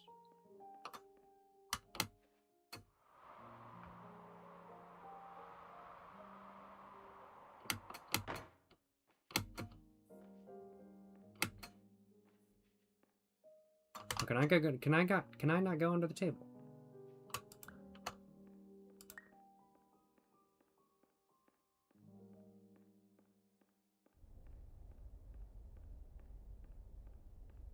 And I guess there's another elevator. All right, what's it saying? 5 to 6 dreams is the absolute limit. Oh, I don't know. I think we've already been through like 6, 7 dreams. We've already been through like 6, 7 of them, I think. Maybe, possibly. I'm not sure. I'm not sure.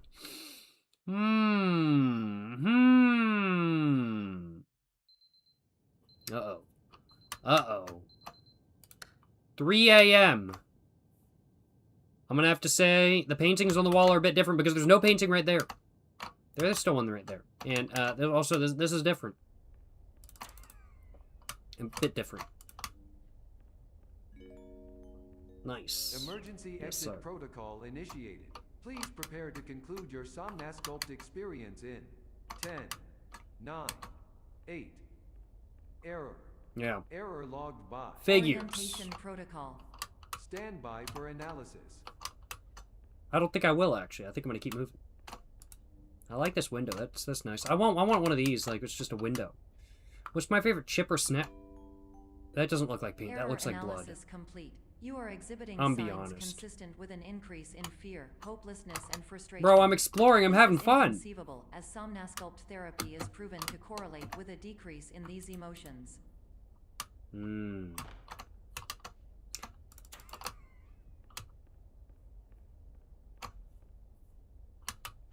Oh, a soda.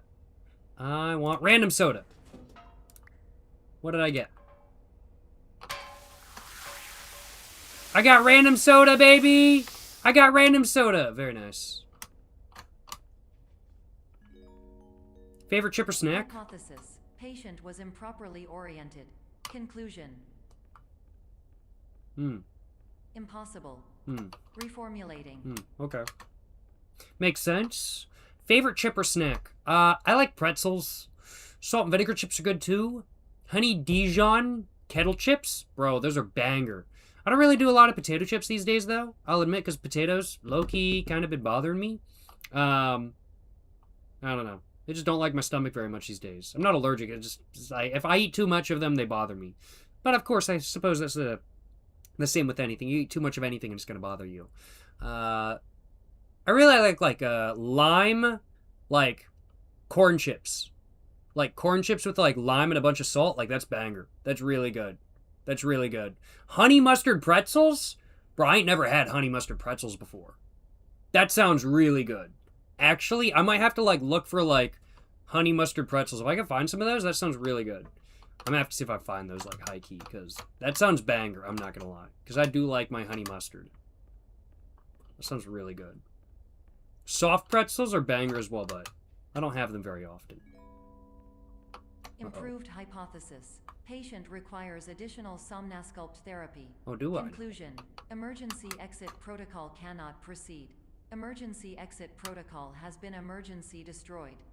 Let's keep going, let's keep going. Wake up, wake up, wake up, wake up, wake up. Continue with Somnasculpt therapy indefinitely on an independent basis, as all orientation Indefinitely? resources have been exhausted. This concludes your standard orientation protocol. Goodbye.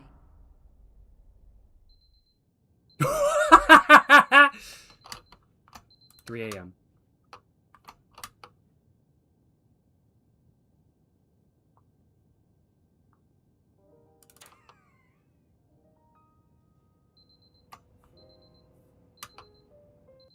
I knew it.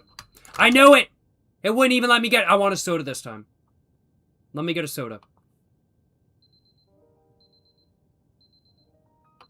No, I wanted a soda. Fuck you.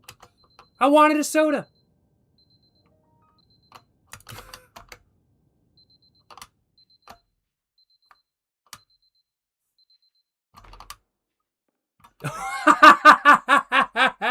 Bro, that was so good. That was so good. I didn't even realize what was going on. That was so good. Holy crap, that was fantastic.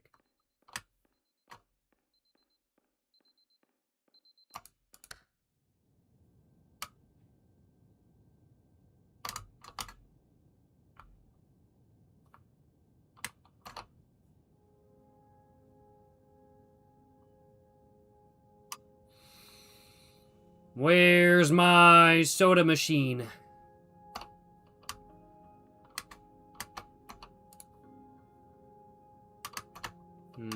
Same as always, same as always. Somebody's been rifting through my drawer, though. What the hell's that about? Yo, appreciate the dono, Mr. John. 3-6 Thursday, almost over. Yo, shout out 3-6 Mafia. Yes, sir, yes, sir. Some banger music, if I do say so myself. Appreciate the dono, Mr. John. Hope you're enjoying live stream. Hope you're having a great day. Appreciate the support, yes, sir. How do we get out of here?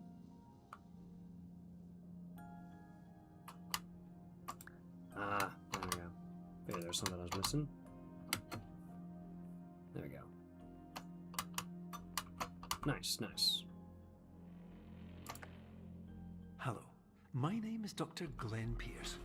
Thank you for completing the Somnosculpt Standard Orientation Protocol. Alright. Before you begin the first phase of therapy, I'd like to briefly I think I've been in there. I think I've been doing it. Of the dream state. Nah, alright, just don't explain it then. Brian very good at his job, I'm not gonna lie. We kind of messed it up. Paintbrush. Oh! Nice.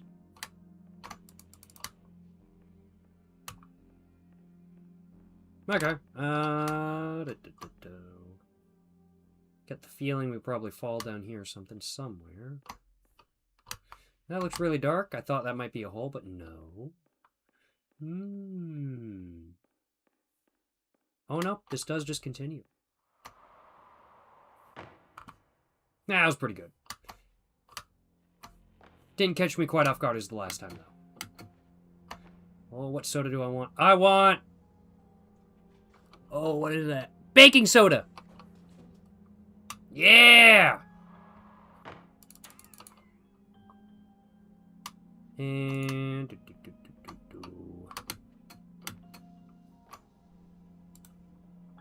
It's the exit. That door right there.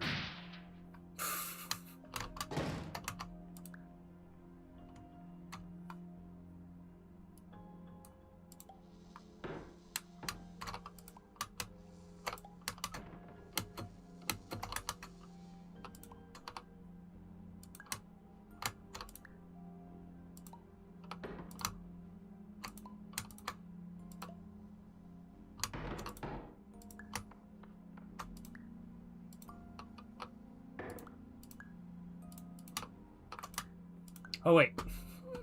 I missed this. I was like, I need to get through there. Maybe not. Alright, let's go. Oh, fire extinguisher. Nice. Let's go, let's go. Crack.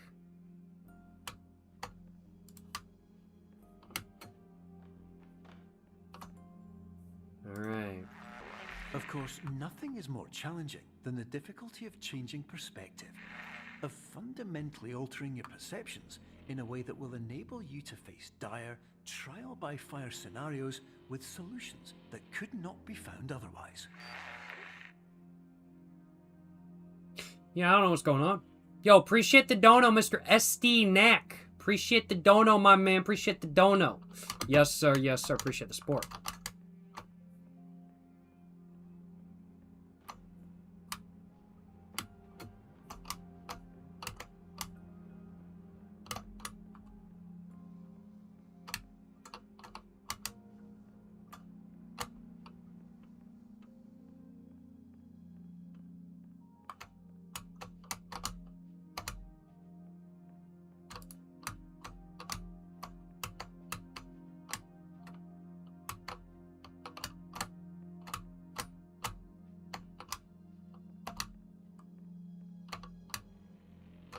Oh!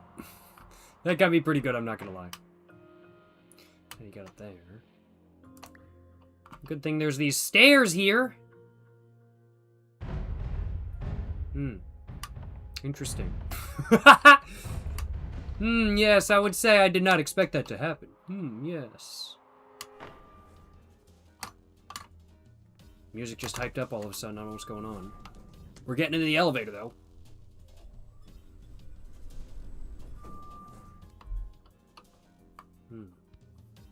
I knew there was an issue when I didn't see the loading screen. I knew it. Hall 1. Alright.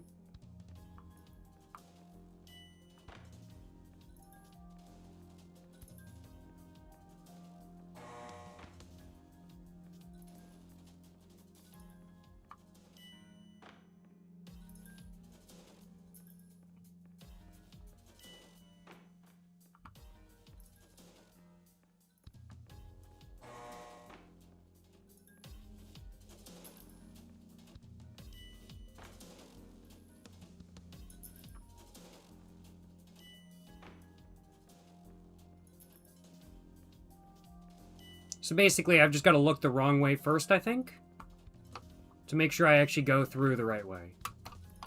And if I look this way, then it'll develop on the other side, which resets me. Oh, there we go. Very nice. Okay, cool, cool, cool. Nice, nice. Let's keep going. Let's keep going.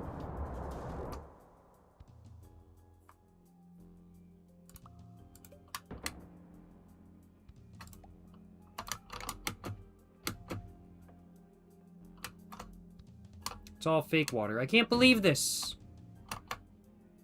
Where'd my dye go? Well, that's not very useful now, is it?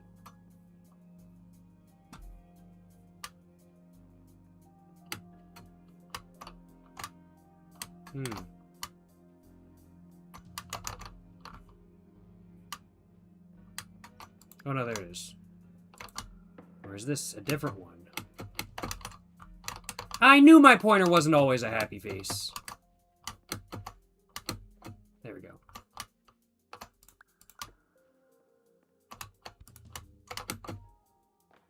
Alright. Oh! What do I want this time? I want mini soda.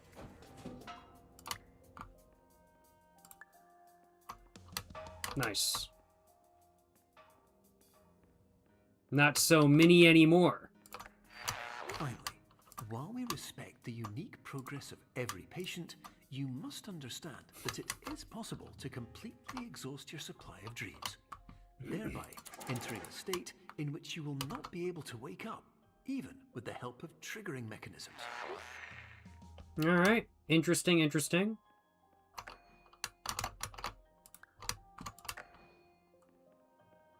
The music is pretty banger, I'm not gonna lie, Mr. Caston. I am digging it as well. It is some good music. Gotta go this way, I suppose. And, oh, this looks pretty familiar, I'm not gonna lie.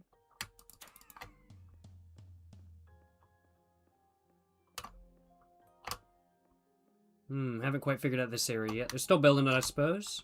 Looks like that's the neurons, or, I don't know, something.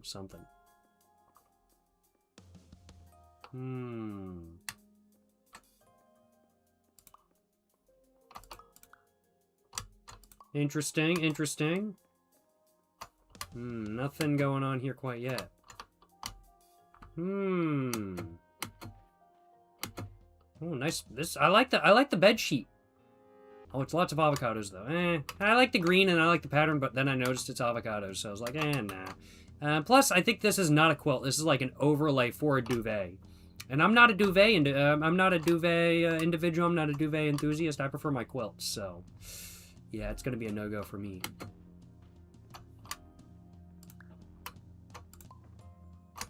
Yes. So we gotta go the other way, huh? I love the surrealism of this game, though. It's good.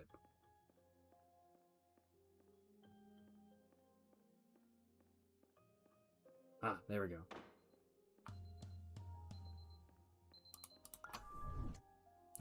That was pretty good.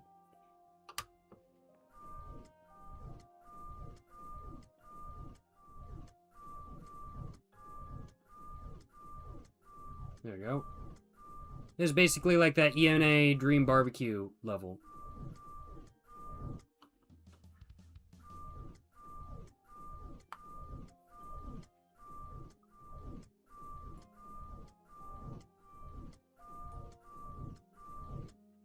It is just taking me in circles, though, but hey.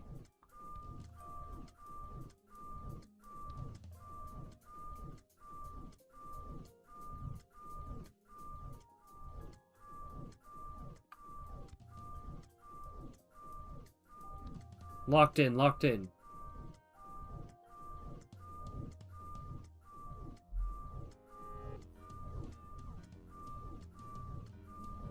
Like, I love how the music is making it sound like there's somebody chasing me, but there is, like, nobody chasing me. Or maybe the person chasing the character in this game is himself. Please listen carefully for the sound of an alarm clock, which will automatically play if you are approaching a destabilizing dream weight.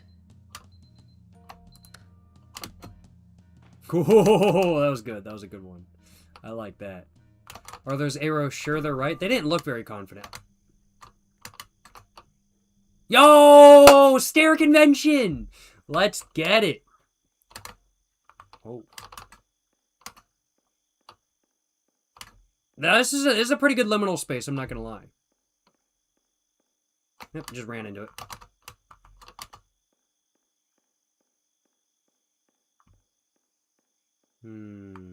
Yep.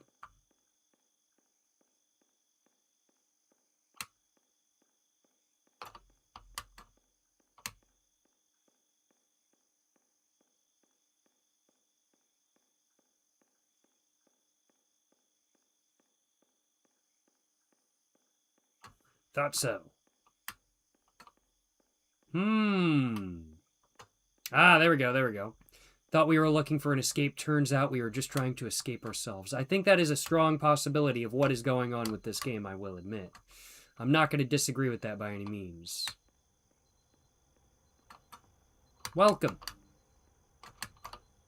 I just walked right around it, though.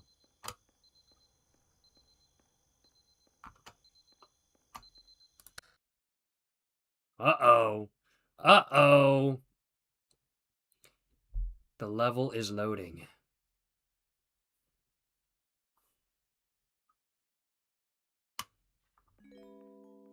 This is highly unusual. It appears you have entered the Somnasculpt diagnostic framework. Nice. Patients do not have access to this dream.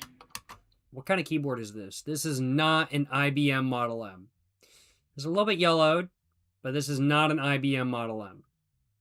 No, this is some other keyboard. I don't know what kind of keyboard this is, but not an IBM Model M. I could say that. It looks similar, but it's a bit too flat. The keys aren't quite the right colors, and there's no bar up here. So yeah, not an IBM Model M. Can I get a soda? I'm kind of thirsty. Can I get a soda? Oh, I can. Wait, hold up. Was that flipped around that way? I want a soda. Take another mini soda. Hey, what the hell? I got scammed. Oh well. Conception?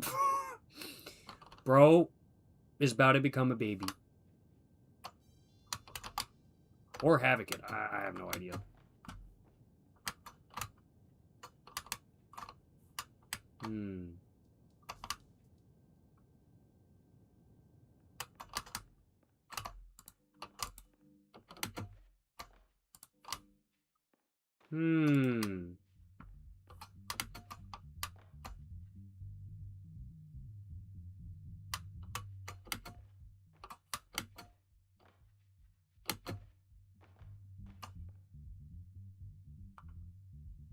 I need some bass somewhere over there.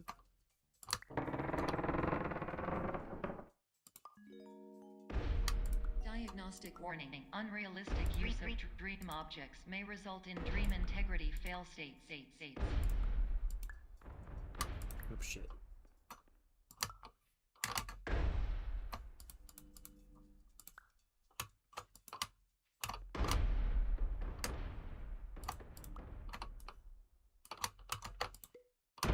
Nice. There we go. Ah! Figured it out. There we go. Nice. Okay, so this is the entrance for the Somnasculpt Sleep Clinic. Can't get myself a soda, though. It is what it is. It is what it is. All right, where are we trying to go?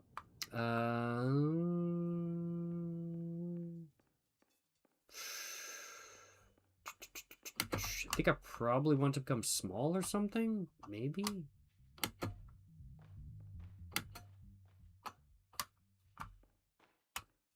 Oh.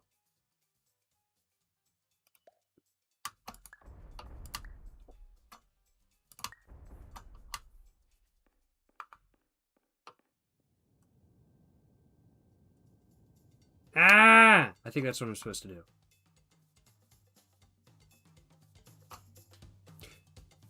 Wait, is that the music I'm hearing next door? Oh, that totally was. Okay, that's pretty cool. I really like that. Okay.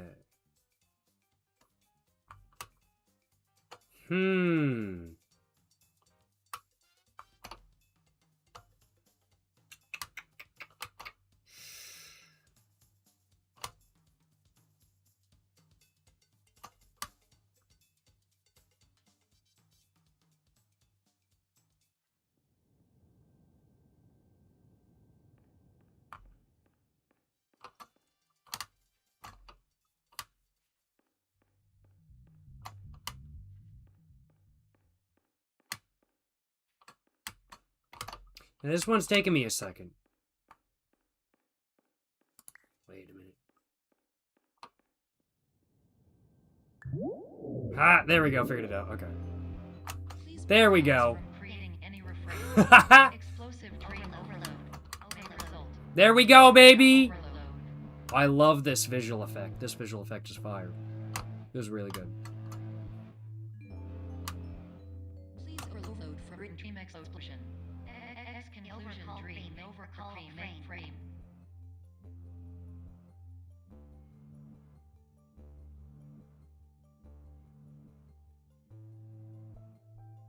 What's going on?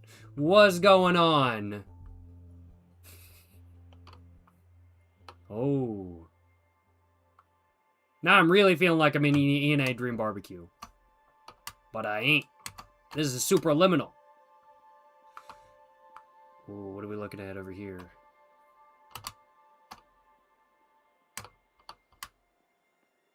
Alright.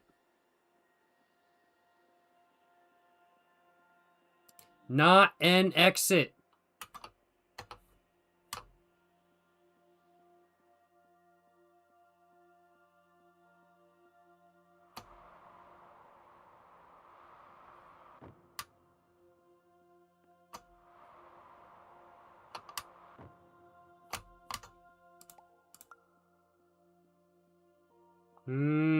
Seems like there's an exit here to me.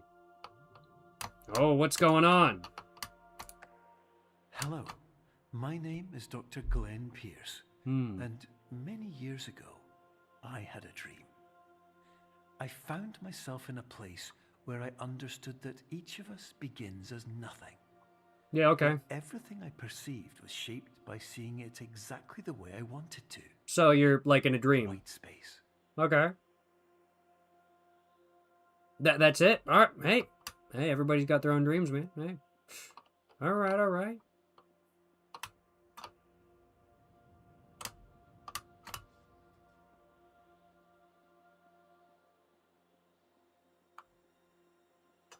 Ooh, a soda. I want a soda. Feeling high. I'm feeling like I need some hydration.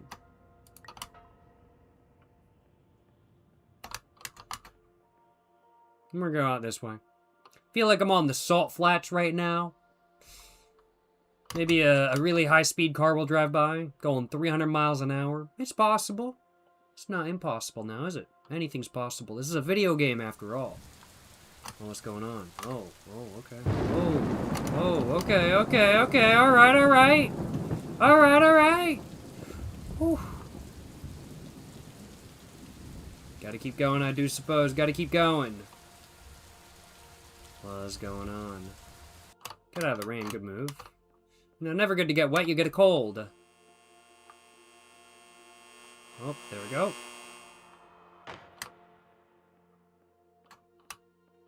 Not an exit. Well, that is a box, so they are correct. That is not an exit now, is it?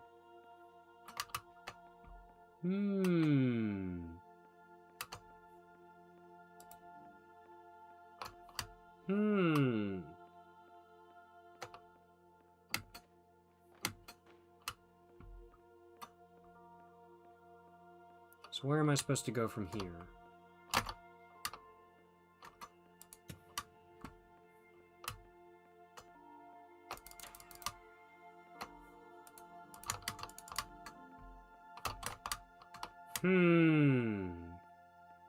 I like the texture on the floor. That's really nice. Floor texture is really good. Actually, that's a super nice floor texture. I love that. That's so good. Ah. That makes sense. Yep, that makes sense.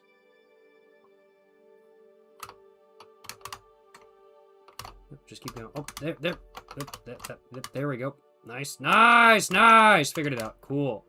Very cool. Let's get it. Let's get it. Very nice reflections of floor texture. Not for real, for real.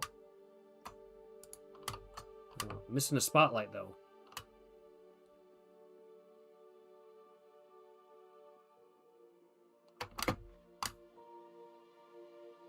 Got some very calm, heavenly music going on right now, I'd say.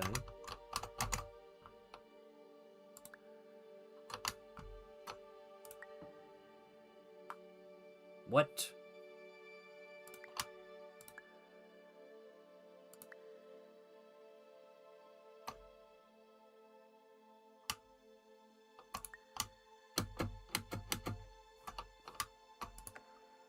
But in white space, I also faced the greatest challenge I could imagine. Because with a lifetime of life That's a big itself cone. behind me, and all of the weight that it carried, I realized that seeing things the way I wanted to was not as easy as it used to be. Yeah, you know, sometimes that's just how it is. Who you are shapes your perception. And your perception shapes who you are. And, you know, you're going to have a different perception on life the more life you live. That's just kind of how it goes. Is it a massive cigarette? No, no, sadly not. It's a massive cone. But it did kind of look like a cigarette from a glance.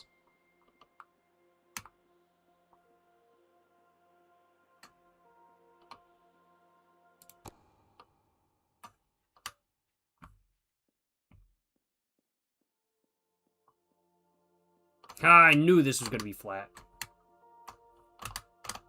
There we go. There we go. Nice, nice. Big ball of moves. Big ball of moves. Oh, there we go.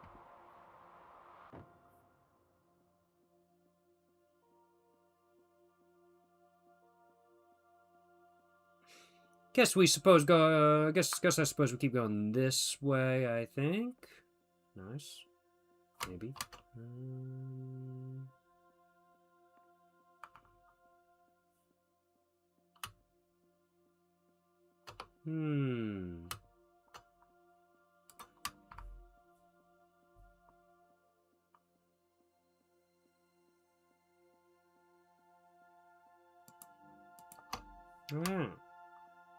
Yeah, I don't know.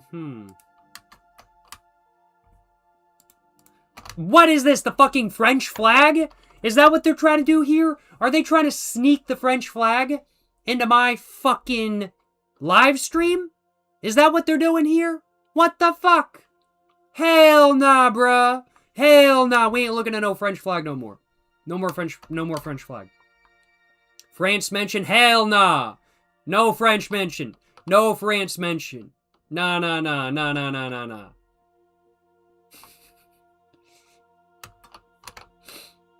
What am I supposed to do?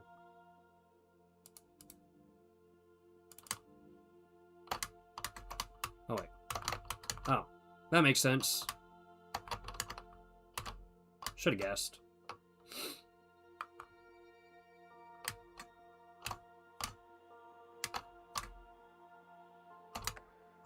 You're well beyond dreaming now, and further out than anyone has ever come back from. But we hope that you won't get discouraged. After all, that sounds dangerous. If this is a place of pure perspective, isn't it also a place where a different point of view could make anything possible? Isn't that why you came here? I came here for dream therapy to get past trauma, like, not to, like, dream forever. So, dude, can you do your job and get me out of here? Because that's what this whole place is for, so... I don't know what bro doing, but he ain't doing his job very well, let me just put it that way. I'm gonna have to sue them once I get back, apparently. Unless it's all part of the dream therapy. Could very well be. It could very well be.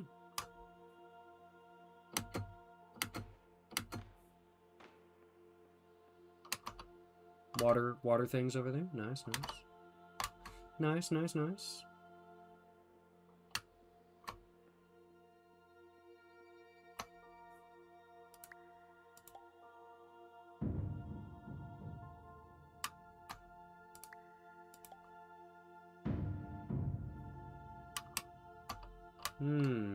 Interesting.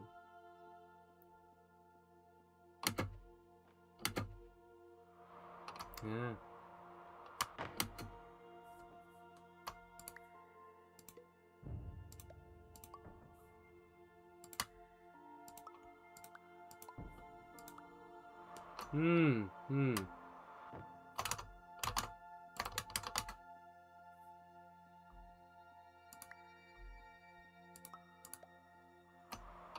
Oh, I see. Okay.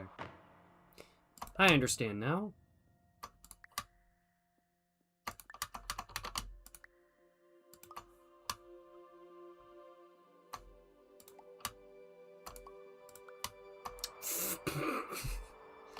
My bad. Report them to the Better Business Bureau? Nah, seriously, I think I need to. Like, what are these guys doing? They ain't doing what I paid them for real.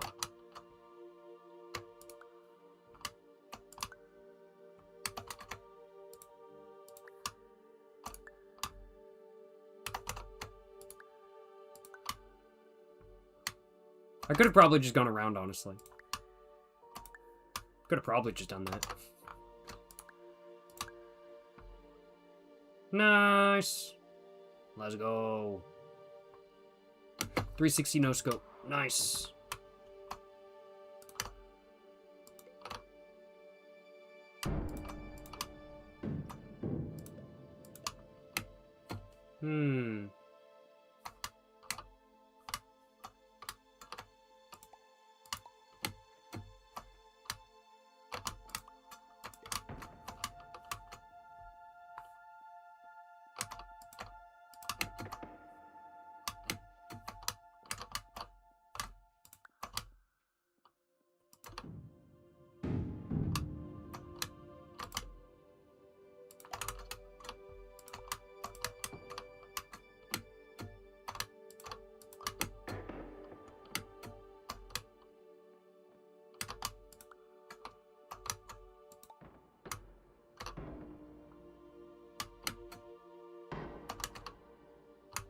Shit.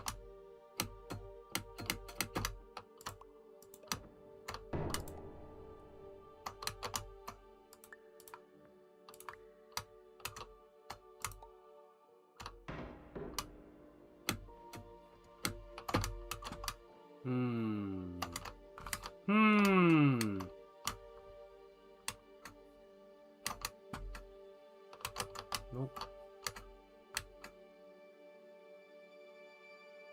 Nope.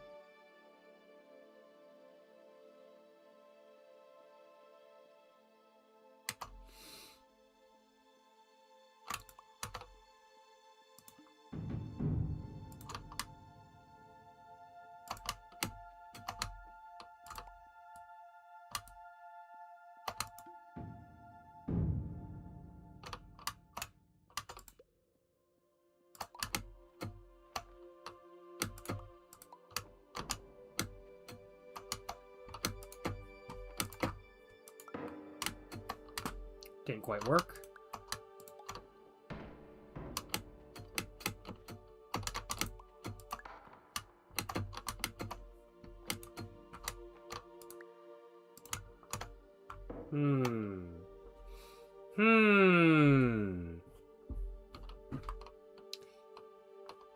Yeah, I'm just, I feel like I got this one really quickly the last playthrough I did, but now this time I'm like, damn, I can't figure it out. Let's try. Shit.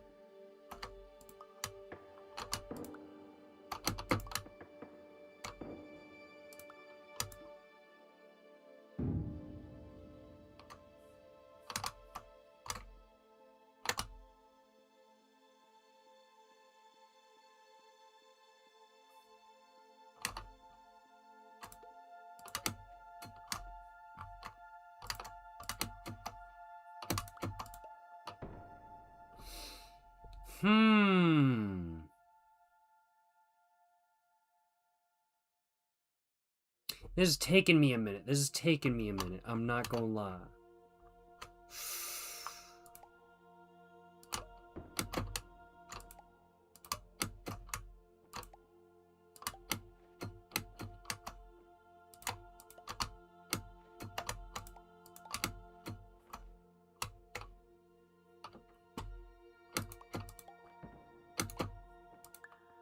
Not quite what I wanted.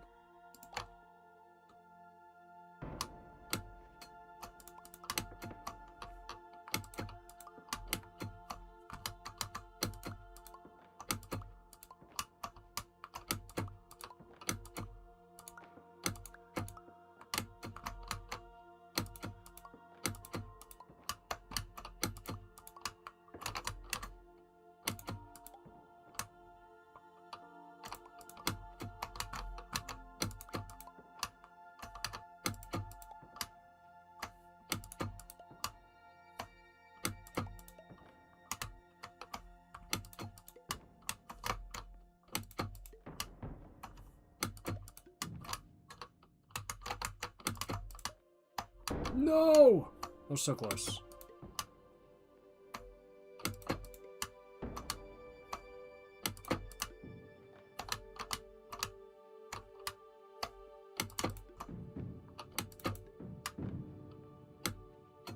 There we go! I made it. Oh my god, there we go. Alright, that one took me a second.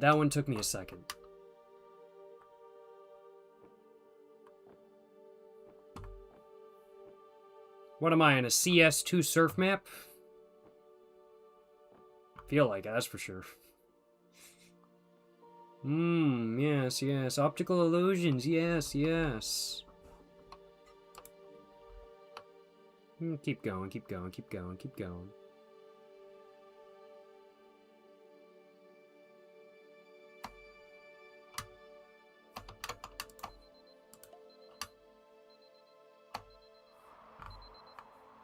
It's 7:29 a.m.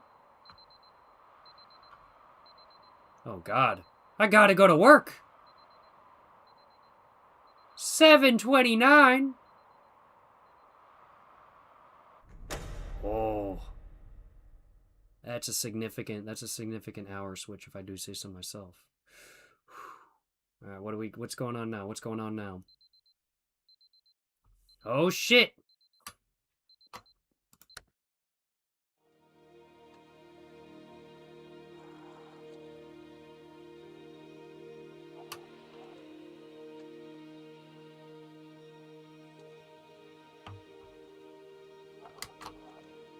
Hello, my name is Dr. Glenn Pierce, and by now you may have realized that all of this has happened exactly the way it was supposed to. You see, everyone who comes to the Institute does so because they feel that they are no longer in control of something important to them. I think he's trying to gaslight the protagonist and being like, yeah, this was supposed to happen. Like, I'm pretty sure that's what he's trying to do, like, right now.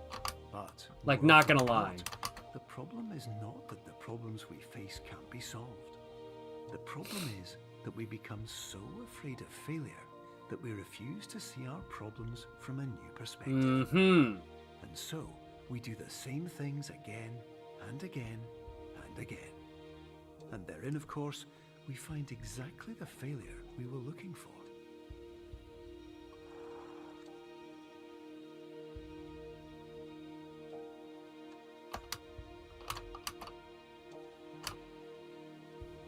So he says.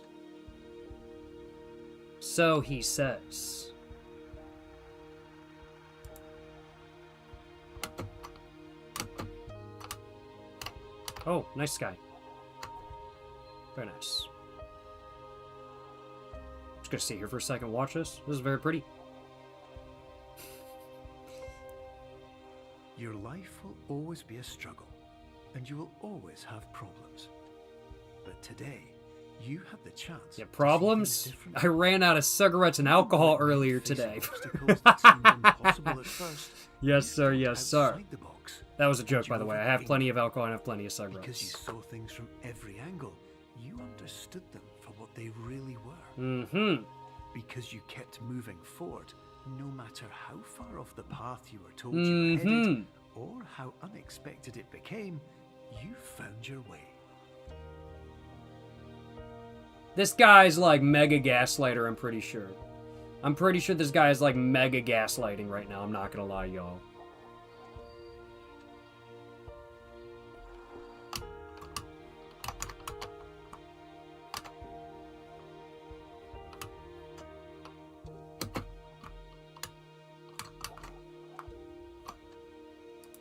No, it won't give me a soda. I wanted a soda. In a few minutes, you'll be back in the Here's real what it world. is.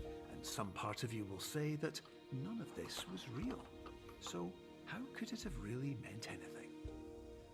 But just like the power of perspective itself, it will have been as real as you believed it to be. All you've got It to is do perception. It's all in is perception. wake That's a... up.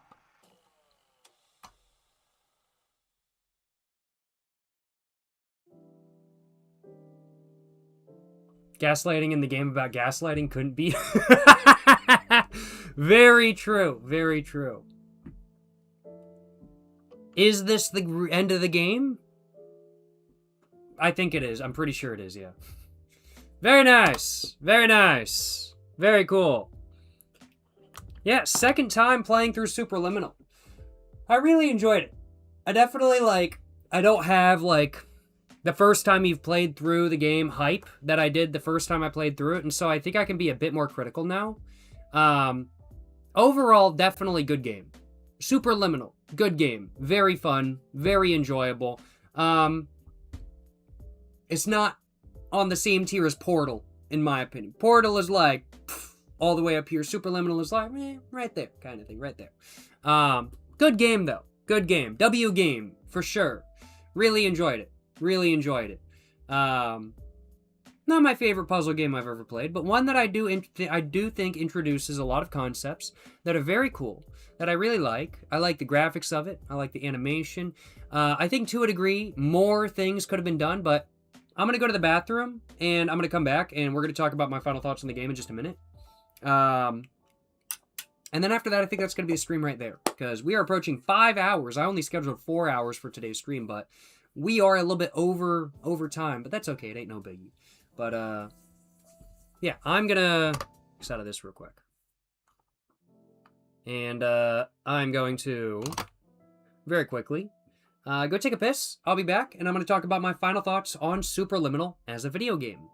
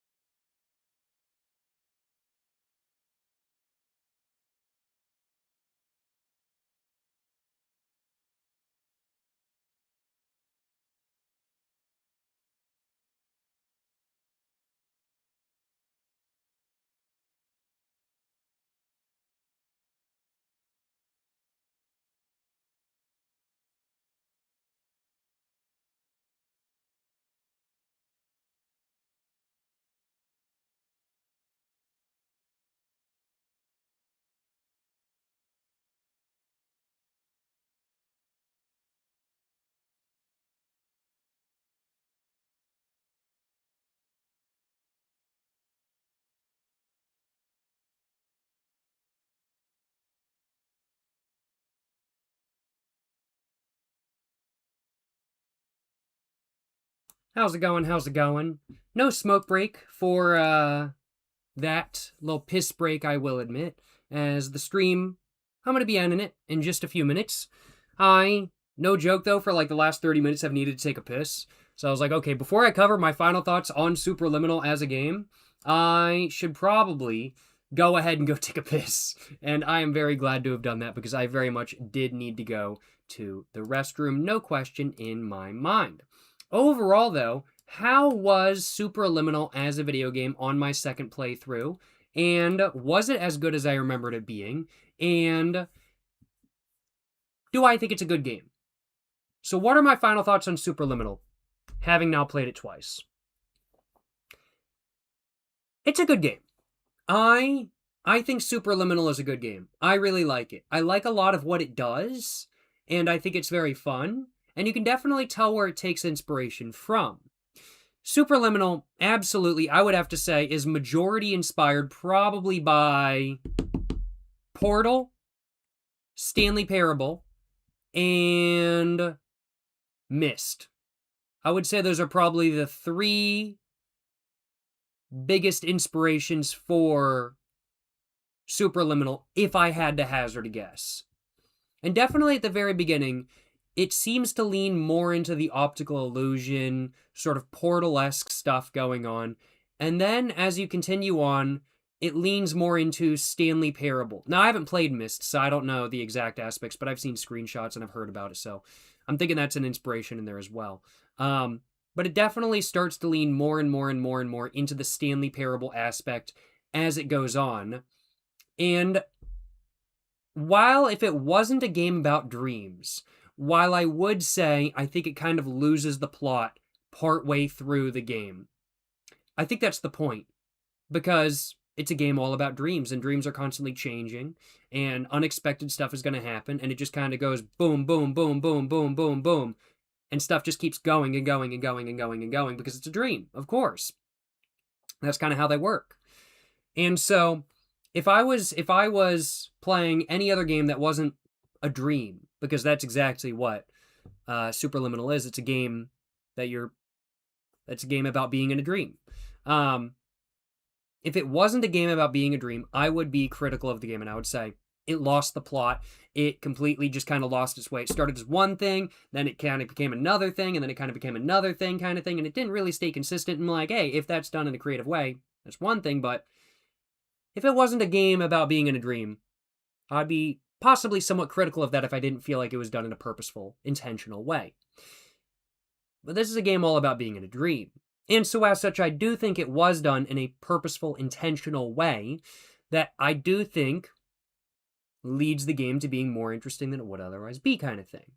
I think it's a bit jarring. The first time I played it, I was like, wow, that was really interesting. And the second time I played it, there's not as much replayability as I thought there was going to be. Really enjoyable, really fun to play the second time around. I thought coming into it that I was going to notice a lot of stuff that I didn't notice previously. And that's not really what happened. Like, for me with Portal, it's one of those games that, yes, it's a puzzle game. And if you're only looking for the solutions of the puzzle, then you might get everything first time around kind of thing. But with Portal, I think there's a little bit more to it than that. There's some jokes, there's other stuff kind of thing that you might not get first time around that you might get second time around. Same with Portal 2, etc. With Superliminal, on the other hand, while I do think it is very replayable, and while I do think I got more from the second playthrough than I had just gotten on the first playthrough, it wasn't quite as replayable as I thought it was going to be. But nonetheless, a very enjoyable game that I really enjoyed, and overall, a very solid game. A very solid game in my personal opinion. Now, does it stack up to the Stanley Parable or Portal 2? Not quite.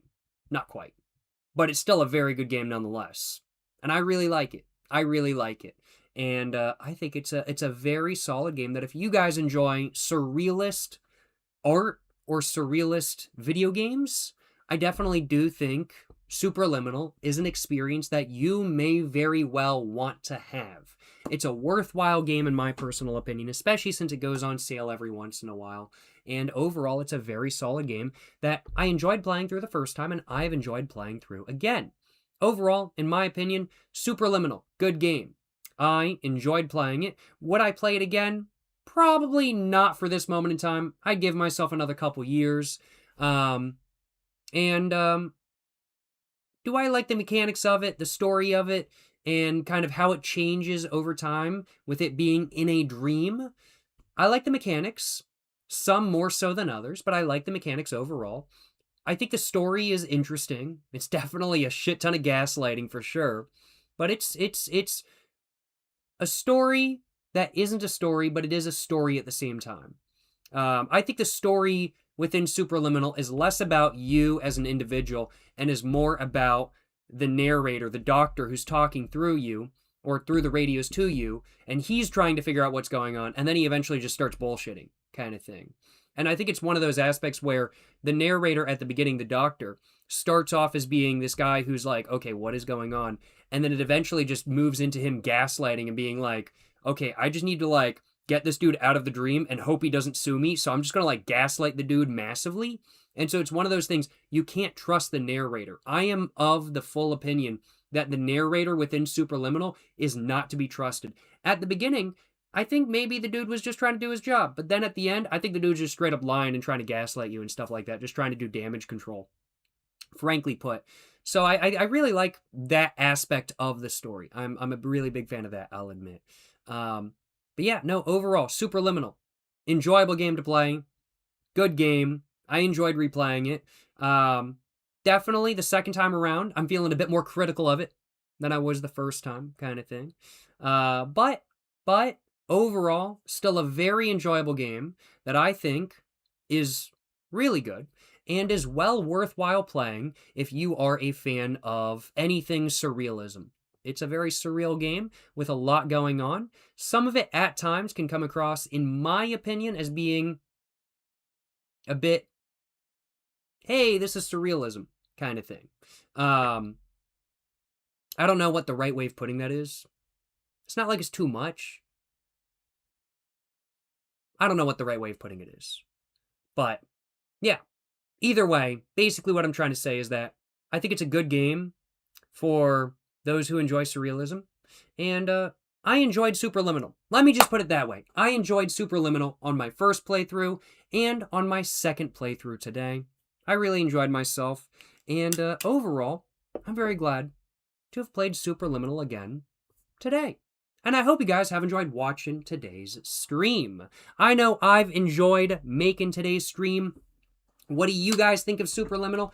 Did you guys enjoy it? Did you guys not? Did you guys like the surrealist aspects? What do you guys think about the narrator? And what do you guys think about the dream formatting where it kind of changes so much over time? It's really not the game at the beginning as it is at the end, kind of thing. It's got a very interesting progression when it comes to games and something that you wouldn't really see outside of a game like Superliminal, in my personal opinion. Overall, very interesting. Very, very, very interesting. And a game I'm very glad to have played through again. And an interesting concept, for sure. Definitely an interesting concept, I will admit. As you said, Mr. Panex Jr. I think that's the good way of putting it. Superliminal is a very interesting concept for a video game. And one that, in my opinion, was pretty well executed. That's a good way of putting it. I think I'm going to leave it at that. Appreciate y'all watching today's stream. Appreciate the dono as well. Mr. Anonymous, appreciate $4.20, my man. You're asking, what happens when you drink alcohol and smoke cigarettes at 3 a.m.? Do different varieties have different 3 a.m. effects? Depends. Depends on how tired you are, how awake you are. Are you normally up at 3 a.m.? If not, then you might be really tired, kind of thing. So certain things may have different effects on you due to tiredness and everything like that kind of thing. But more so than not, I have a... It's not a different experience. It's not that things have different effects, but it's a different vibe. The whole effect of the cigarettes and alcohol at night at 3 a.m. rather than at 3 p.m. during the day is not a different effect per se. You're still going to get a buzz. You're still going to get drunk. depending on how much you drink. But it's a different vibe. And I think that's really the right way of putting it. I think it's a completely different vibe. And that's kind of my personal take. Appreciate the donut once again, Mr. Anonymous. Appreciate the $4.20. Hope I was able to answer your question to the fullest extent. Mint Ship or Rocky Road. Yo, we got Joe Biden in chat.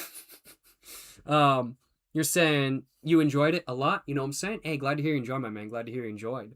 And hope all y'all enjoyed watching today's stream. Appreciate y'all watching. Make sure, like and subscribe. Check out, of course, my new poetry book, Poems to Read While Smoking Cigarettes. Got to do a little bit of promo. And I think I'm going to go eat some dinner. I'm going to go have a great rest of my day. And I'm going to go to sleep. This stream, we went like an hour over what I had scheduled. But ain't no biggie. We only have big ball of moves here. And so that's what I'm going to have to say. That very much was a big ball of move. Appreciate y'all watching today's stream. Until the next one, y'all. Until the next one, y'all. Stay safe in peace and have a great one.